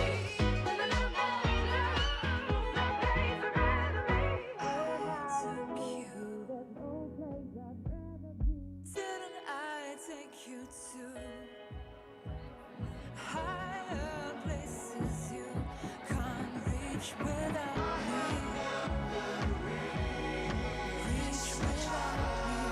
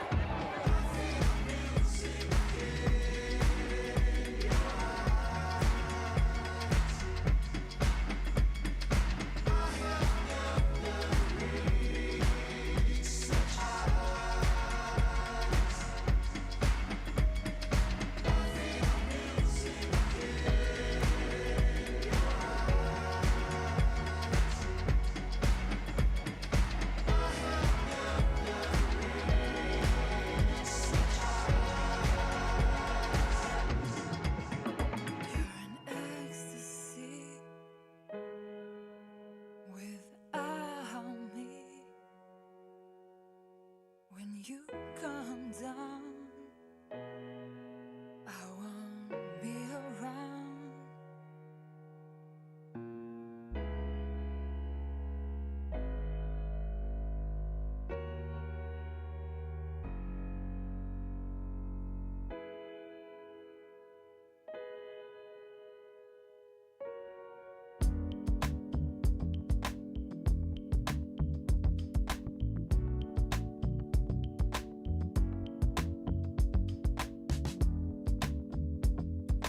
Never been so inside when I give in to you. Never been so existent. You can't know unless you feel it.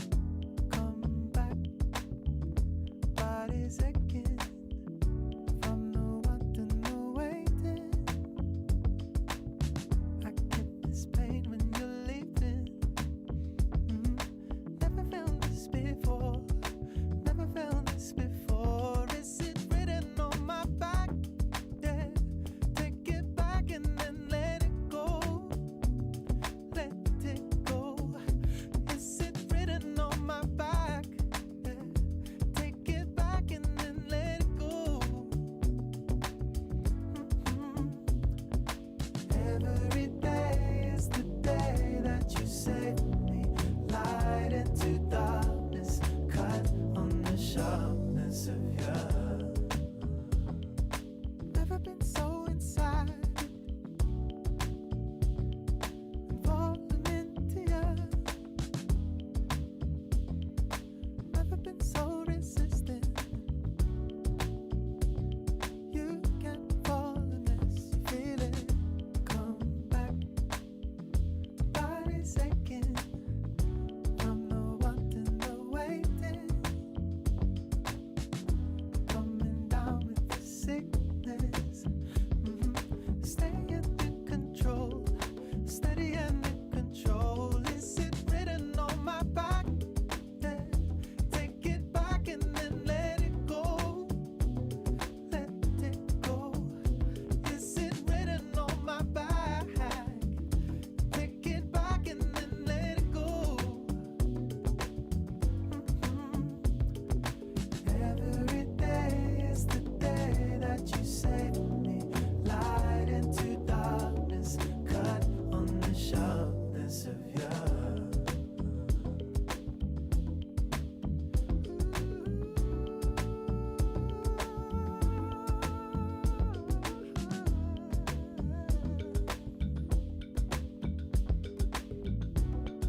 I want to love you, baby. Come back, body's aching from the wanting, the waiting. I get this pain when you're leaving. Never felt this before. Never felt this before. Is it written on my back? Yeah. Take it back and then let it go. Let it go. Is it written on my back? Take it back and then let it go. Let it go.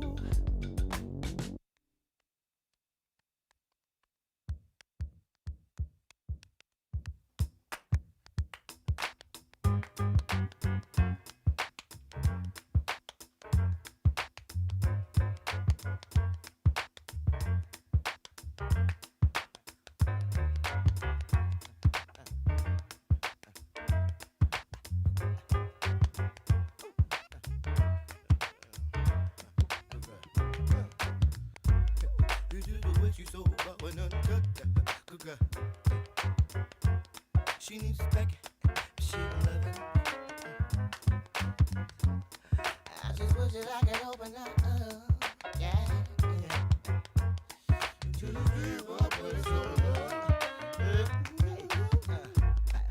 Her price things ain't on my own. Lace settings coming up for time. Ow, ow. Shoulda, when you tossed that time. Yeah. The way she make the congregation swing.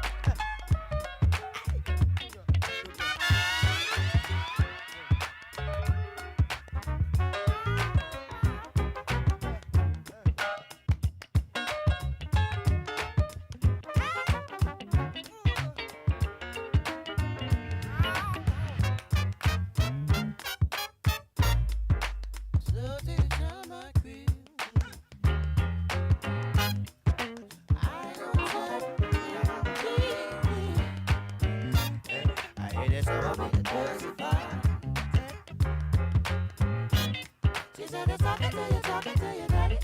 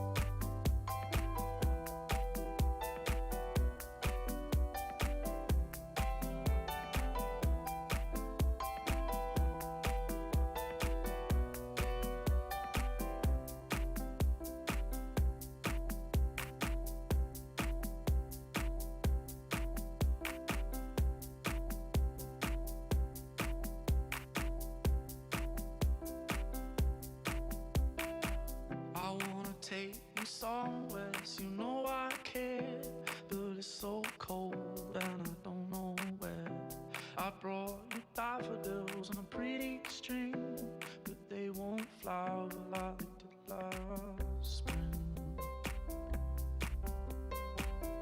And I wanna kiss you, make you feel alright. I'm just so tired to share my nights. I wanna cry and I wanna love, but all my tears have been used up.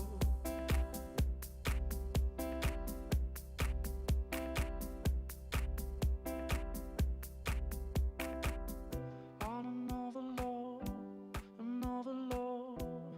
all my tears have been used all on another love,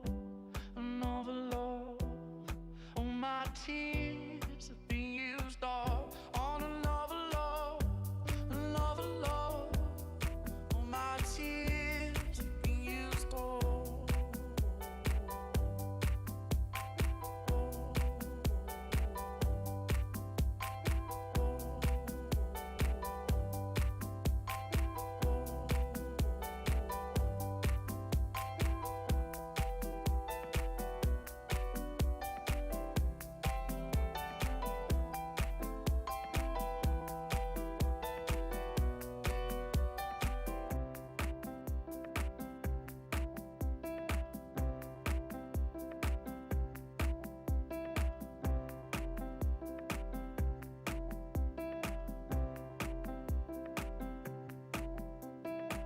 I wanna take you somewhere, so you know I care, but it's so cold and I don't know where.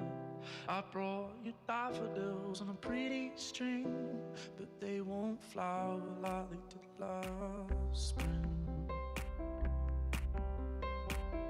And I wanna kiss you, make you feel alright. I'm just so tired to share my nights. I wanna cry and I wanna love, but all my tears have been used up.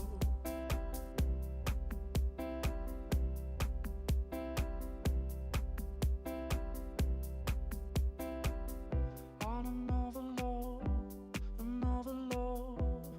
all my tears have been used all on another love, all my tears have been used all on another love, all my tears have been used all. Hold tight.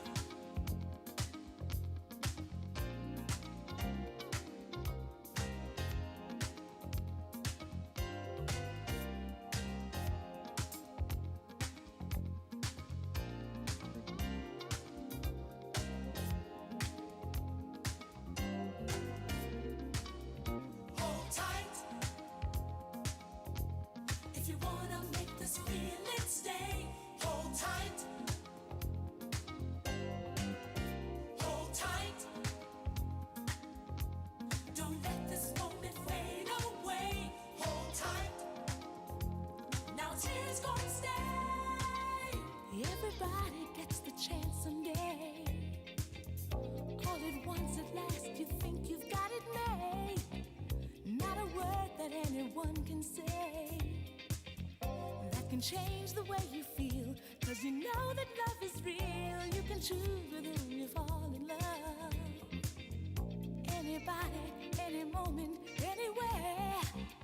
'Cause no matter who you choose, there's a chance that you might lose. Gonna try and that's the best that I can do. Hold tight. If you wanna make this feeling stay, hold tight. Hold tight. Don't let this moment fade away. Hold tight. Now tears gonna stay. Hold tight. If you wanna make this feeling stay, hold tight. Hold tight. Don't let this moment fade away. Hold tight. Now tears gonna stay.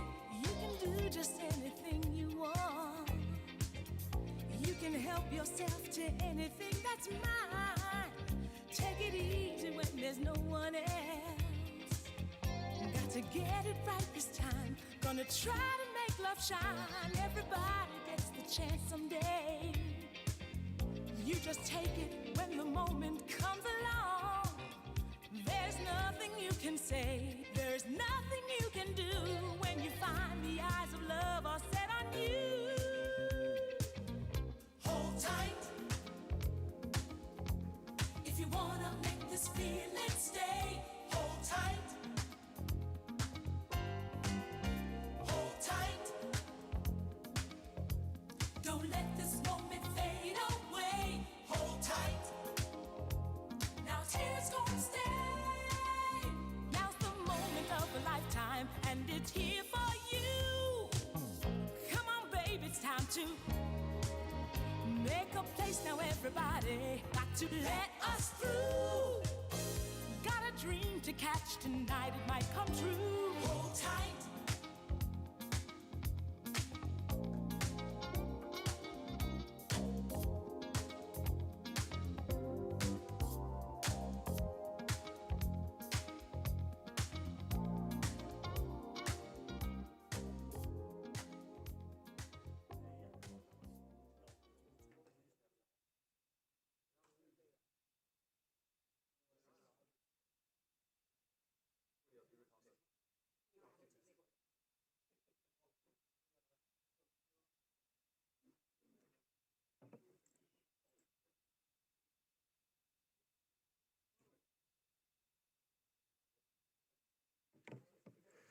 Okay, I guess most of the people will be back in the room, and also the presenter of the next paper is already in the room, so we'll continue with this session with one of the massive experiments that are no longer ongoing, but the results will be out soon. Matti Sarmäki from Aalto University is presenting this.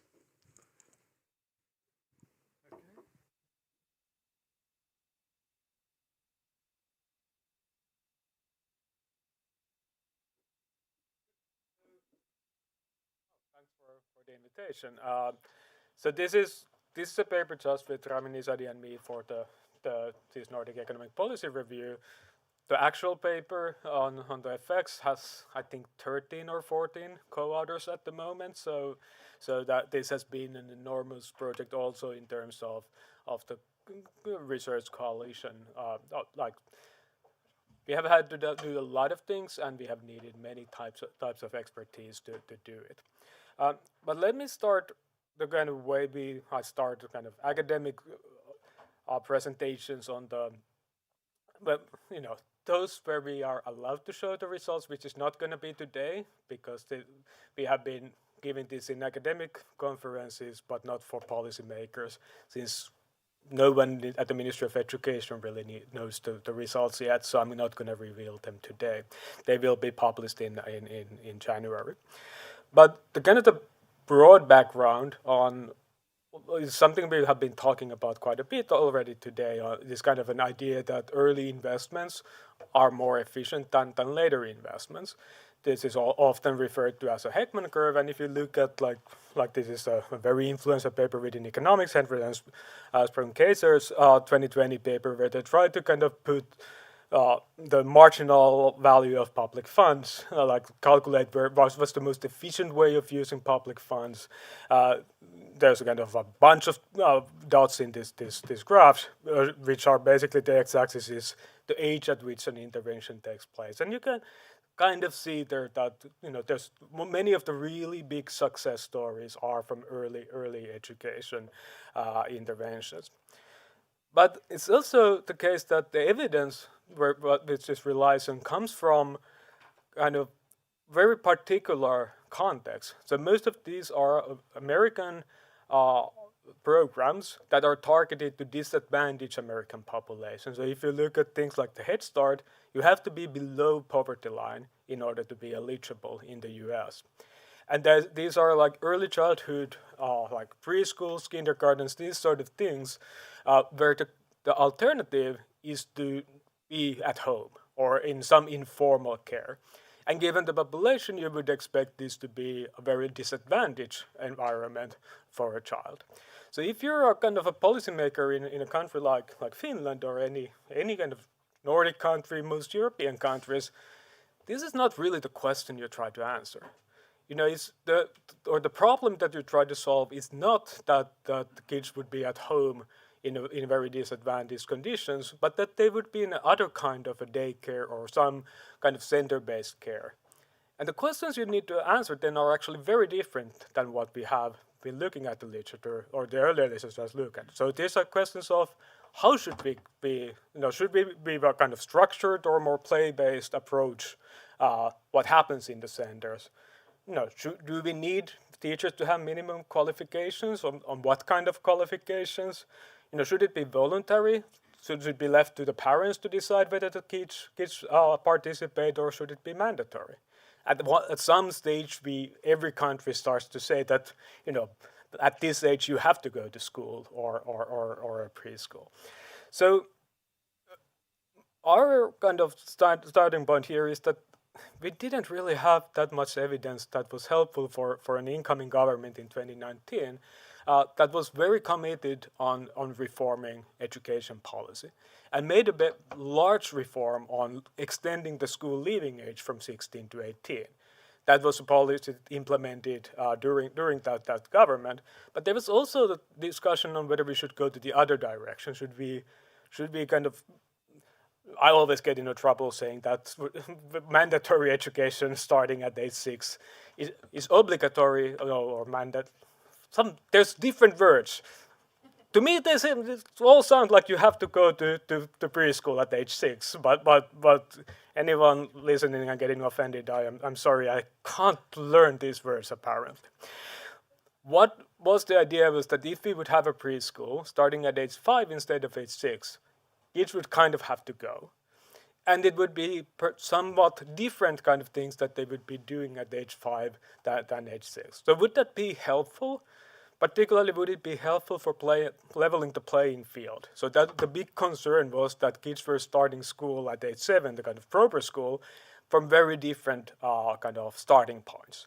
That was the concern, and this was seen as the most potential way of leveling that playing field. Every party, apart from the Finns party and the Center party, was campaigning on extending preschool in 2019. The Social Democrats were the only ones saying that we want to experiment on this. In the next election, they forgot the experimentation part, so even the Social Democrats were, while the experiment was ongoing, they were kind of promising to implement a 2-year preschool.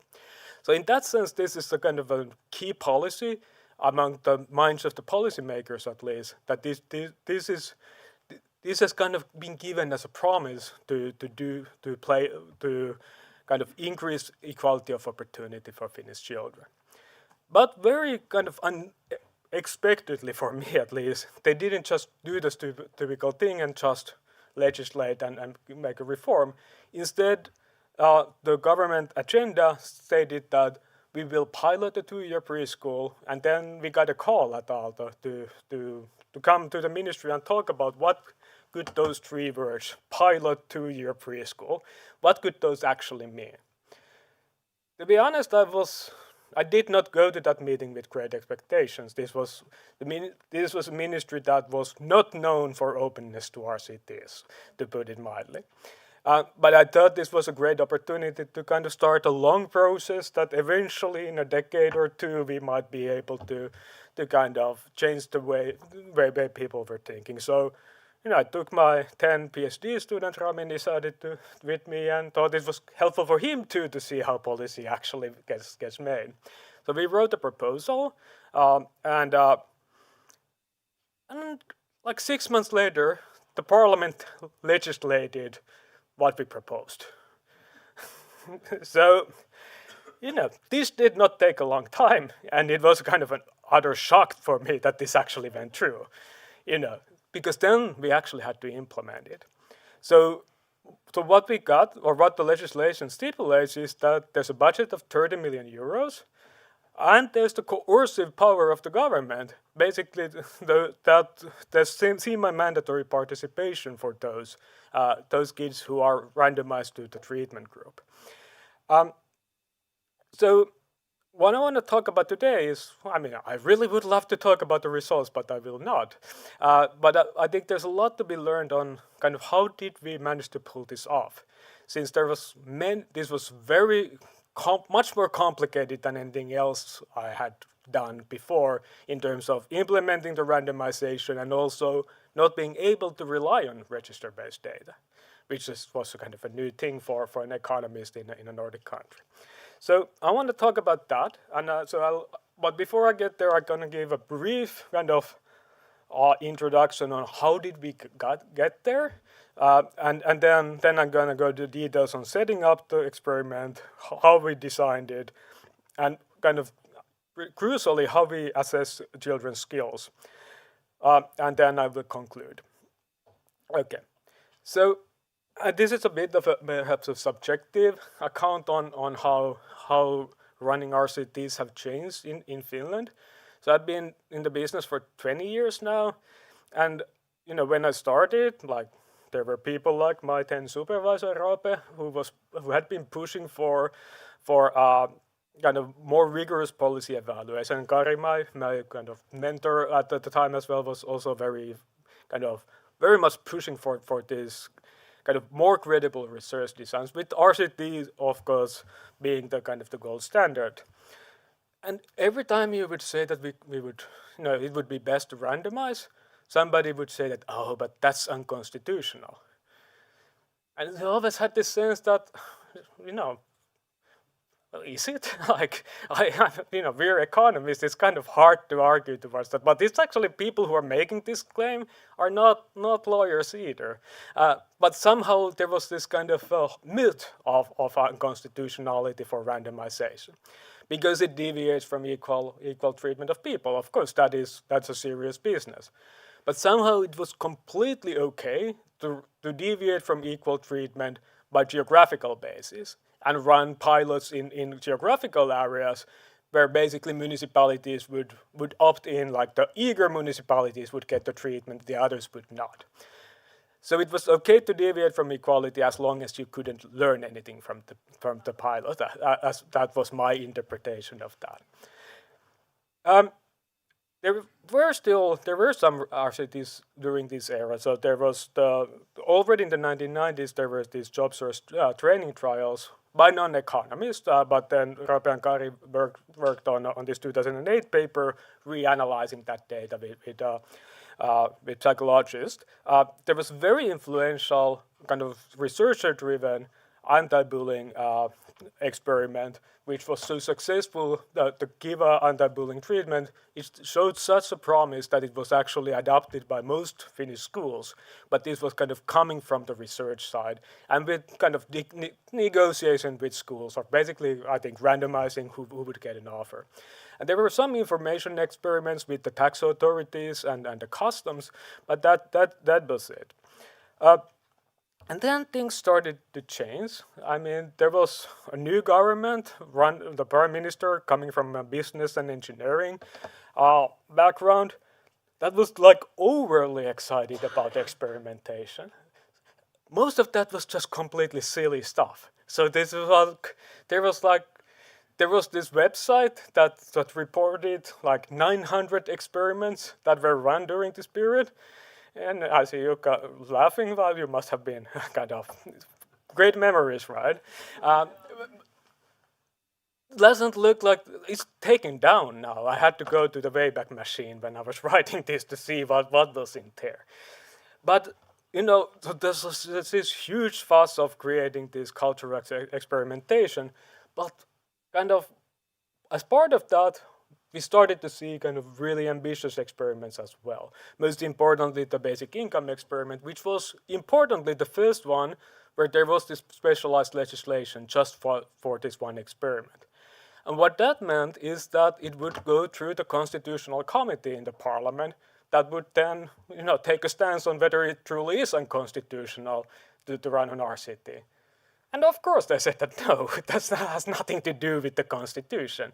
You do need to have a good reason for this, and you need to take all sort of safeguards. But learning what works is a reason to deviate from equality or kind of equal treatment. We do this all the time with medical trials, and that kind of the same principles were then used for social sciences. Excellent papers came out from that. As we learned that giving very strong incentives for long-term unemployed people to find a job, like 23 percentage points decrease in participation tax rates, actually doesn't do anything on their employment. But it does seem to have positive effects on their well-being. And there were some other things done at the same time. The Immigration Integration Services paper we kind of were part of was mentioned several times today as well. But what I want to really talk about is that there was a new government, and they look like visually very different kind of a government, but also kind of coming from the other side of the political spectrum.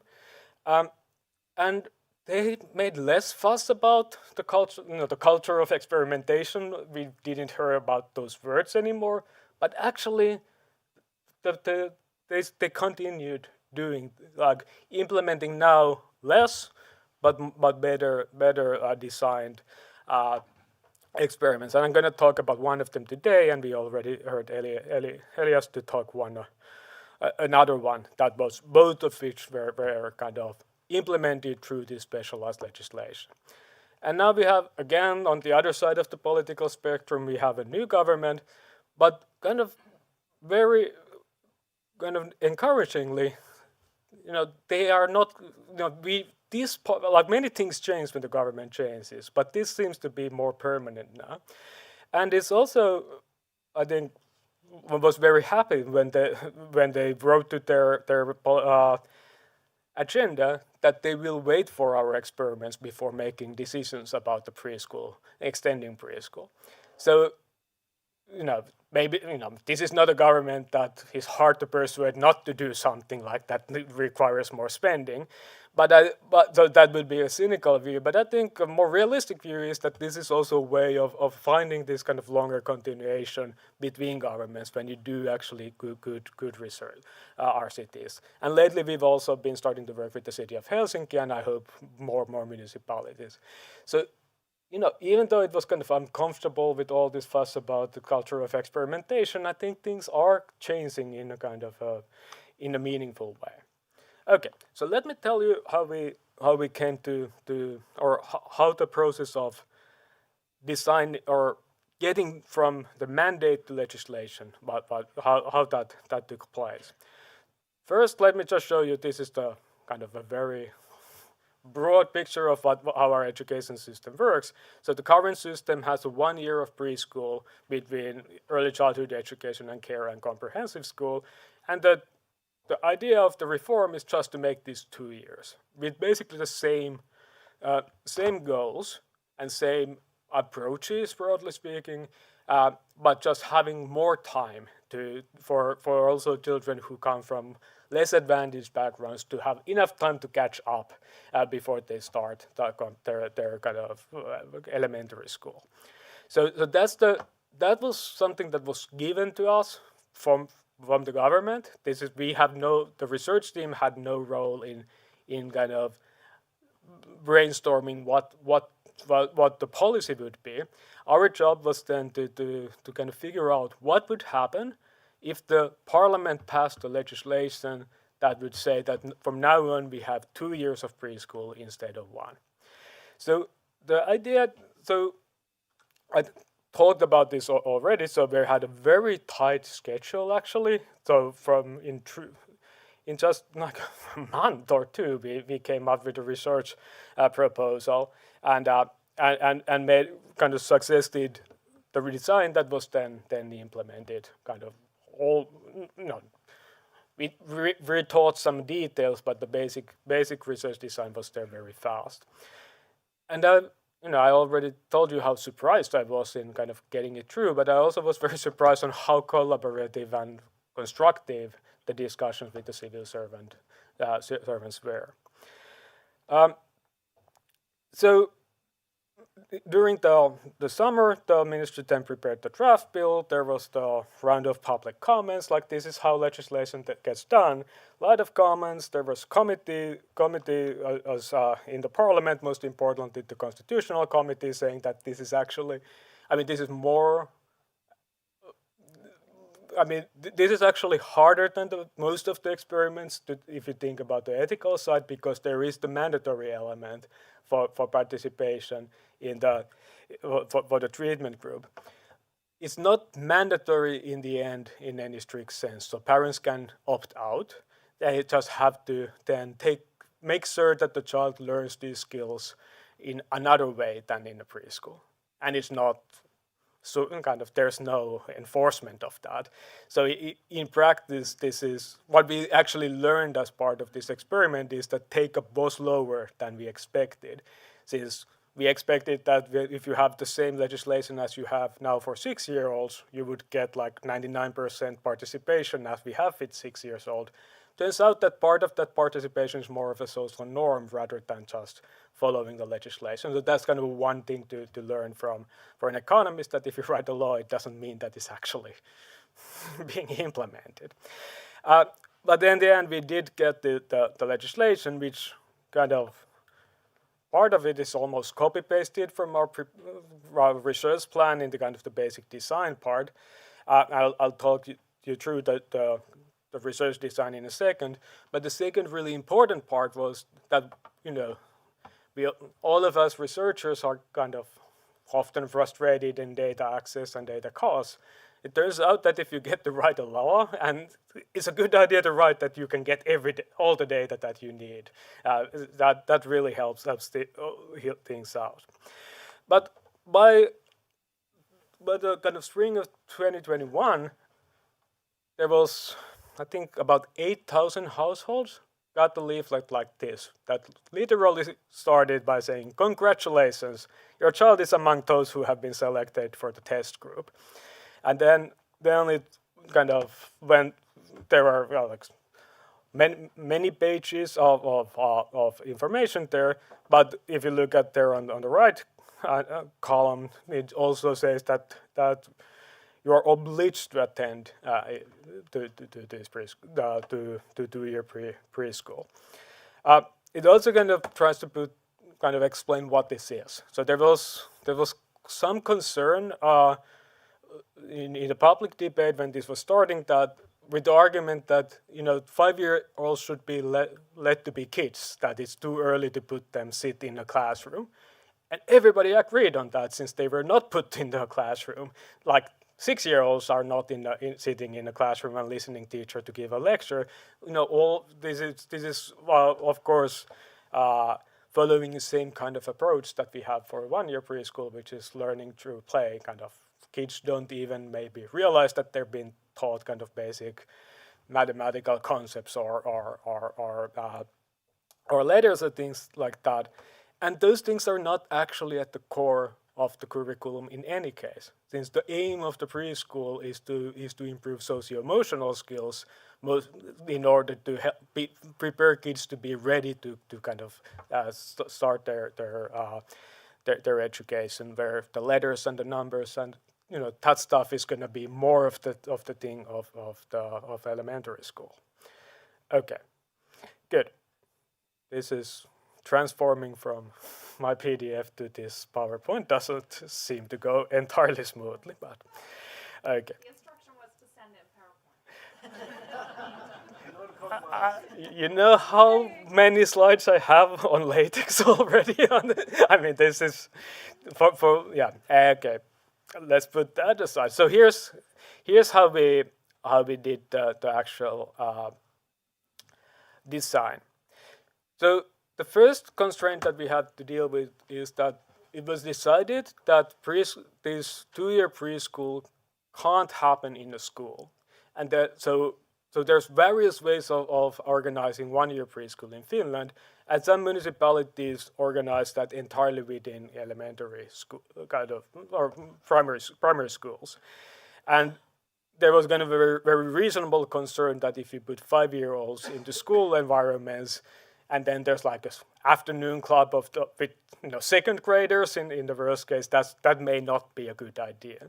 So from the outset it was restricted that this can happen only in centers that have both preschool and normal daycare. And that actually, there's actually quite a few municipalities in Finland that do not have any center like that. So they were excluded right away. I mean, it looks kind of more dramatic on a map.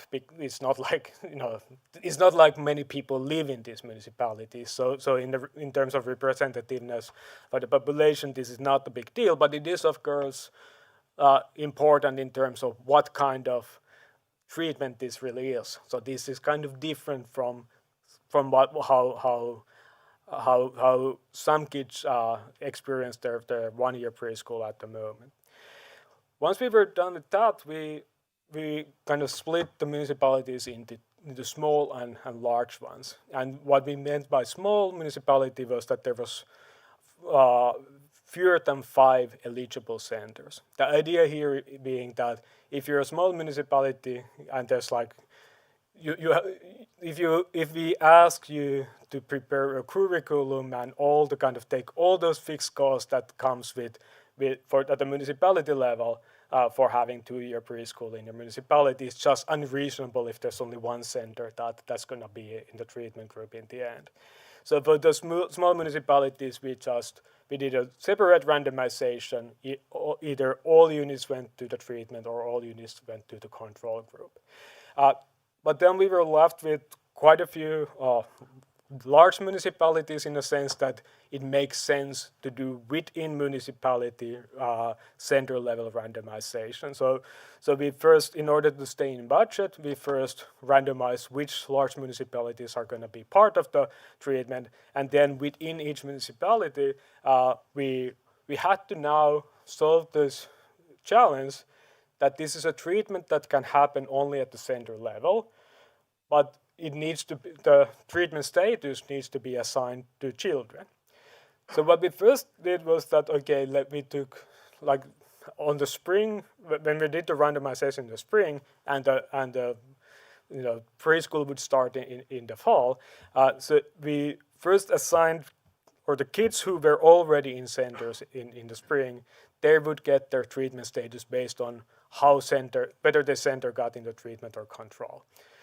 That sounds easy, and it should be easy with our great register data, except that our register data is not that great in the end. So we actually had to create, there was some register data that we could use as a baseline, but we actually had to ask municipalities, is this correct? And it was not correct all the time, in many cases. So we basically created a new register of where kids actually are at the time of randomization. The trickier thing is that not all 4-year-olds are in a daycare.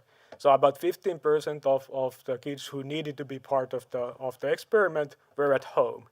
And these were the kids who we were particularly interested about, since for them being invited to preschool would likely have a much larger effect. For them it would be center-based versus home comparison rather than one type of center to other kind of a center. So then this is where the legislation really became handy, because we could then tell the population register that we need the population register with address information. And then we just created basically catchment areas for all daycare centers in Finland.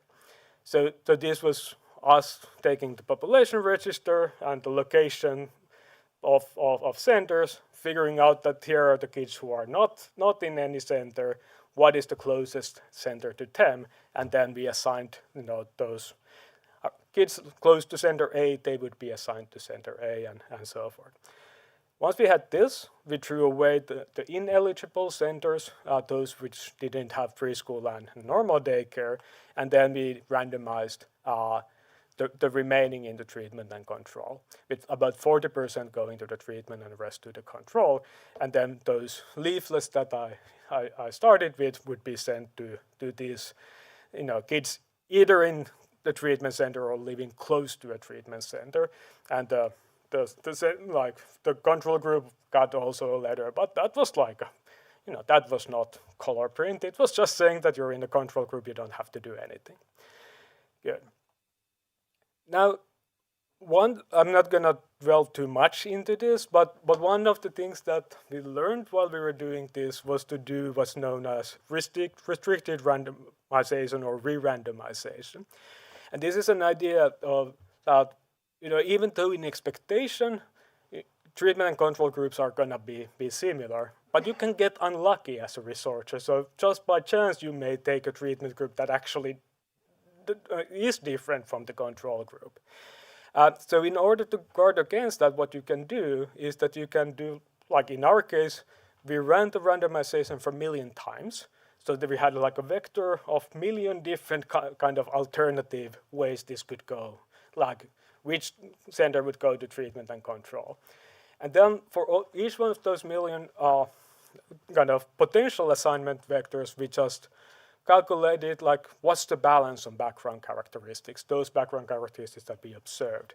And we took the 2,000 best ones. So we were end up like with 2,000 potentially kind of good ways of dividing the population into treatment and control.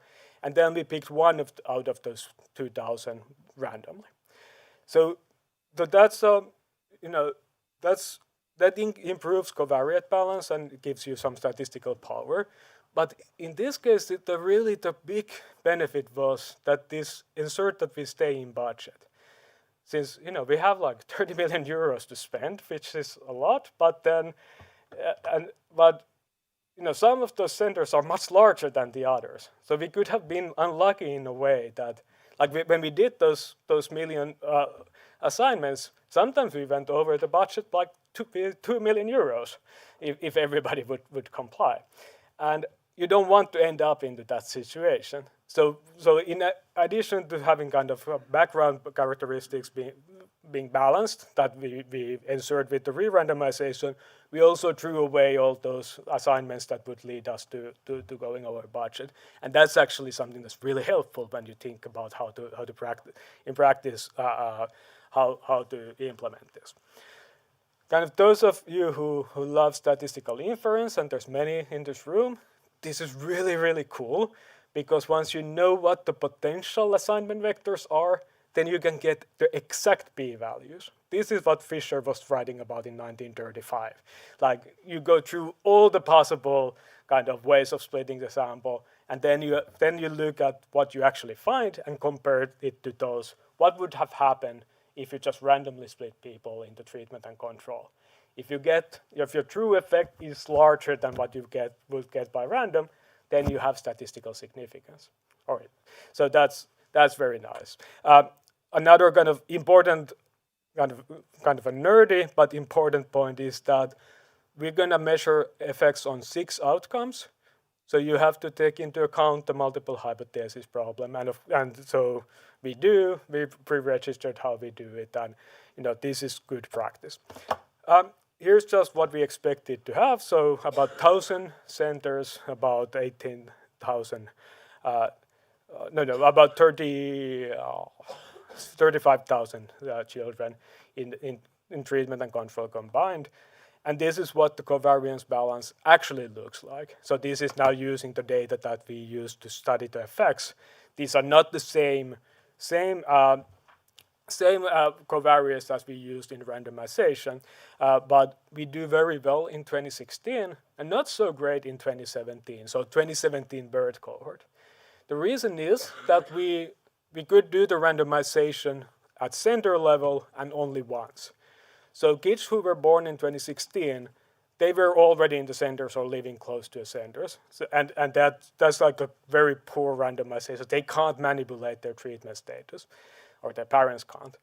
But next year, the parents, if you're a parent who has a kid born in 2017, you will now learn that this center is participating in 2-year preschool and the other one is not. So you can move your kid into that center and kind of get yourself into the treatment group in a sense that we do not observe that you did that. So this is the form of non-compliance that's particularly hard for us. And there was an incentive to do this because preschool is free of charge.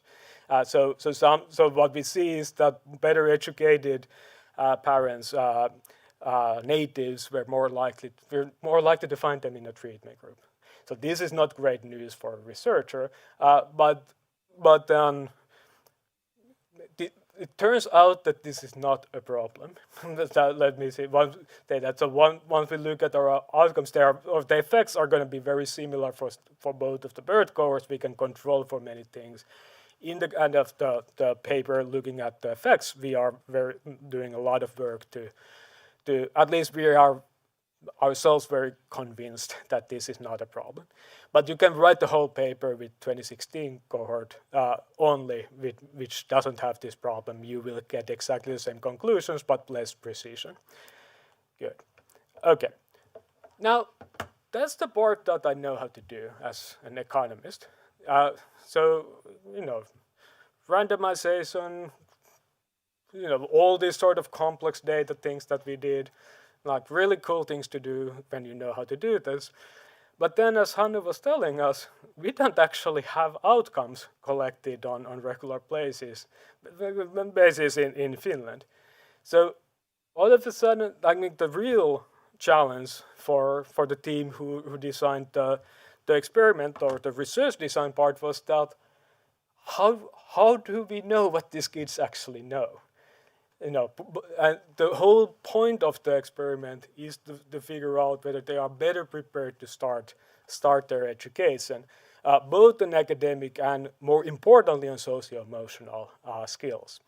So that's when I called Katarina Salmela, a famous, unfortunately now late, professor at the University of Helsinki, and asked her, like, you're the only one I know who's kind of in this world of kind of educational science proper.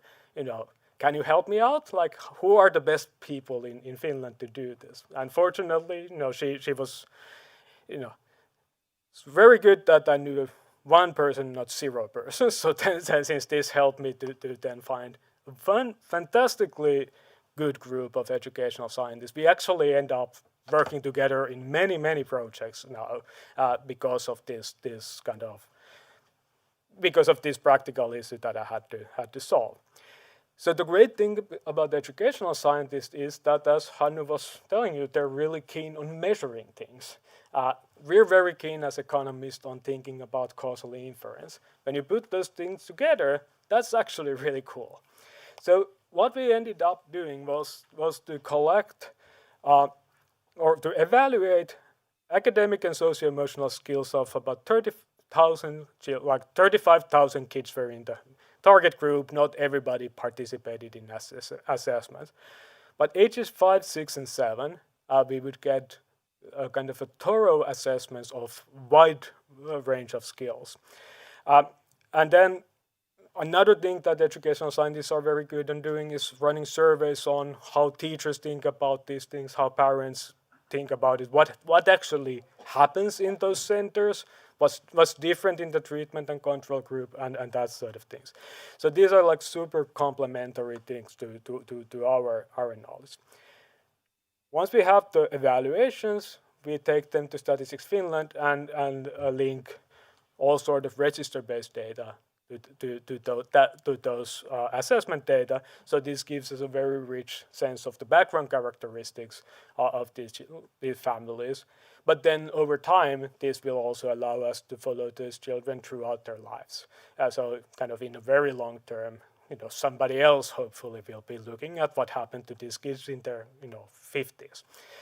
So that's all. That's again the beauty of doing this in a Nordic country, is that you have this resource, even though it wasn't enough for pulling this thing off. It's now like complementing that with your own data just creates fantastically good data. So how did we manage to do this? So measuring skills of a 5-year-old is a bit hard since they don't know how to read. So what happened was that each child would sit down with their teacher for about half an hour, and teacher and an iPad, and the teacher would read from the iPad, and the kid could kind of just point to the right direction or not. So some of you, I'm seeing that some of you recognize that this is Rami Isadia, the lead author of this paper, who was a PhD student at the beginning, and he became the kind of de facto operational manager, working as a senior researcher now at VATT, to kind of get this thing done. I mean, it's 148 municipalities, 1,000 daycare centers, and then there's 1,000 elementary schools as well. You have to be in contact with all of them, and you have to tell them that, you guys need to do these assessments. So we're gonna send you, do you have iPads? Do you have headphones? All these sort of things need to be done. There was a call center where they could call and, ask like, we can't log in, and all that sort of things that logistics needed to be done. Important part of it was also to create these videos on how to do the implementation. So here's Ramin and Ramin's daughter, who are the stars of this. So this also kind of gives you a sense of what the shoestring operation this is, that we had to, use child labor, unpaid, kind of from the research teams' kind of homes. But it actually worked out very nicely. But one thing when we think about how costly this was, that's part of our cost-benefit analysis notes that there was 35,000 hours of teachers' times used for these assessments at age 5 and 6. At age 7, there was only 3,000 hours of teachers' time, because now the kids they still couldn't read at the start of the first grade, but they were at the level where they can put on headphones, and the whole class can do the assessment on their own. So what did this assessment look like? So this is from the 5-year-old. So this would be a question format. What it says to the teacher, say to the child, this picture has 4 dogs and 3 cats. How many animals are there in total? And then the kid will answer, and the teacher would write the answer there. This would say, the teacher would say to the kid, show me the pillar, and then the kid would point in the iPad. So that's for the academic part. But the more important part was the socio-emotional part. That was what preschool is supposed to focus on. And even with the assistance of a teacher, a 5-year-old can't really assess her socio-emotional skills. So what we asked the teachers to assess those. So there's kind of a standard kind of instruments for kind of standard surveys asking, like, I think something like 62 questions. We asked the teachers to assess the kids.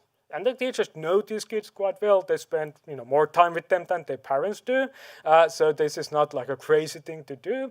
But of course it does contain, it is important when we interpret the results to remember that what we call socio-emotional skills is how the teacher sees this child.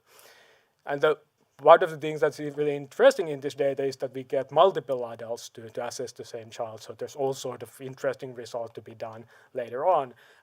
But let me just show you here. We did pretty good job in terms of response rates. So we are around about 90% of children we get assessments for. So it's not 100%, but this is much better than if you think of a normal survey design. You rarely see response rates like this. And this is, of course, because schools and daycare centers are the perfect place to do all sort of surveys and assessments, because the kids are there. So you just use one class to do it. Okay.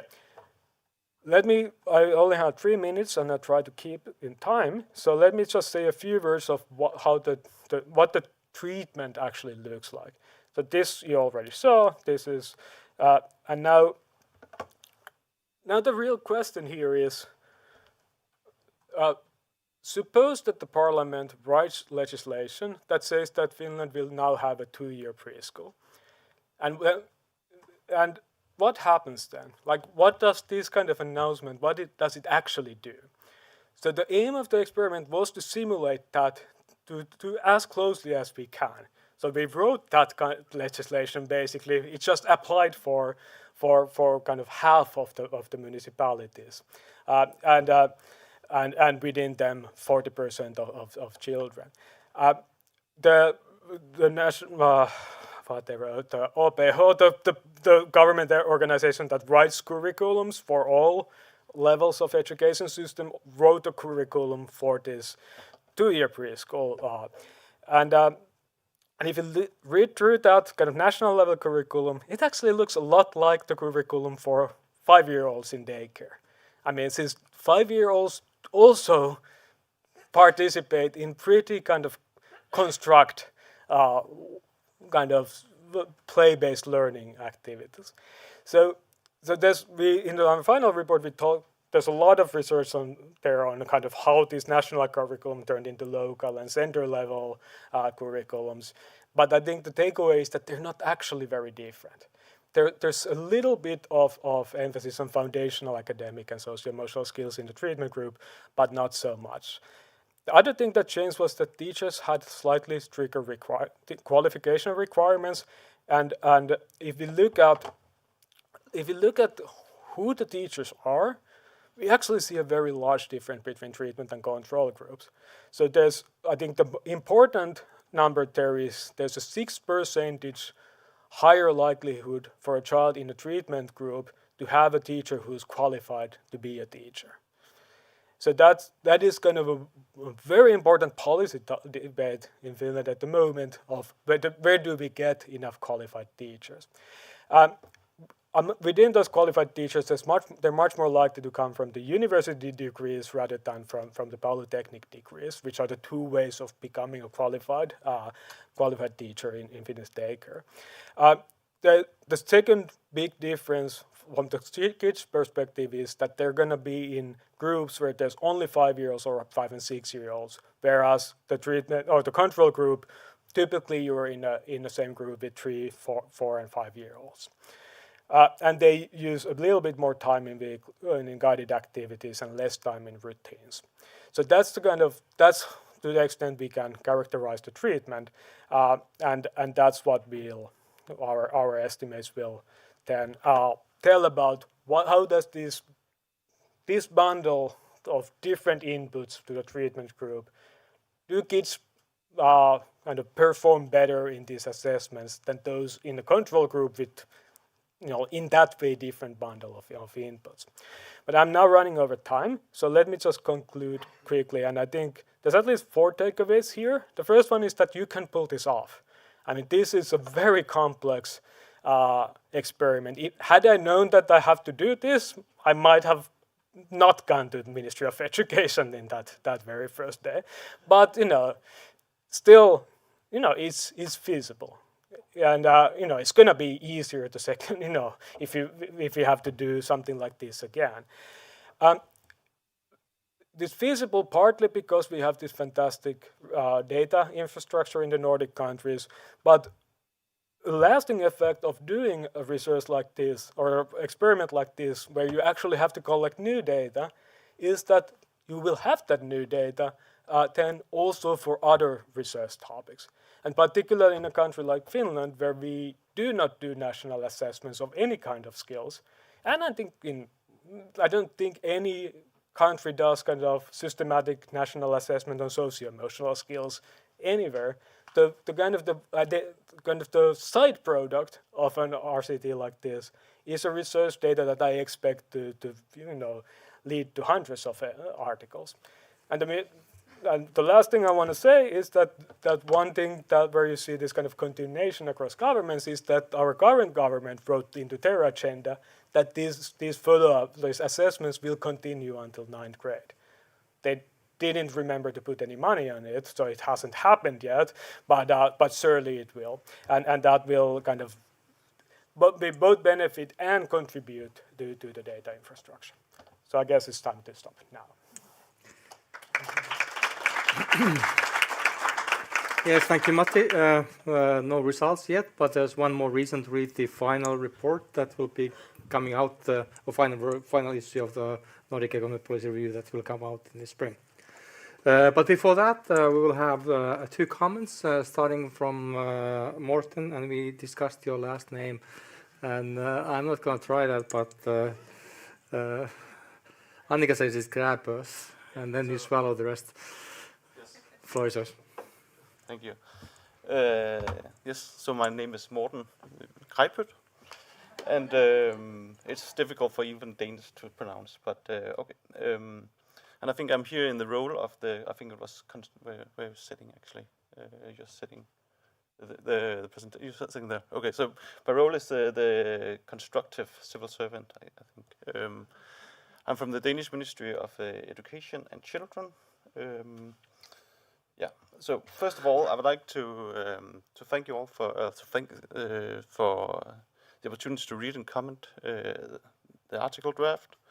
I think it's a really interesting project, and I think it's a paper and with the results that could inspire even beyond Finland. So I will say some words about that later.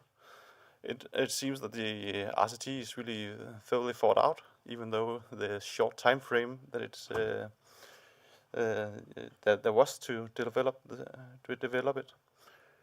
And then I'm really impressed by the support that seems to have been on the project, and that's also something that I will try to say something about a bit later. So yeah, so I have 2 kind of comments. The first one is that I'm sure that the you have to change the slides for us too. oh sure, oh sorry, yeah, that doesn't help anything. It's the big one, right? Yes. I'll keep this in. The next one. One more time. Yes, so the big one. Okay. So I have 2 kinds of comments. First, I'm sure that the paper is relevant for Danish readers, and therefore I would like to be able to compare the changes that is in the Finnish system to the Danish system, and I guess a Norwegian and a Swedish reader would think the same thing. And so then the second I'm going to talk about is some thoughts of RCT design, and it's mainly based on recent experiment that is being conducted in Denmark right now on school meals. Yes, okay. So comparing the systems. So this is a simplified version of the Danish system, where you have the children from roughly age 1 start daycare, what I've translated to daycare. Then at age 3, they go to kindergarten, and then kindergarten class starts at age 6, and then it's a 1 year, and then you start in grade 1. So in Denmark, school starts in when the child turns 8, and my point here is that first of all, the big debate in Denmark about daycare and kindergarten is the quality of the institutions. There's we have done some reports that quite unfortunately shown that the quality of these the daycares and kindergartens are not at a very low level and unsatisfactory. But there's another big discussion in the Danish school system or the preschool system that is more related to the paper here, and that's what I've tried to show in the second column. That's called før SFO, and før SFO is something that I could try to translate to English by after school care. So it's actually there's an after school care program that is when you go to kindergarten. There's an after school program, and then in some municipalities, children actually enroll in school in the spring instead of August and start participating in this after school care. And that's not uncontroversial in Denmark. So people who are pro this, they talk about that it gets a more smooth transition to school. So they start in school, and this is happening within the school. And then the cons is that it's cheaper for municipalities because the children there are fewer adults per children in these. And I think so. So my thought is that maybe some of the results from this preschool experiment could be relevant in this Danish debate. Okay. Comparing Denmark to Finland, school systems, the first thing coming from the Danish Ministry of Education is that is PISA test, and Finland is historically done really, really well on PISA test. Then I tried to look into coverage of kindergarten and daycare, and it seems that even though Denmark has a bit higher, that especially in what I would call kindergarten age, the take-up is roughly the same. So the country seems pretty comparable. In Denmark, there's also a lot of local autonomy in adaptation of national curriculum, especially in kindergartens. And then I've noted that with a question mark, no standardized testing in Finland. I've gotten confirmed today. And then one thing that I seem to remember is that when we talk about Finland doing well on PISA test, is that it comes out that the teachers' educational level in Finland is high, compared to Denmark at least. Okay. So this is my luckily your bar charts look a lot like mine. So this is what I had in mind when I was reading the paper, and then I drafted this. But the thing is that it's difficult for me to try to understand this. The preschool, what is it? Is it more comparable to the Danish kindergarten class, which is set at schools, and or is it more comparable to the last year of kindergarten in Denmark? And then the next thing in this is that you discussed it, but it is difficult to get your hand on what is actually changing here. What is the policy? What is so you said within a Finnish setting is what is the effect of passing this bill, but translating that to a Danish context is difficult because you need to know actually what is it comparable to. Okay, so. And then there's also this change in staff education level that also, so you also could worry about general equilibrium effects of this, and what is actually, because if it is what is precisely going on and what's driving the effects could also change what policy you actually should be doing after this experiment. Yes. And then, okay, one question to this also is, I'm not sure if you collect data on how this is implemented. So there's a lot of degrees of freedom, but it's unclear to me how it's, if you collect any data on that. Okay, so thoughts on the RCT design. We have several other talkers have talked about this, but I have this, so an RCT could either try to answer the question, why preschool? Why should we do this? Why should we spend money on this? And how to implement. What is the best way to do preschool? And it makes sense from a government perspective of education, of Ministry of Education, to look at why preschool in the first case. But the next logical question is, how should we implement? So that it would. So the municipality of Helsinki, who talked earlier, would quickly say, so who implemented it best, and which municipality should we copy on this? And I'm not sure. Yeah, so as I said before, I'm not sure that you collect data on these differences in implementation. Okay, so this one, let's see if I can. So selection of outcomes. You spent some time on discussing how you have collaborated with researchers in education on how to get the right results. But I also think that it's relevant to think about that policymakers might not agree what the goal of a policy is.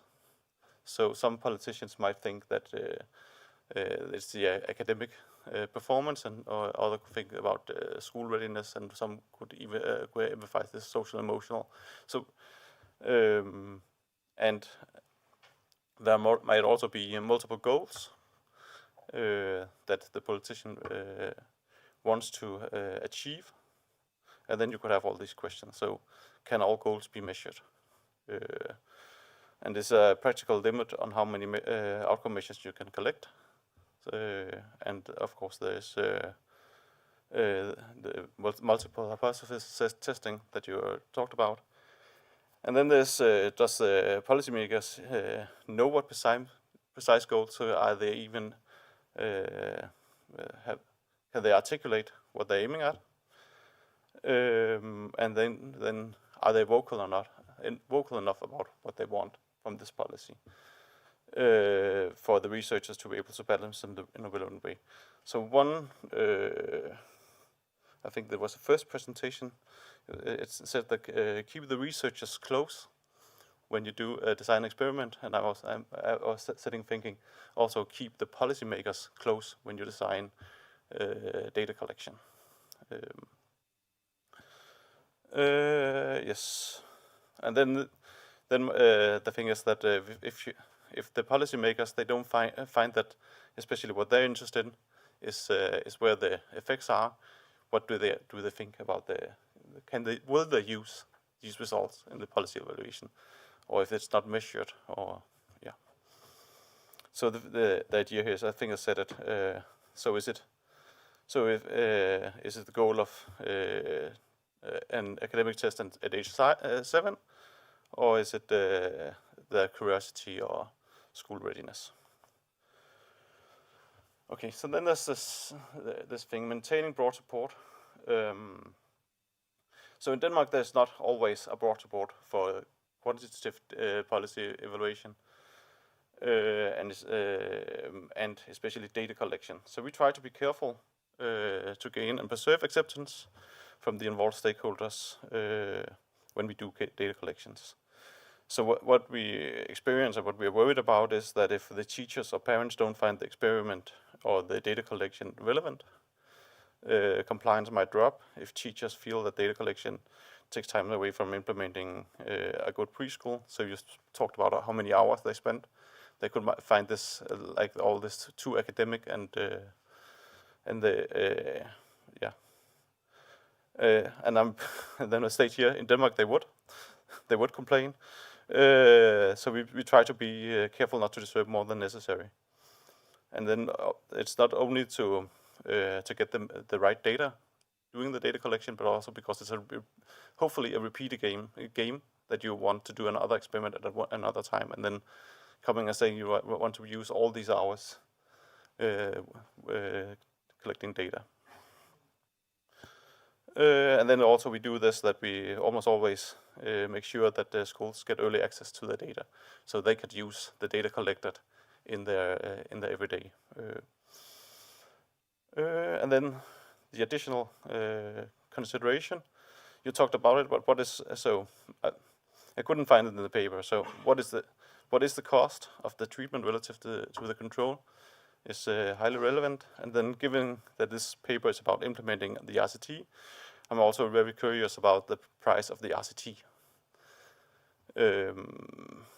So everybody here agrees that the RCT is the best way of evaluating policy, but one could consider is it cost effective, and one should consider cost effectiveness in this. And then the details about children in home care are it's hard to follow. So it's and then some thoughts about keeping them out, yes, looking into robustness or subgroup analysis on those. And then the last big question: do you anticipate a willingness in the Finnish public to engage in even more far-reaching experiments? That's my comments.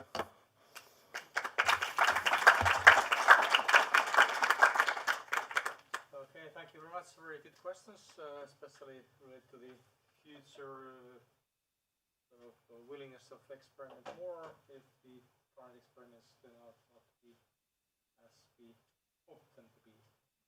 But we also have another comment. Ingeborg Solli from the University of Stine has promised to come to this, and so sorry, sir.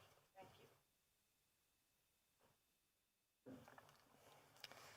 I left my written notes at the hotel in Helsinki, so I'll manage.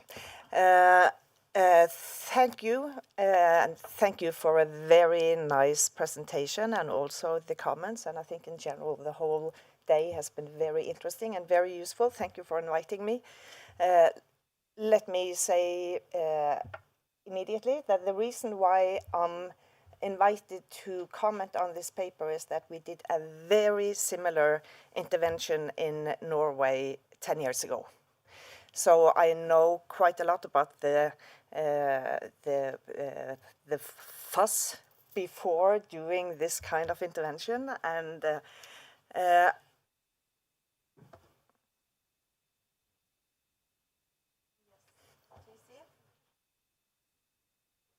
yeah, there I see it. My overall comment and impression of this paper and the presentation is bravo. I'm so impressed by the work you did. The experiment is so well designed, it's so well executed, and I know you had lots and lots of work managing to do this. The first experiment we did that was similar to this had 700 children. At that time, we considered that a large-scale experiment. You had 30,000 children in your experiment. This has been a major job, and as far as I can see, it has been done very thoroughly and thoughtfully. Also, the paper, so your presentation now, you don't want to reveal the results. And also in your paper, it's not really a research paper, it's more like a report for policymakers and researchers who would like to do an RCT. And I really like the way I enjoyed reading your paper so much. I really like the way you lay out all the choices you need to make and how you also elaborate on the pros and cons of different, with different alternatives. And you argue why you make the choices you do. And sometimes also you say, hindsight, we did the wrong choice. That is not how we should have done it. I think this paper will be extremely useful for policymakers and researchers going forward. And of course, I'm extremely curious about the results and will follow you close now. So it's quite soon coming up, I understand. And also, I would like to address a bravo to the Finnish government.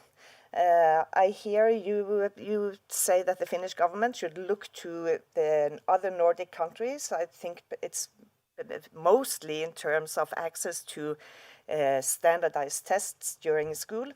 Well, I think the Nordic countries should look to Finland and say bravo. The culture, and you do talk quite some about this in your paper as well, and you mentioned it in your presentation. The culture of experimentation, how willing the Finnish government is to conduct experiments before a full-scale rolling out a new reform to the full population, I think is very, very impressive. So a bravo to and also you even have an RCT unit in the Prime Minister's office. Wow! I think it's good. We do actually now have a big scale RCT coming up, and we will hear about that later. It's a tax reform, which has triggered a huge public debate in Norway. So perhaps we're getting closer to Finland in terms of this. I've given my bravos. And I was asked also to come up with suggestions for improvement and to say something about the Norwegian experience. Having my bravos in mind, it's not really easy to come up with suggestions for improvements on your paper, but I've really now been squeezing the juice out of this, and I do actually have some comments. Yeah, so this is the headline. It's bravo. A couple of thoughts on threats to internal validity. So this sounds very nitty-gritty, but the thing is, the magic with RCTs is really the internal validity. It's that the sample is balanced and that the randomization is successful. And I do think that you address this very well in your paper, and I'm sure you do it even more in the research paper. I haven't read that yet. But at least in the paper I read now, there are some issues you do not address at all. And I think they deserve to be addressed. One thing is that you say, because you do give quite some freedom to local authorities to implement the reform. I think that is important, and I think there is a fine balance, an important balance here, because if local authorities are not giving some ownership to the intervention, you will not really manage to do this very successfully. But that also creates quite some variation, a regional variation, or perhaps even within municipalities. And what you say is that municipalities relocated the most qualified teachers to treated centers. This is not good, no. Because it's not only about giving treated centers better teachers, it's also about taking the good teachers out of the control centers. So you have a treatment effect on the control group. It is what it is, but I think it's important to address, and also maybe an important lesson for other researchers and policymakers in terms of how much ownership should the local authorities have when implementing such a reform. And the second point, you already mentioned this, so you had 2 cohorts. You do see that the second cohort, it's somewhat biased, possibly because parents select into the treated centers. But you also see that because you do lose some centers from the first to the second cohort, which is fine, but it seems to be not very balanced. You're losing more of the control centers, and that could actually be related to the fact that they lost the very good teachers, and they end up dropping out. I don't believe this is a big issue, but I think it deserves to be addressed. And the last point, which I'm not sure is like an internal validity, but at least it's a point. The testers, and that's the teachers, they are not blind to treatment. I know you developed a huge test battery, and you developed the infrastructure to conduct this testing of 30,000 children. It's incredible. But especially for the social-emotional tests, like you said, so it's really how the teacher sees the child. And the teacher knows that this child is in a treated center. And that is something that also could have an impact on how teachers respond to these questionnaires. And then the treatment, and you also mentioned that here. It's a bundled treatment, and I think it's hard to avoid that. There are lots of things going on. These are real human beings, and it's in society.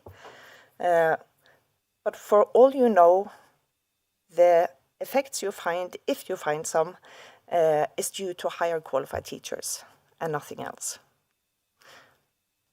It is what it is. But to the extent that it's possible to dig into this, would of course be very important to understand your treatment effects. As I said, we did a very similar RCT in Norway 10 years ago. And since you are so secretive with your results, I would like to show you our results. It's like in what we say in Norway, you keep your cards very close to your chest. I won't tell us, I'll tell you. It's a or actually it's 2 RCTs. They're very similar, so similar I don't even need to tell you what they're about. It's introducing a structured curriculum with play-based activities, with the clear intention of stimulating numeracy, literacy, vocabulary. I think even the test battery is very similar to the one you use.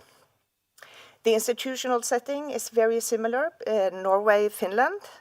We're talking about like adding another year, 1 year earlier, with the preschool as the current situation.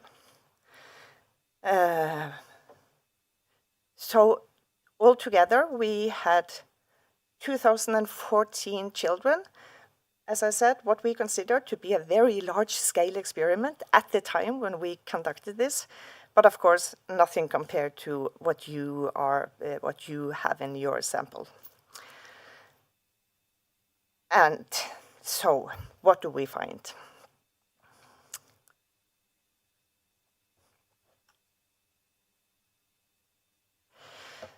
So we even have the same test waves as you do. So we have a baseline, we have a post-intervention, and we had a follow-up in 1 year later.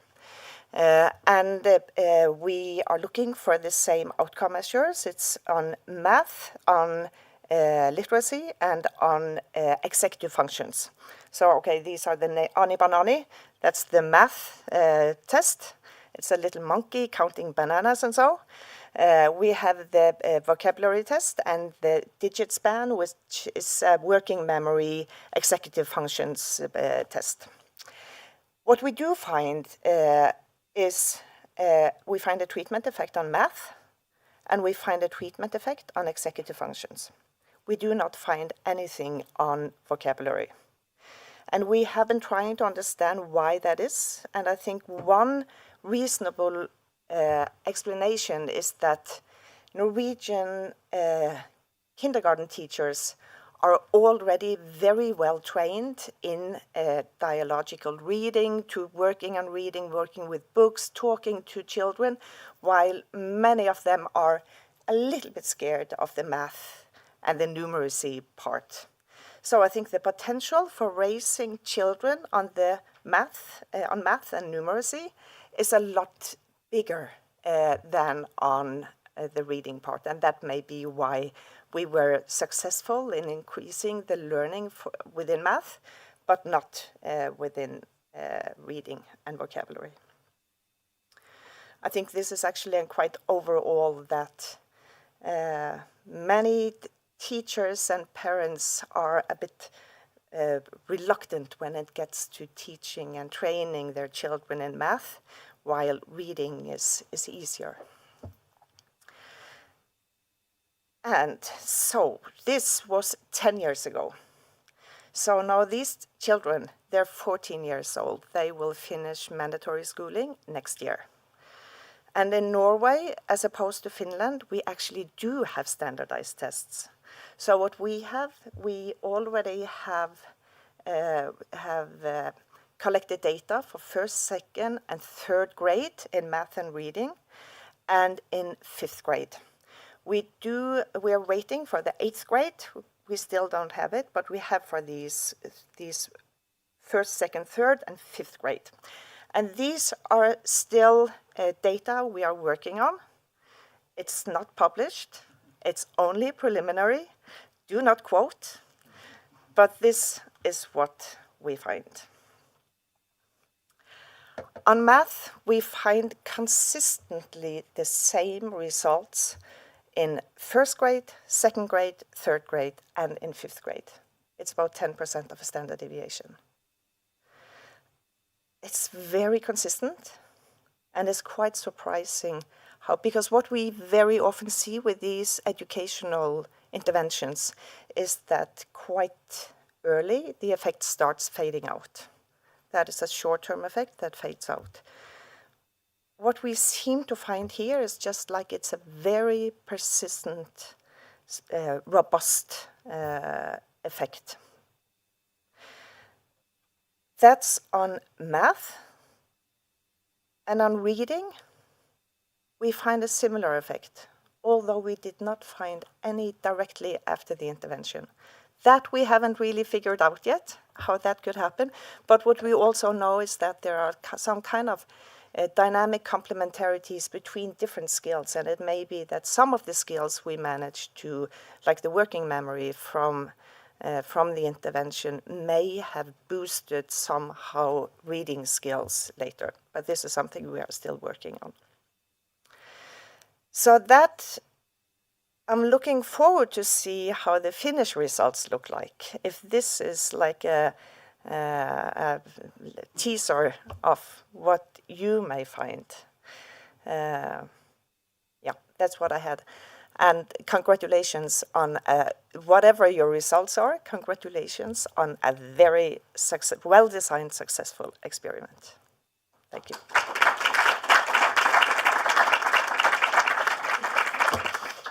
Thank you very much.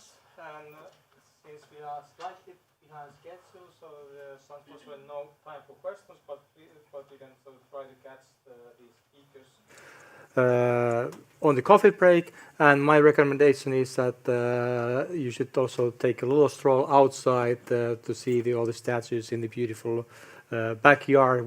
And the easiest way of getting there is to go to the second floor and then go outside from the door that was beside the restaurant. And we'll try to get back here at in 20 minutes. Thank you.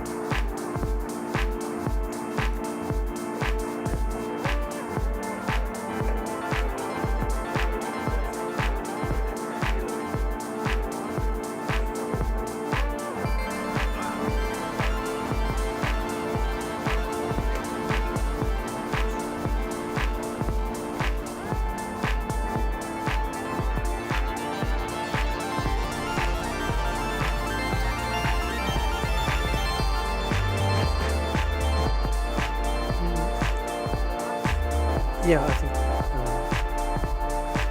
I think we are ready. I think we are ready to. Oops. We are.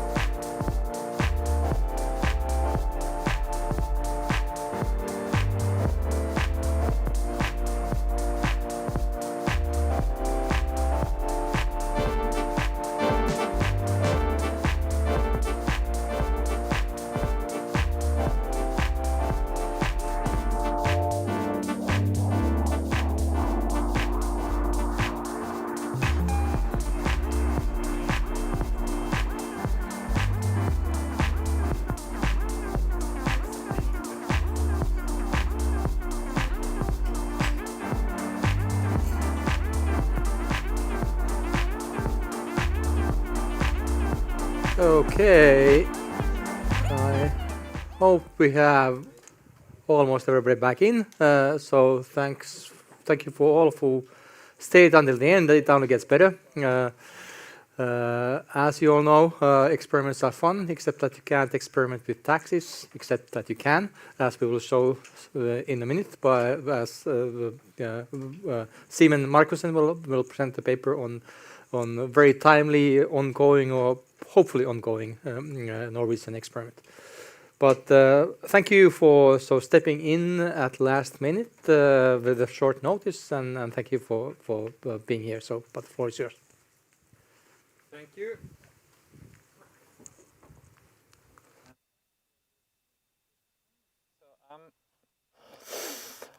I'm going to present a paper which is not yet very well written. I apologize to my discussants that they have got a mess of a document, but it is what it is. Everything is sort of work in progress.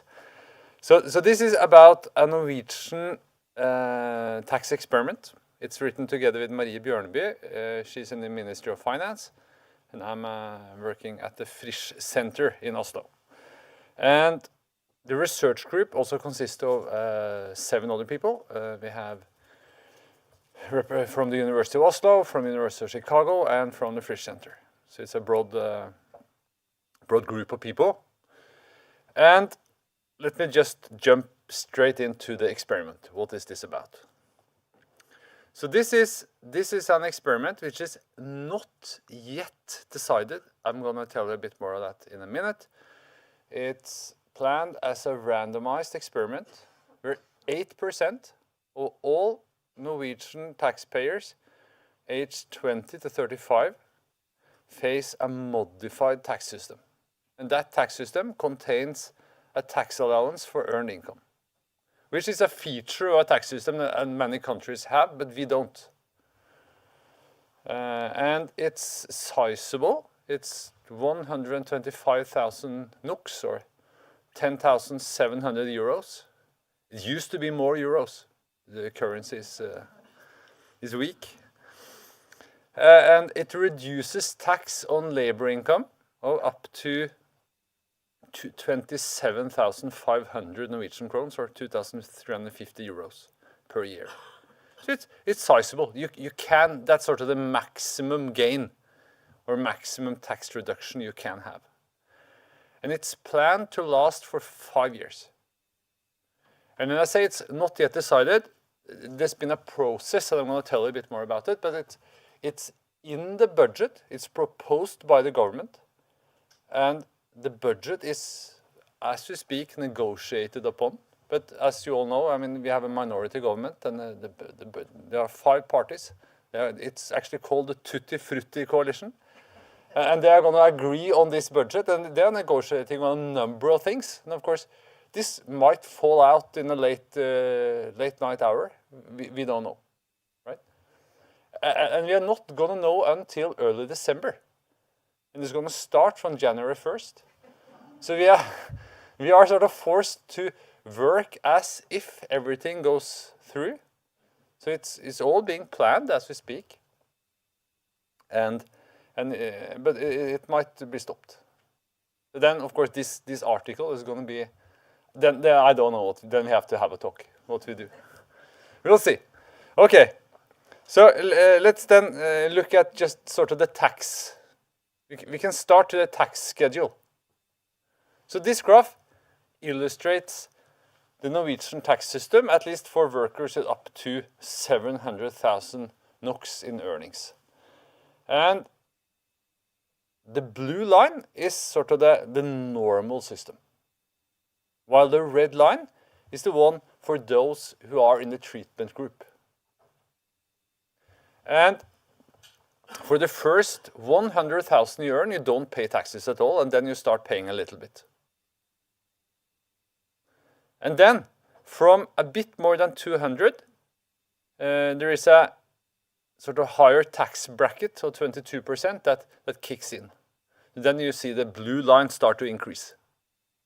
But if you then have this tax allowance for earned income, you see that you will sort of continue at this lower marginal rate for another 125,000.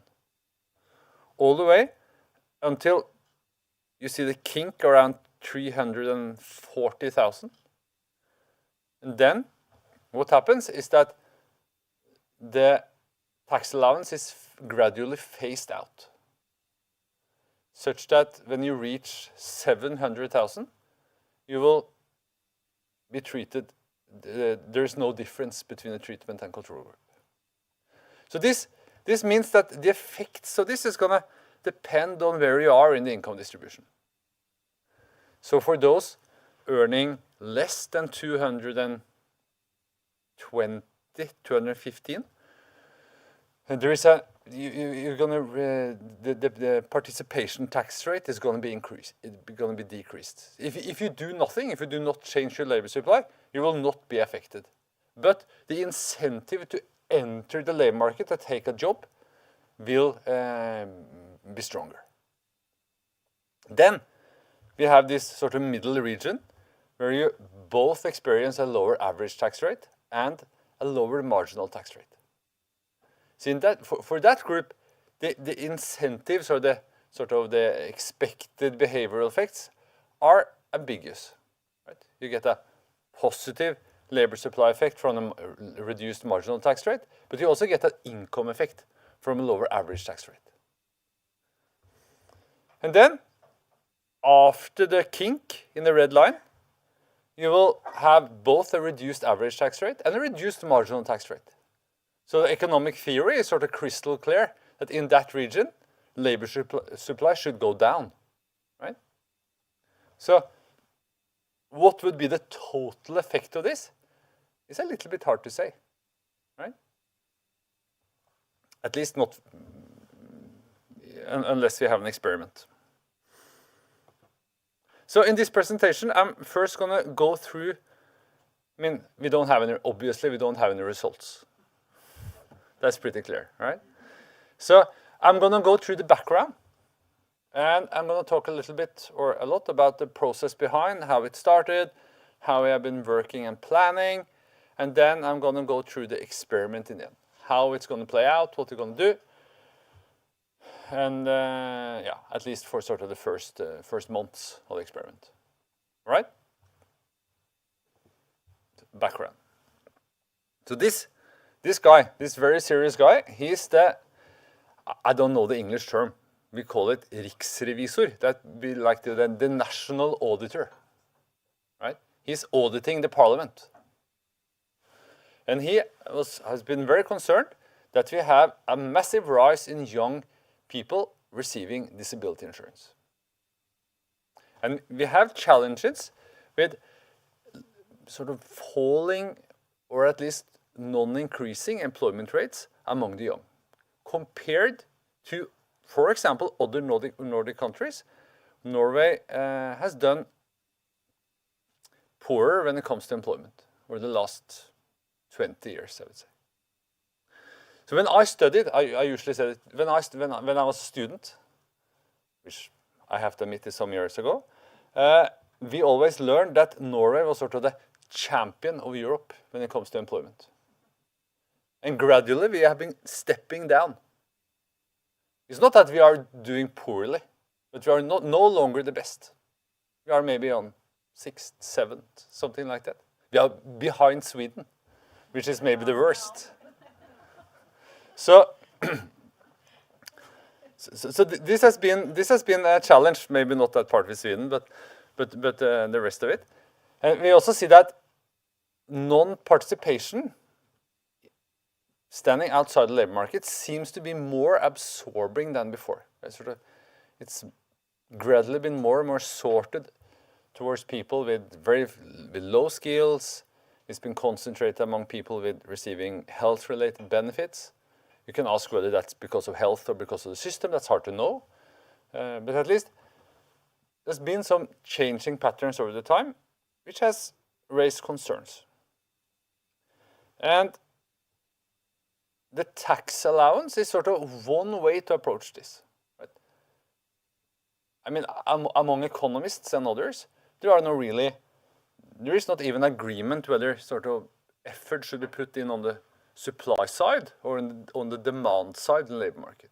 We don't know. But this is going to sort of address that question in the sense that we are doing something very clearly on the supply side, trying to affect labor supply using the tax system. And the tax allowance for earned income is a feature that is included in many countries' tax systems, but that we do not have. And it has been proposed in several rounds. It was proposed by a conservative government led by Erna Solberg in 2021.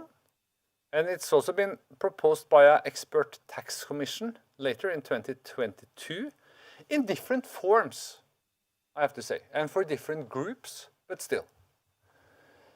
And it has also been discussed by other public commissions, but not been suggested. So we had, at that time, a couple of years ago, 2 commissions. One of them concluded that this was a good idea. The other that it was not a good idea, in the sense that it was not cost efficient. We wanted to recommend more targeted policies. And also the knowledge regarding behavioral responses is quite diverging, I would say. We have been hearing about the Finnish basic income experiment, for example, which basically finds no effects. At least that's how I read it. But we also have other studies finding that people are quite responsive to incentives. It's not that easy to know. And it's also, over the last years, we have seen a lot of new evidence on behavioral responses from tax changes, which maybe takes income effects more seriously than we've been used to doing, and which also concludes that behavioral responses might be much stronger than we thought. That's not necessarily a good thing when it comes to tax allowance for earned income, because here, when we have a phase out like we have here, you will have income and substitution effects going the same way and not opposite ways, which is often the case, such that the consequence might be that the reductions in labor supply in the phase-out period is stronger than we hope for, I would say. Yeah. So we'll see. That makes it more important to test it. Okay, so how did this start? So I told you about a couple of political commissions, and it's also post-COVID. There was also a lot of evaluation work that's been going on, concluding that we need more experiments in the public sector. And Erik here, which is from the Ministry of Finance, has been sort of key to that process, has been working on sort of pushing, at least that's my interpretation, the use of randomized trials in the Norwegian public sector, in many places. And this very specific experiment was first mentioned in the budget for 2024. But it was just a few sentences, and I'm not sure that a lot of people actually read it and noticed. But it was sort of mentioned in the sense that it was given the Ministry of Finance said that they want to do this. So they have, by putting this in the budget, they have some leeway to do some work on it, I guess. And what they did was to after a while, contract with a group of researchers, and we started on probably I did a lot of work before that, but I don't have the full overview. And then we started on a pre-study. And the first thing we did was to obtain some kind of quantitative predictions. So I mean, a tax allowance like this is not a, it's not a given object. You don't know it. You know the principles. It's going to be a part of the tax system which gives you an allowance for earned income and not for benefits. But how big should it be? When should it start? How should it be phased out? How fast should it be phased out? There's a lot of questions, right? That you have to look into. So we started by trying to obtain some quantitative predictions. What kind of responses could we actually expect? And how could we use data to learn about this? And that was sort of the first part. And the second part was to analyze to do power analysis, to try to look into different research designs and see, well, how much precision would we get from different designs? And in the end, provide some recommendations. And I'm going to take you a little bit through these different steps, since I don't have the results, right? So, okay, first let's look at how we did this, the analysis of expected behavioral responses. So we did this using data. So we started out with the full population data for Norway for all people aged 20 to 35 in 2022.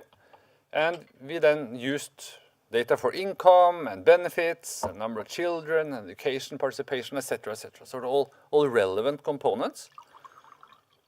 And we tried to apply the existing tax rules to estimate average and marginal tax rates in the current system. And so first we estimate the average tax rates, then we find the marginal tax rates by simply increasing income by, say, 1,000 kroner, and then do all these earnings tests on different benefits and study support, etc., that makes marginal taxes much more complicated than you sort of believe before you look into it. Because we want to then assess the effective marginal tax rates as they are, and not just what follows from the tax system, but also what follows from for example, earnings test in a social security system. And as you probably know, I guess it's the same in your countries, that for a lot of people, average or the marginal tax rates might very well be 80%, 90% for a lot of people, because they lose a lot of benefits when they start working. And then we also find the participation tax rates, and in order to do that, you simply have to do some guesswork, in the sense that we have to guess what would these persons earn if they enter the labor market. And you can do that fancy and you can do that simple, but you have to guess anyhow. And what we basically did was to do a matching exercise, so we compared them to similar people, the same age and similar education, etc. And then we gave them 80% of mean income in their peer group. So that was what we did. You can do it in a different way. And then we calculate taxes, and from that you can find the participation tax rate. And then for every sort of variety of the tax allowance, you can repeat these steps, and you can calculate the average marginal tax rate and the participation tax rate, and how it changes with different sizes of the tax allowance. And then you can apply a labor supply model on this to quantify the responses. So then we have to put up sort of a parameterized labor supply model. We have to add some elasticities for the different responses. And we can calculate basically or simulate the income effect, the substitution effect, and the participation effect. And again, this is clearly guesswork, but at least it's sort of more educated guesswork than just putting the finger up in the air.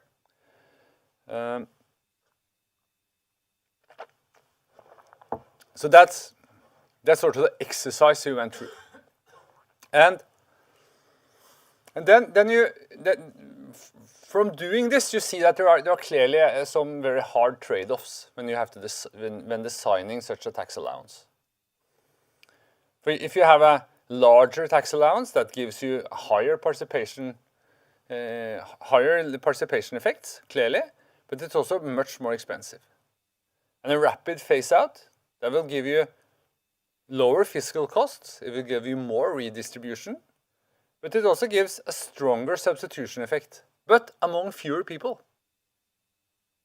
So if you have a long phase-out, it will typically be, well, then you have smaller effects on those who are affected, but there are much more people that are subject to that phase-out. So there's a trade-off between these things. And a rapid phase-out will also result in that you have an income effect among fewer people. So that all these things are sort of, I mean, they're not that easy to,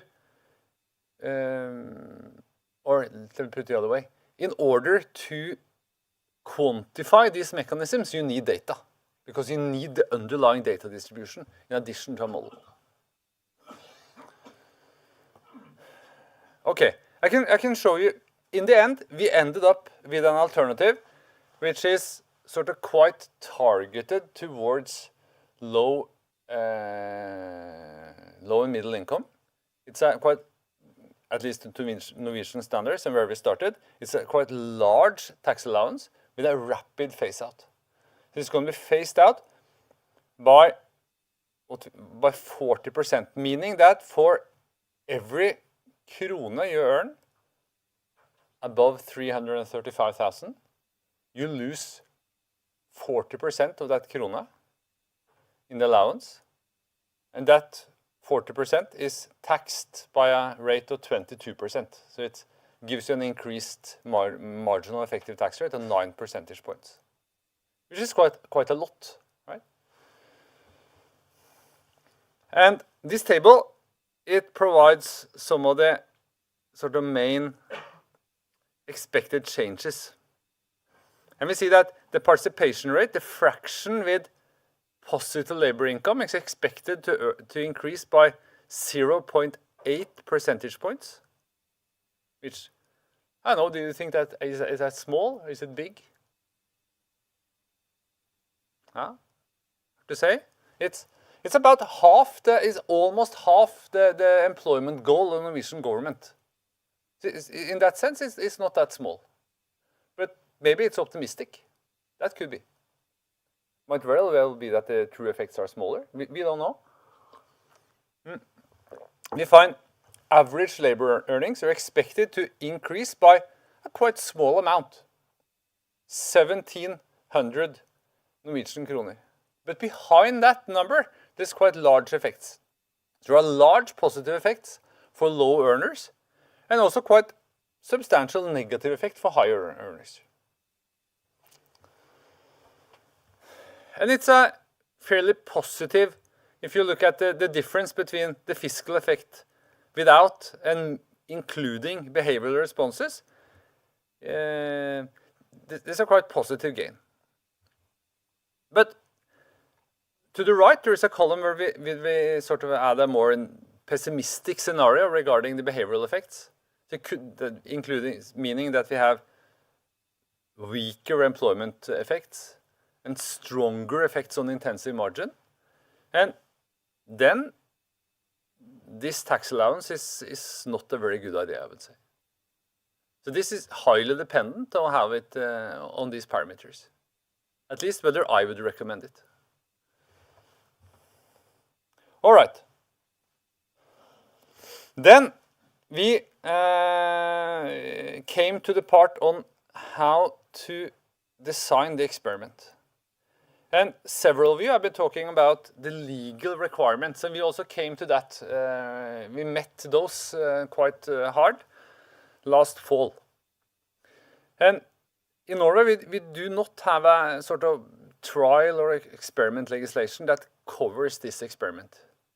Within that legislation, it's possible to do some local adaptations of treatments or services, but this was at least considered by the Minister of Finance to be too big and sort of outside the scope of the trial legislation we had. So we needed sort of an explicit legal basis for this experiment. And then, as I think you said, we met sort of the same problem, that this is in a sense unconstitutional, right? Because it simply violates the general principle of equal treatment. And in order to justify unequal treatment, you need some good arguments. So first of all, you need a reasonable justification. And that justification is the need for knowledge. So that's sort of formally how it's motivated by the ministry, that we need this knowledge, and that's why, and that's sort of the argument enabled to avoid unequal treatment. And then the second requirement is that the design need to be what we can call proportionate, or in other words, there should be no other way to achieve the same goal. So if it's possible to get this knowledge in a different way, that it's less controversial or simpler or involves less unequal treatment, then that should be chosen. Right? Which I think is sort of a reasonable requirement. So our job was then to see, is it possible to learn the same at a lower cost? And what we did then was to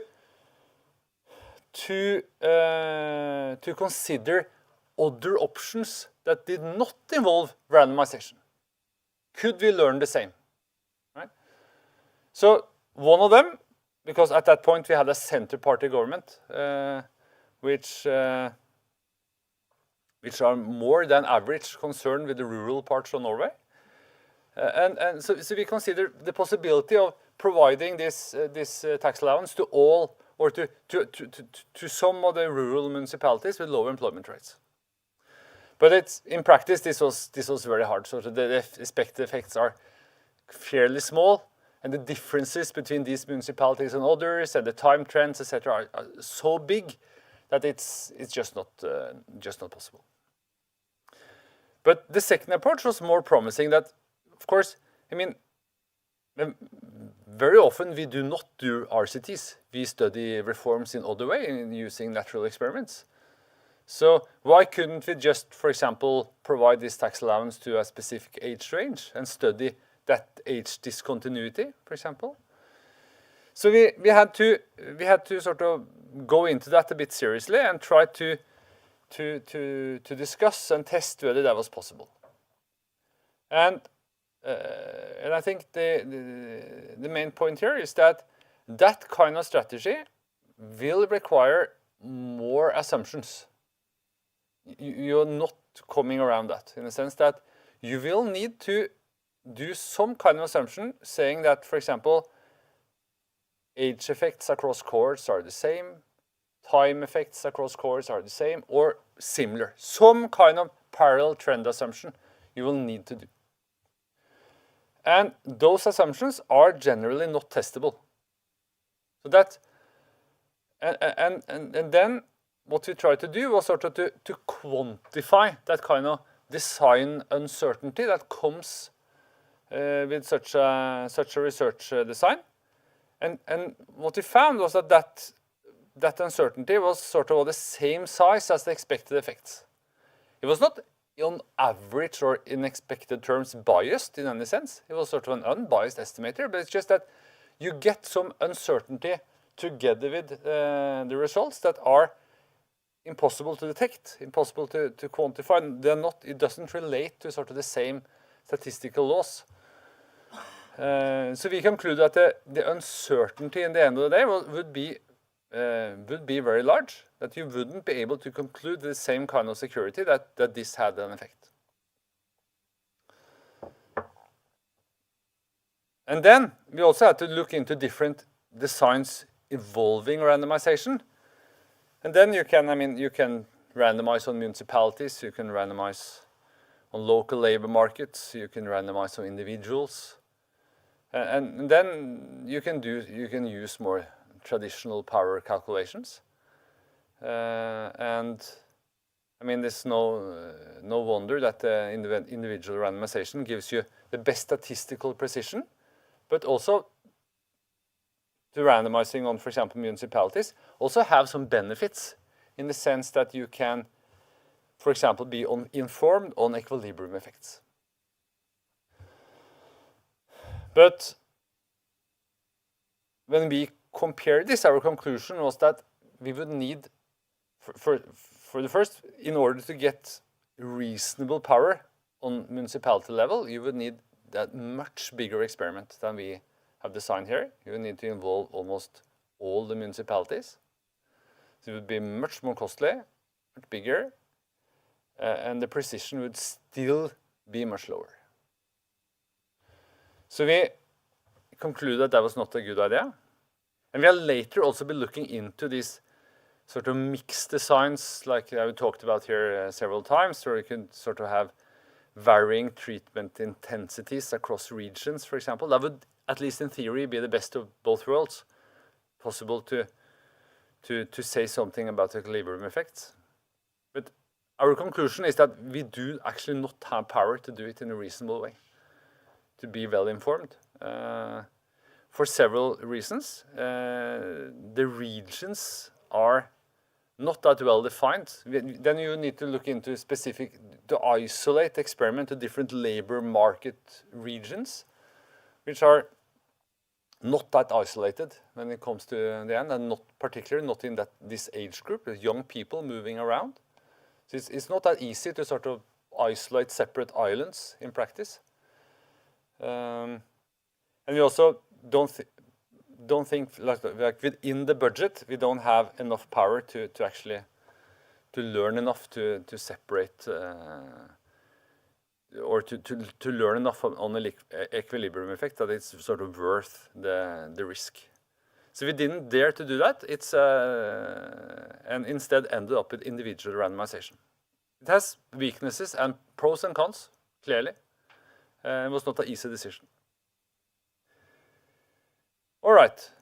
So in the end, what we suggested was to do, actually we suggested to do 2 or 3 different treatments, but it ended up being 1.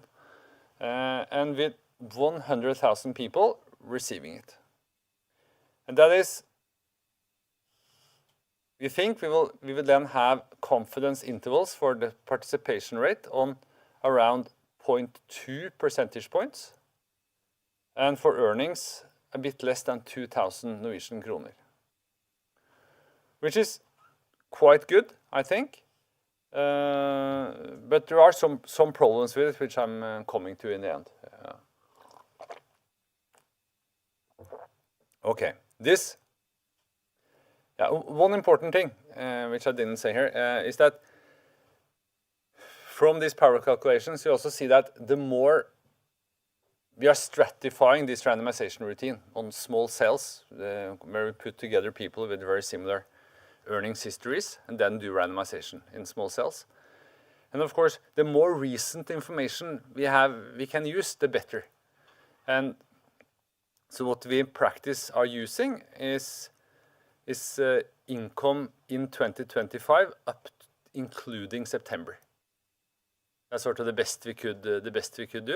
The draw was actually done yesterday. So it's all right. So after a long process, we handed this over before Christmas, and then was some internal processes in the Ministry of Finance, and we got a new finance minister, and he was visiting Trump, and it took a lot of time. But in the end, in May 2025, this proposal was actually put out on a public hearing. So the law proposal and sort of the experiment was made public on a press conference or a seminar. It became a very intense public debate on different things, both on tax allowance for earned income or sort of on the treatment, which is controversial. Some politicians are certain that it works, others are certain that it don't. It was a debate on experimenting with taxes, which is controversial, and whether that was okay. And it was a debate on the proposed experiment, whether this was a good experiment or not. There was a lot of discussions and different sort of pathways that took.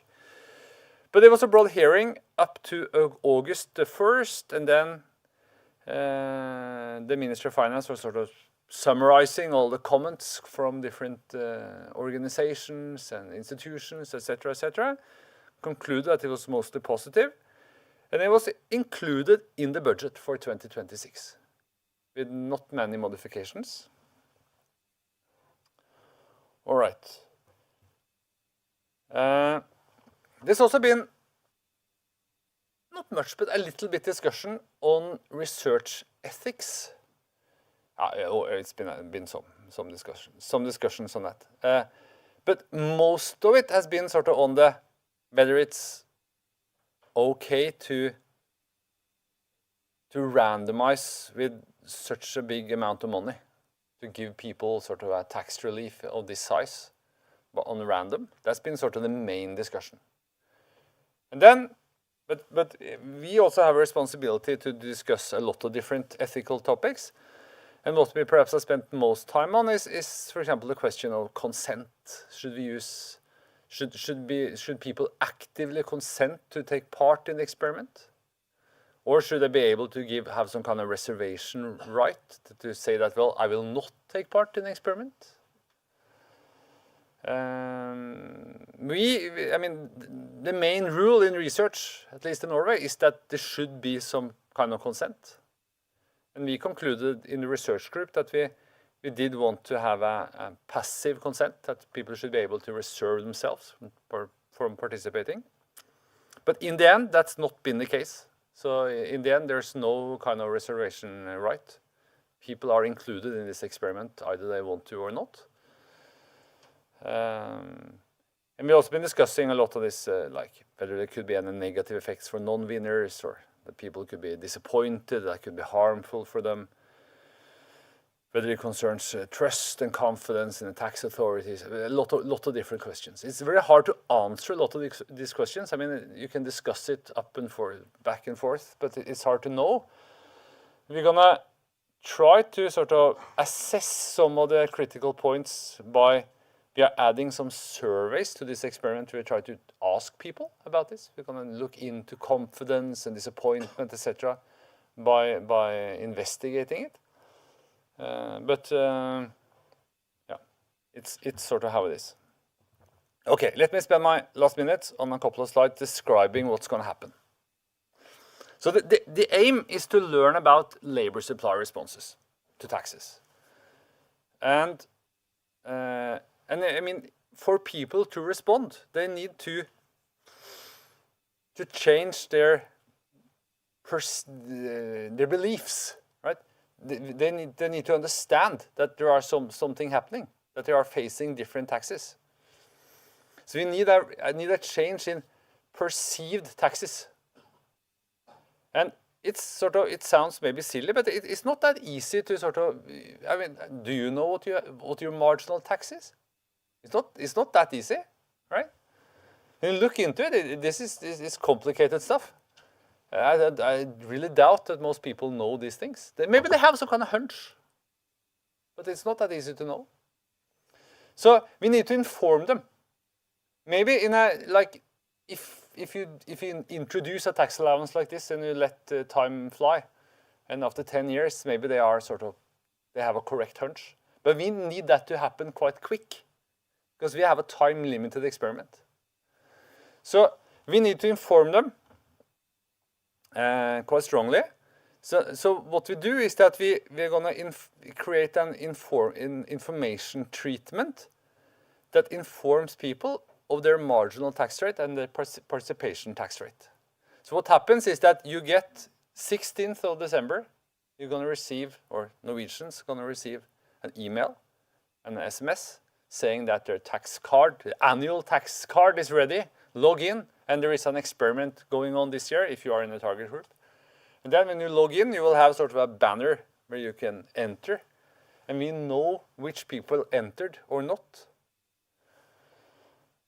And there they will be informed about whether they received this or not.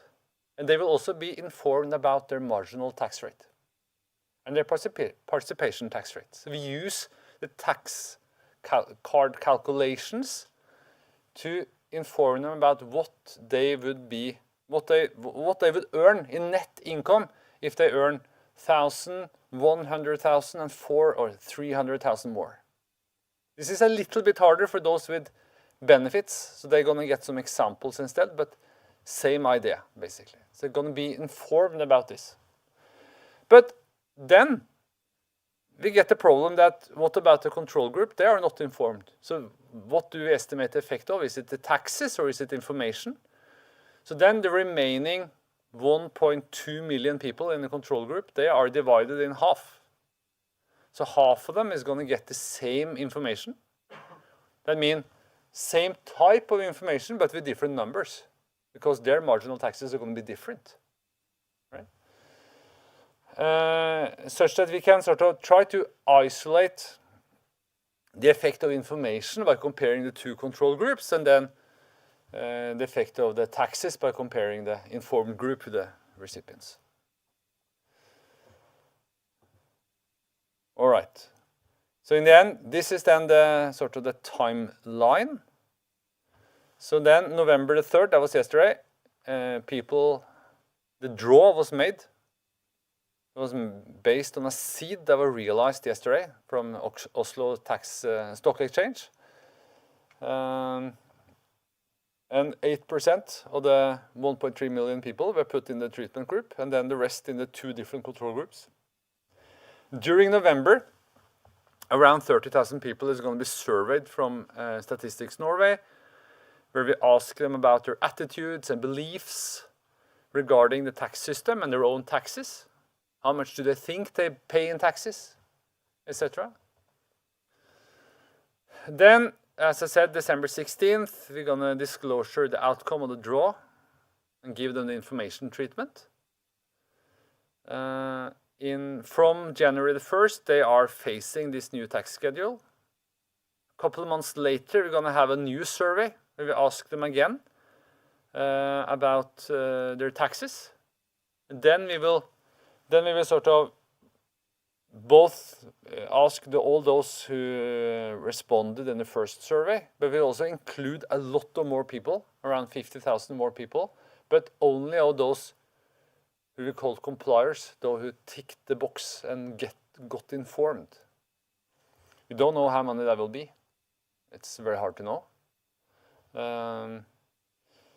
And then, before any data are available, so sometime during January, February, we're going to publish a pre-registration report on how we're going to analyze everything.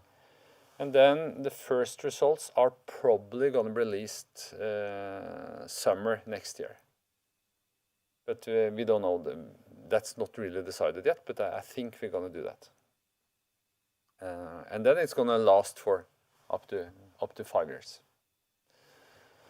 Yeah, so that's more or less the plan, at least for the first phase of it. And then we'll see. Yes, thank you for the attention.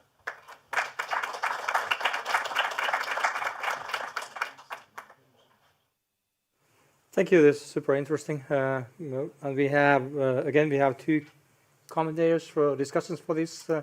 Kaisa Kotakorpi, who is from the Center of Excellence of Finnish Tax Research, if I'm correct, will be the first. For some reason that the shortcut of that is FIT, but that's another story. But Kaisa, the floor is yours. Yeah, FI for Finnish and T for taxes, okay? I mean, it's a easy to pronounce acronym, I guess. Yeah, okay. So Will I'm you stand Kaisa closer to the mic? okay, sorry. Oh, yeah. Yeah, so I'm Kaisa Kotakorpi from Tampere University and FIT. And thanks for the opportunity to discuss this paper and this experiment. I mean, this is extremely fascinating. Yeah, so okay, I mean, I don't have to talk about the pros of doing randomized experiments because that has been covered. So of course, you know, these RCTs proliferated as part of the broader credibility revolution in doing empirical research in economics. But somehow public economics has lagged behind in that development. So RCTs have been more common in other fields of economics, like development economics, education, labor. And well, I guess the main reason or a key reason has been that it has been regarded as unethical, upright, or, you know, categorically not possible to randomize tax rates across people. But okay, some people now have managed to do this, like you guys, or well, not yet, but hopefully we'll soon be able to do this. And I mean, of course, the arguments are that, okay, these potential ethical issues are a cost, but then you argue for the benefits, that, okay, these are potentially very costly policies. So you want to know what their effects are, whether they will be effective in achieving their aims. And then you also have to argue that, okay, a randomized trial is the only way or the best way to do this. And I guess, and this is what you write in your write-up so far, and you explained in your presentation how you did this. And I guess another argument that you could make is, you know, thinking about quasi-experimental designs, whether this question about ethics is really a difference in kind or if it's a difference in degree. So if you think of RD designs, for example, based on age, we always say that that comes very close to randomization. So is this really a difference in kind or is it just a difference in degree? Okay. But this is something, you know, it's a folklore that it's always said that you can't randomize tax rates full stop, and it hasn't really happened. I mean, I will give some examples of papers that come close. So, I mean, there have been some RCTs in public economics, but they have concentrated on randomizing tax enforcement parameters, not tax rates themselves, but other features of the tax system, like how likely it is to for people to, or, you know, whether people get audited or not. And I guess there the ethical issues have been regarded as being, you know, less or you know, smaller, because then the interventions should mainly affect people who have done something illegal. So then, I mean, that's kind of okay, or that's thought of being okay. Okay, hang on, I just need to take some water.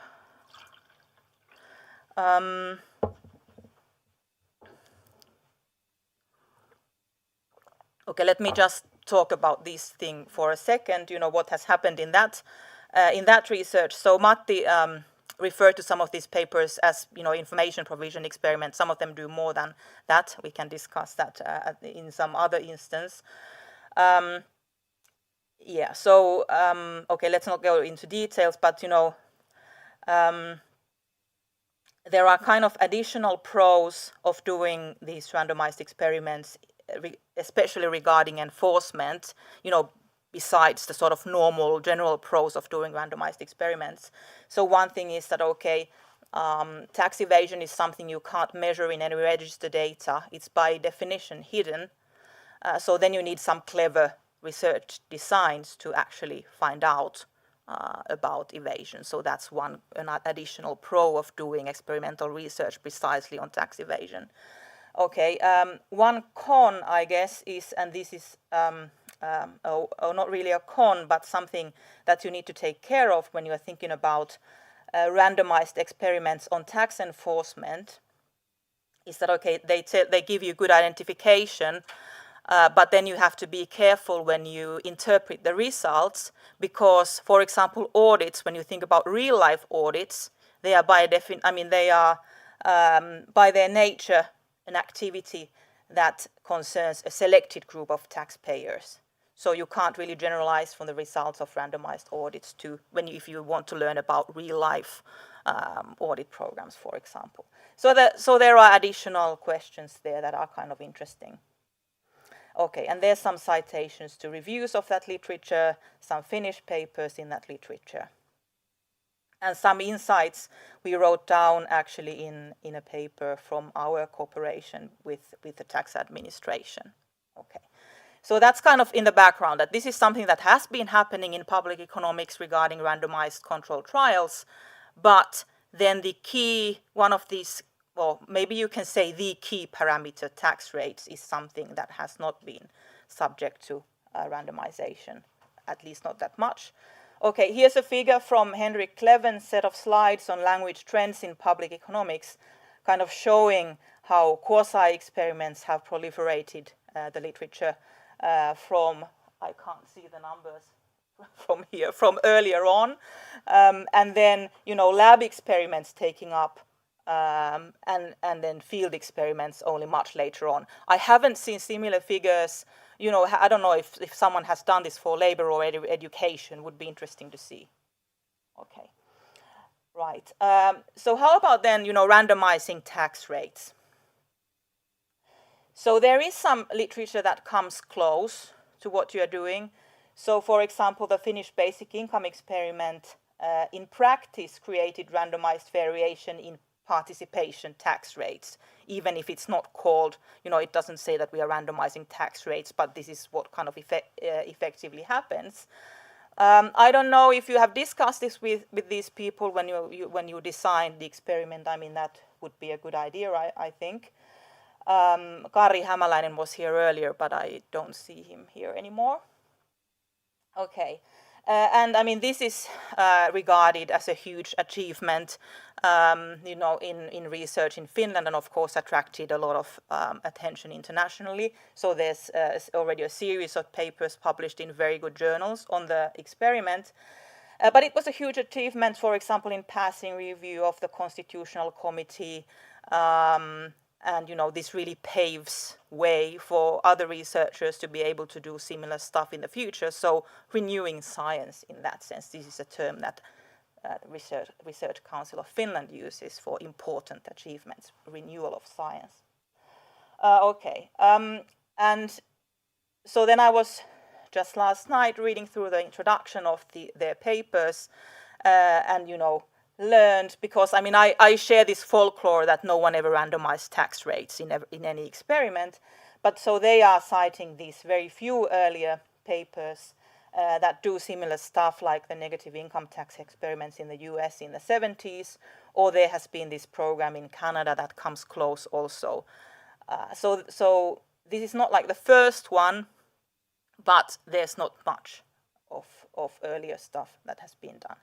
So the current paper, the Norwegian tax cut experiment, this looks like a big and important paper to me when you actually come to do this. So you are going to randomize eligibility to the earned income tax allowance. So again, creating randomized variation in both participation tax rates and the marginal tax rates. Okay, I mean, this is just a couple of random details. I mean, of course, there's a lot more to the experiment. So 8% of taxpayers in this quite wide age bracket are going to be involved. And then, crucially, you combine it with this information treatment. I mean, typically, if you think of information treatments, this is like a heavy information treatment where you actually calculate people's tax rates for them. And give them this information. It's more than, so it's highly personalized. It's much more than you would do in many kinds of information experiments. So the effect of this allowance on the effective tax rate is going to be salient to the participants if they read what you send them. Right, so what are the kind of big pros of this experiment, I think? So, okay, RCT with randomized variation in tax rates. This is exceptional. It's very large scale, I think, in comparison to many other experiments. it takes place for a relatively long time. So the Finnish basic income experiment was 1 or 2 years, I forget. 2, thanks Hanna.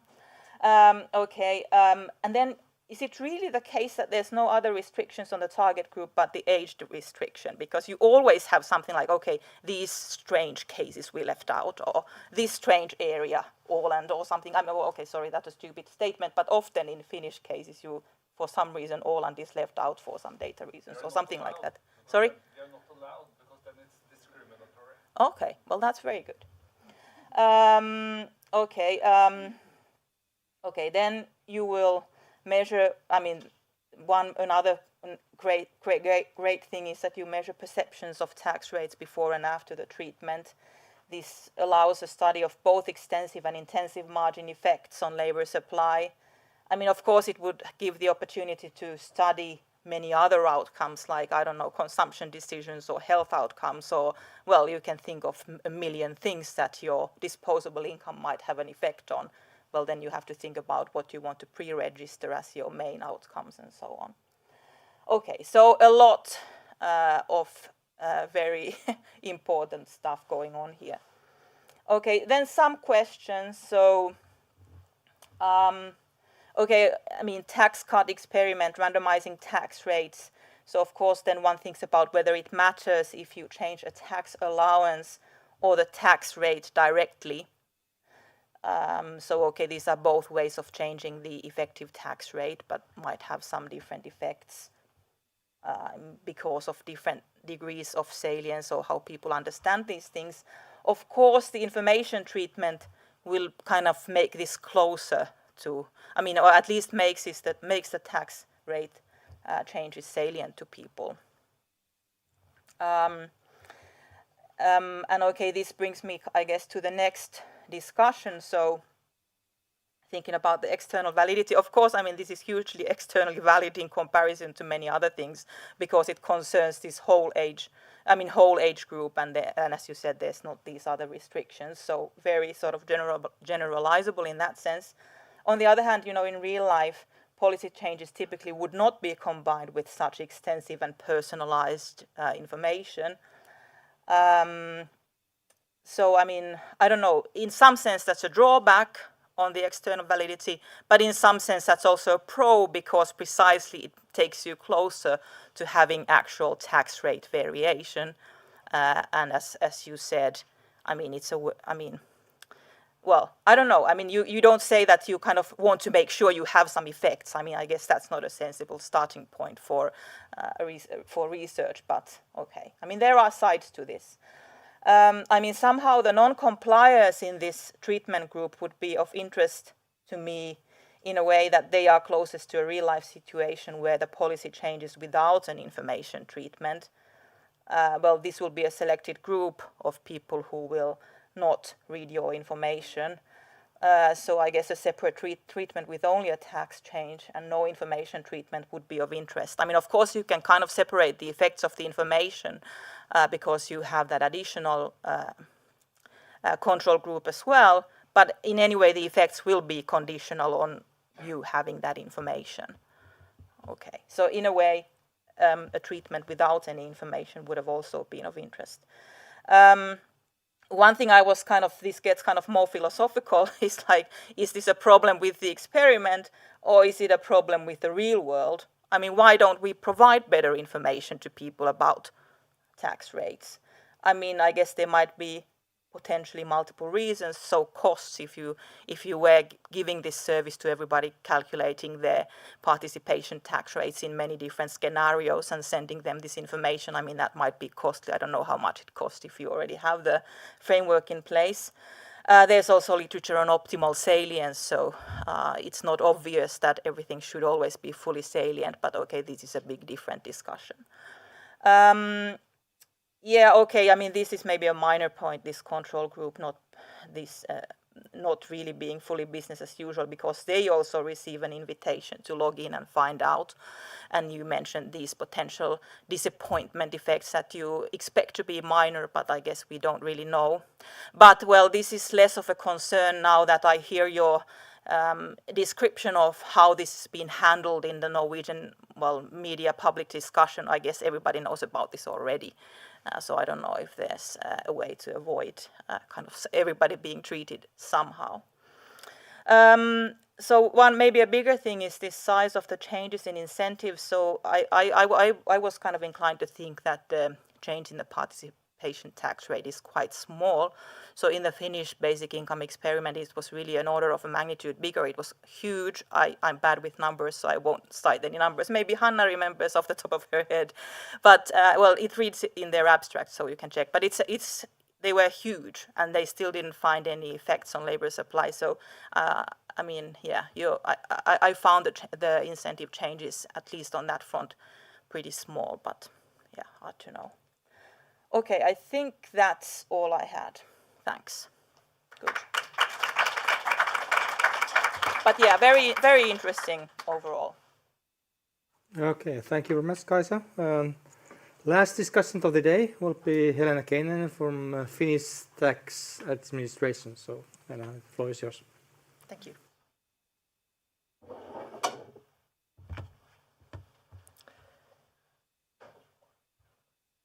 Yeah, thank you for the opportunity to be here, and thank you for the very interesting paper. And yeah, I work at the Finnish Tax Administration, but my responsibilities do not have anything to do with tax legislation or tax systems. I'm an analyst, or working as a service owner there for analysts, and we are responsible for tax gap estimations and efficiency measurements. So I was asked to comment about whether this would be possible this kind of experiment would be possible in Finland. So I'm sorry, I cannot promise you any kind of answer that it would be, but it's nice to have some kind of imaginary possibilities. What would be the possibilities in Finland, and what would be the difficulties? And I present here some comments of our chief analyst, Janna Tuimela, and Olavi Tuomi, who is our leading tax specialist. And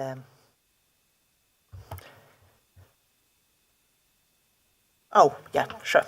That was the green one. Thank you. So in the picture, you see our random tax machine. But I'm the last speaker here, and I must say that you have already used all the possibilities to comment on randomized control trials. And I was about to say that, yeah, I can see that they are extremely appealing type of scientific experiments. They are easy to use, easy to analyze, and I see very well why you would be interested to use these in this kind of context as well. But maybe we can jump a bit over these comments. Yes, I understand that, of course, that there's always the cost side of these trials, and in this case, it seems to be quite a large one, quite a remarkable one. So, but also, when you're talking about the cost of an experiment, you should think about the positive side too. I mean, here the groups, they consist of young people, so probably the way that you get them to work in an early phase of their life makes the cost, positive cost side much better than otherwise. But what I think that if you're implementing, or if you are thinking about re-implementing such a trial in Finland, maybe you could, I mean, with such a high cost, you could think about, how to put it, try to achieve even more information out of it. Now you're just testing one kind of a tax curve. Why not in the same time testing several ones? If you're already randomizing people, then do it big, even, I mean, you are already doing big, but if you redo it, do it even bigger, and then try to find more information from this trial. Well, yes. About these randomized trials, well, they are nice and easy. They are already used in FDA. We use them a lot. For example, one place where we use them, information campaigns. We have several campaigns per year we are measuring. And we are doing this because, well, it's not a news for anyone that we have very limited resources. So if, for example, we are putting a large number of working hours for information campaign where we call, for example, for new customers, we want to be sure that when we implement such a campaign, the outcomes are exactly what we want to, or then we need to change or reverse what we are doing. We don't do any kind of academic study, but and we don't publish our efficiency measurements. But here's two publicly reported examples. First of them. Do you need to change the slide? Thank you. There we go. Sorry, please. Thank you, said. So here's two examples of these. Perhaps those working at VATT already are familiar with the first one. It's carried out together with you a couple of years ago. And the second one is a kind of efficiency of nudging project where this randomization is also used. But as the academic research is really not our job, and we cannot, neither is our job to, as appealing it is it not to promote that kind of work. What is the duties of Finnish tax administration? That comes from the Act on the Tax Administration, and very simply, it comes from the second section. And my apologies, this is my own translation, and this is certainly not the official one, but I didn't find the official translation in English, but I hope you get a point from here anyway. The first bullet states that our most important duty is to implement the taxation. Then we collect the payments and we take care of the supervision and guidance of the customers. That's very simple.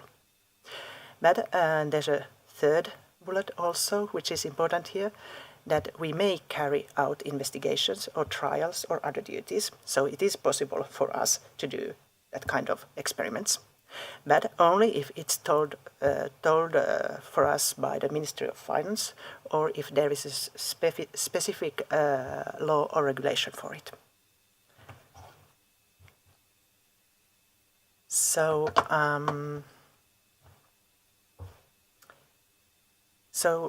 according to the Act on Tax Administration, we could reproduce the Norwegian experiment if the ministry assigns it for us or to do, or if there is a new law.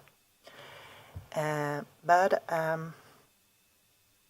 since we know, all Finnish know very well that there is not too much public money right now, there should be some extra funding for this. And for sure there are many other important tests or trials that could be also done in the same time. And it's a choice of a policy, which is the one that will be implemented. So the gatekeeper is not Finnish Tax Administration, it's the ministry. And so the appropriate authority to discuss this is also the ministry. of finance. I was also told by our specialists that the constitution of Finland might be some kind of raise a problem here with RTCs. And actually, the Norwegian paper enlightens a little bit of that, but I think what I could imagine, you got it quite easily through of this, and I would be very glad to hear more how you did it, because, well, somebody here said today that, okay, there are RCTs done all the time in medicine, yes, but we are not talking about here about people's chances to live or live a healthy life. I used to be a philosopher, so I don't take that kind of argument as a valid argument. We are talking about giving more money to some people than more than to others, and that's totally different thing than medicine, and that cannot be talking at the same time. But I think randomization is such a powerful method that you cannot avoid randomization, but could you perhaps avoid the inequality that follows from randomization? In some cases, for example, the deviation from the equality principle has been possible. Kaisa already mentioned what was that basic income experiment, that perhaps in English the right term. Also, I know that, for example, now I'm talking about medicine, but sometimes you randomize several times people. So more people can get the possibility or the access to the benefit or to the good one. Then it's less, well, it's always, of course, unequal for those who don't get the access to the control group. Maybe less bad. And ultimately, in the end of the experiment, if you give the possibility to all of the age group, for example, for some time, for some period, to this smaller lower tax rate, maybe that could be one way to make it less unequal. Well, still, if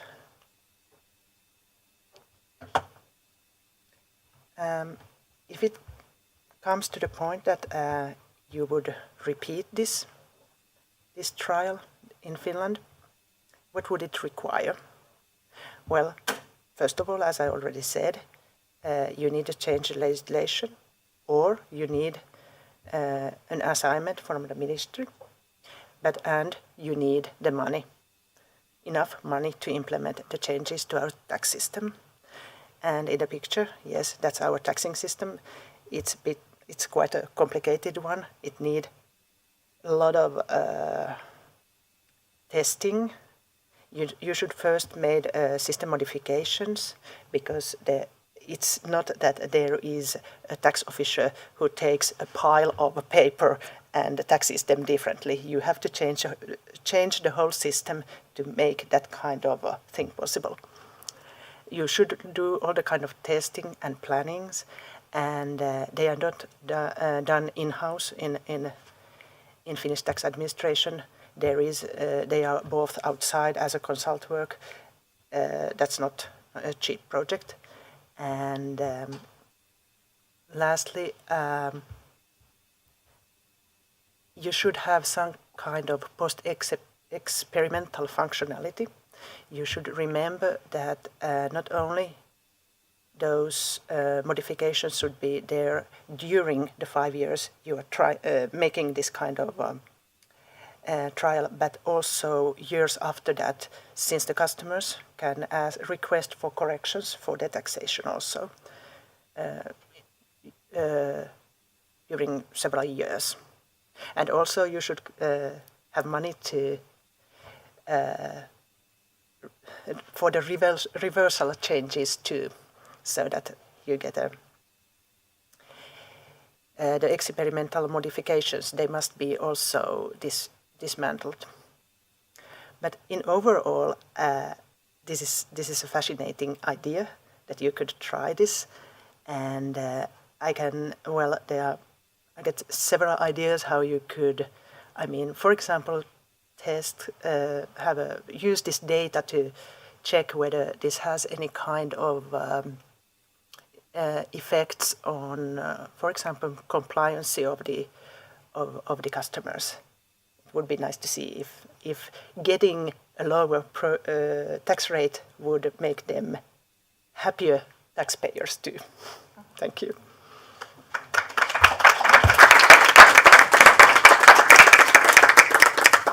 Thank you, Helena. Don't worry, we are not going to come tomorrow to ask to repeat the Norwegian experiment. We are going to wait for the Norwegians to show what are the results before we do anything like that. And by the way, thank you everybody else for your contributions. I think it has been a great day with very good papers, actually even better than we sort of expected in the beginning. And to be honest, in the beginning we also asked the authors that it would be nice not only to show the results of the experiments, but also discuss about legal, ethical, administrative, design and data issues. And the authors certainly complied with this request. Thank you for that. Even perhaps more than we expected, and even so much that we might even sort of kindly ask you to go back a little bit and also report the results in the papers if possible, because that's also the key part of research to write a little bit more about the results. And one thing so additional thing we would sort of hope that you would put into the papers would be that what is the value added of doing experiments compared to the situation that we would have had if the experimentation had not been possible, if we could not have done the experiments. But that's pretty much the hopes.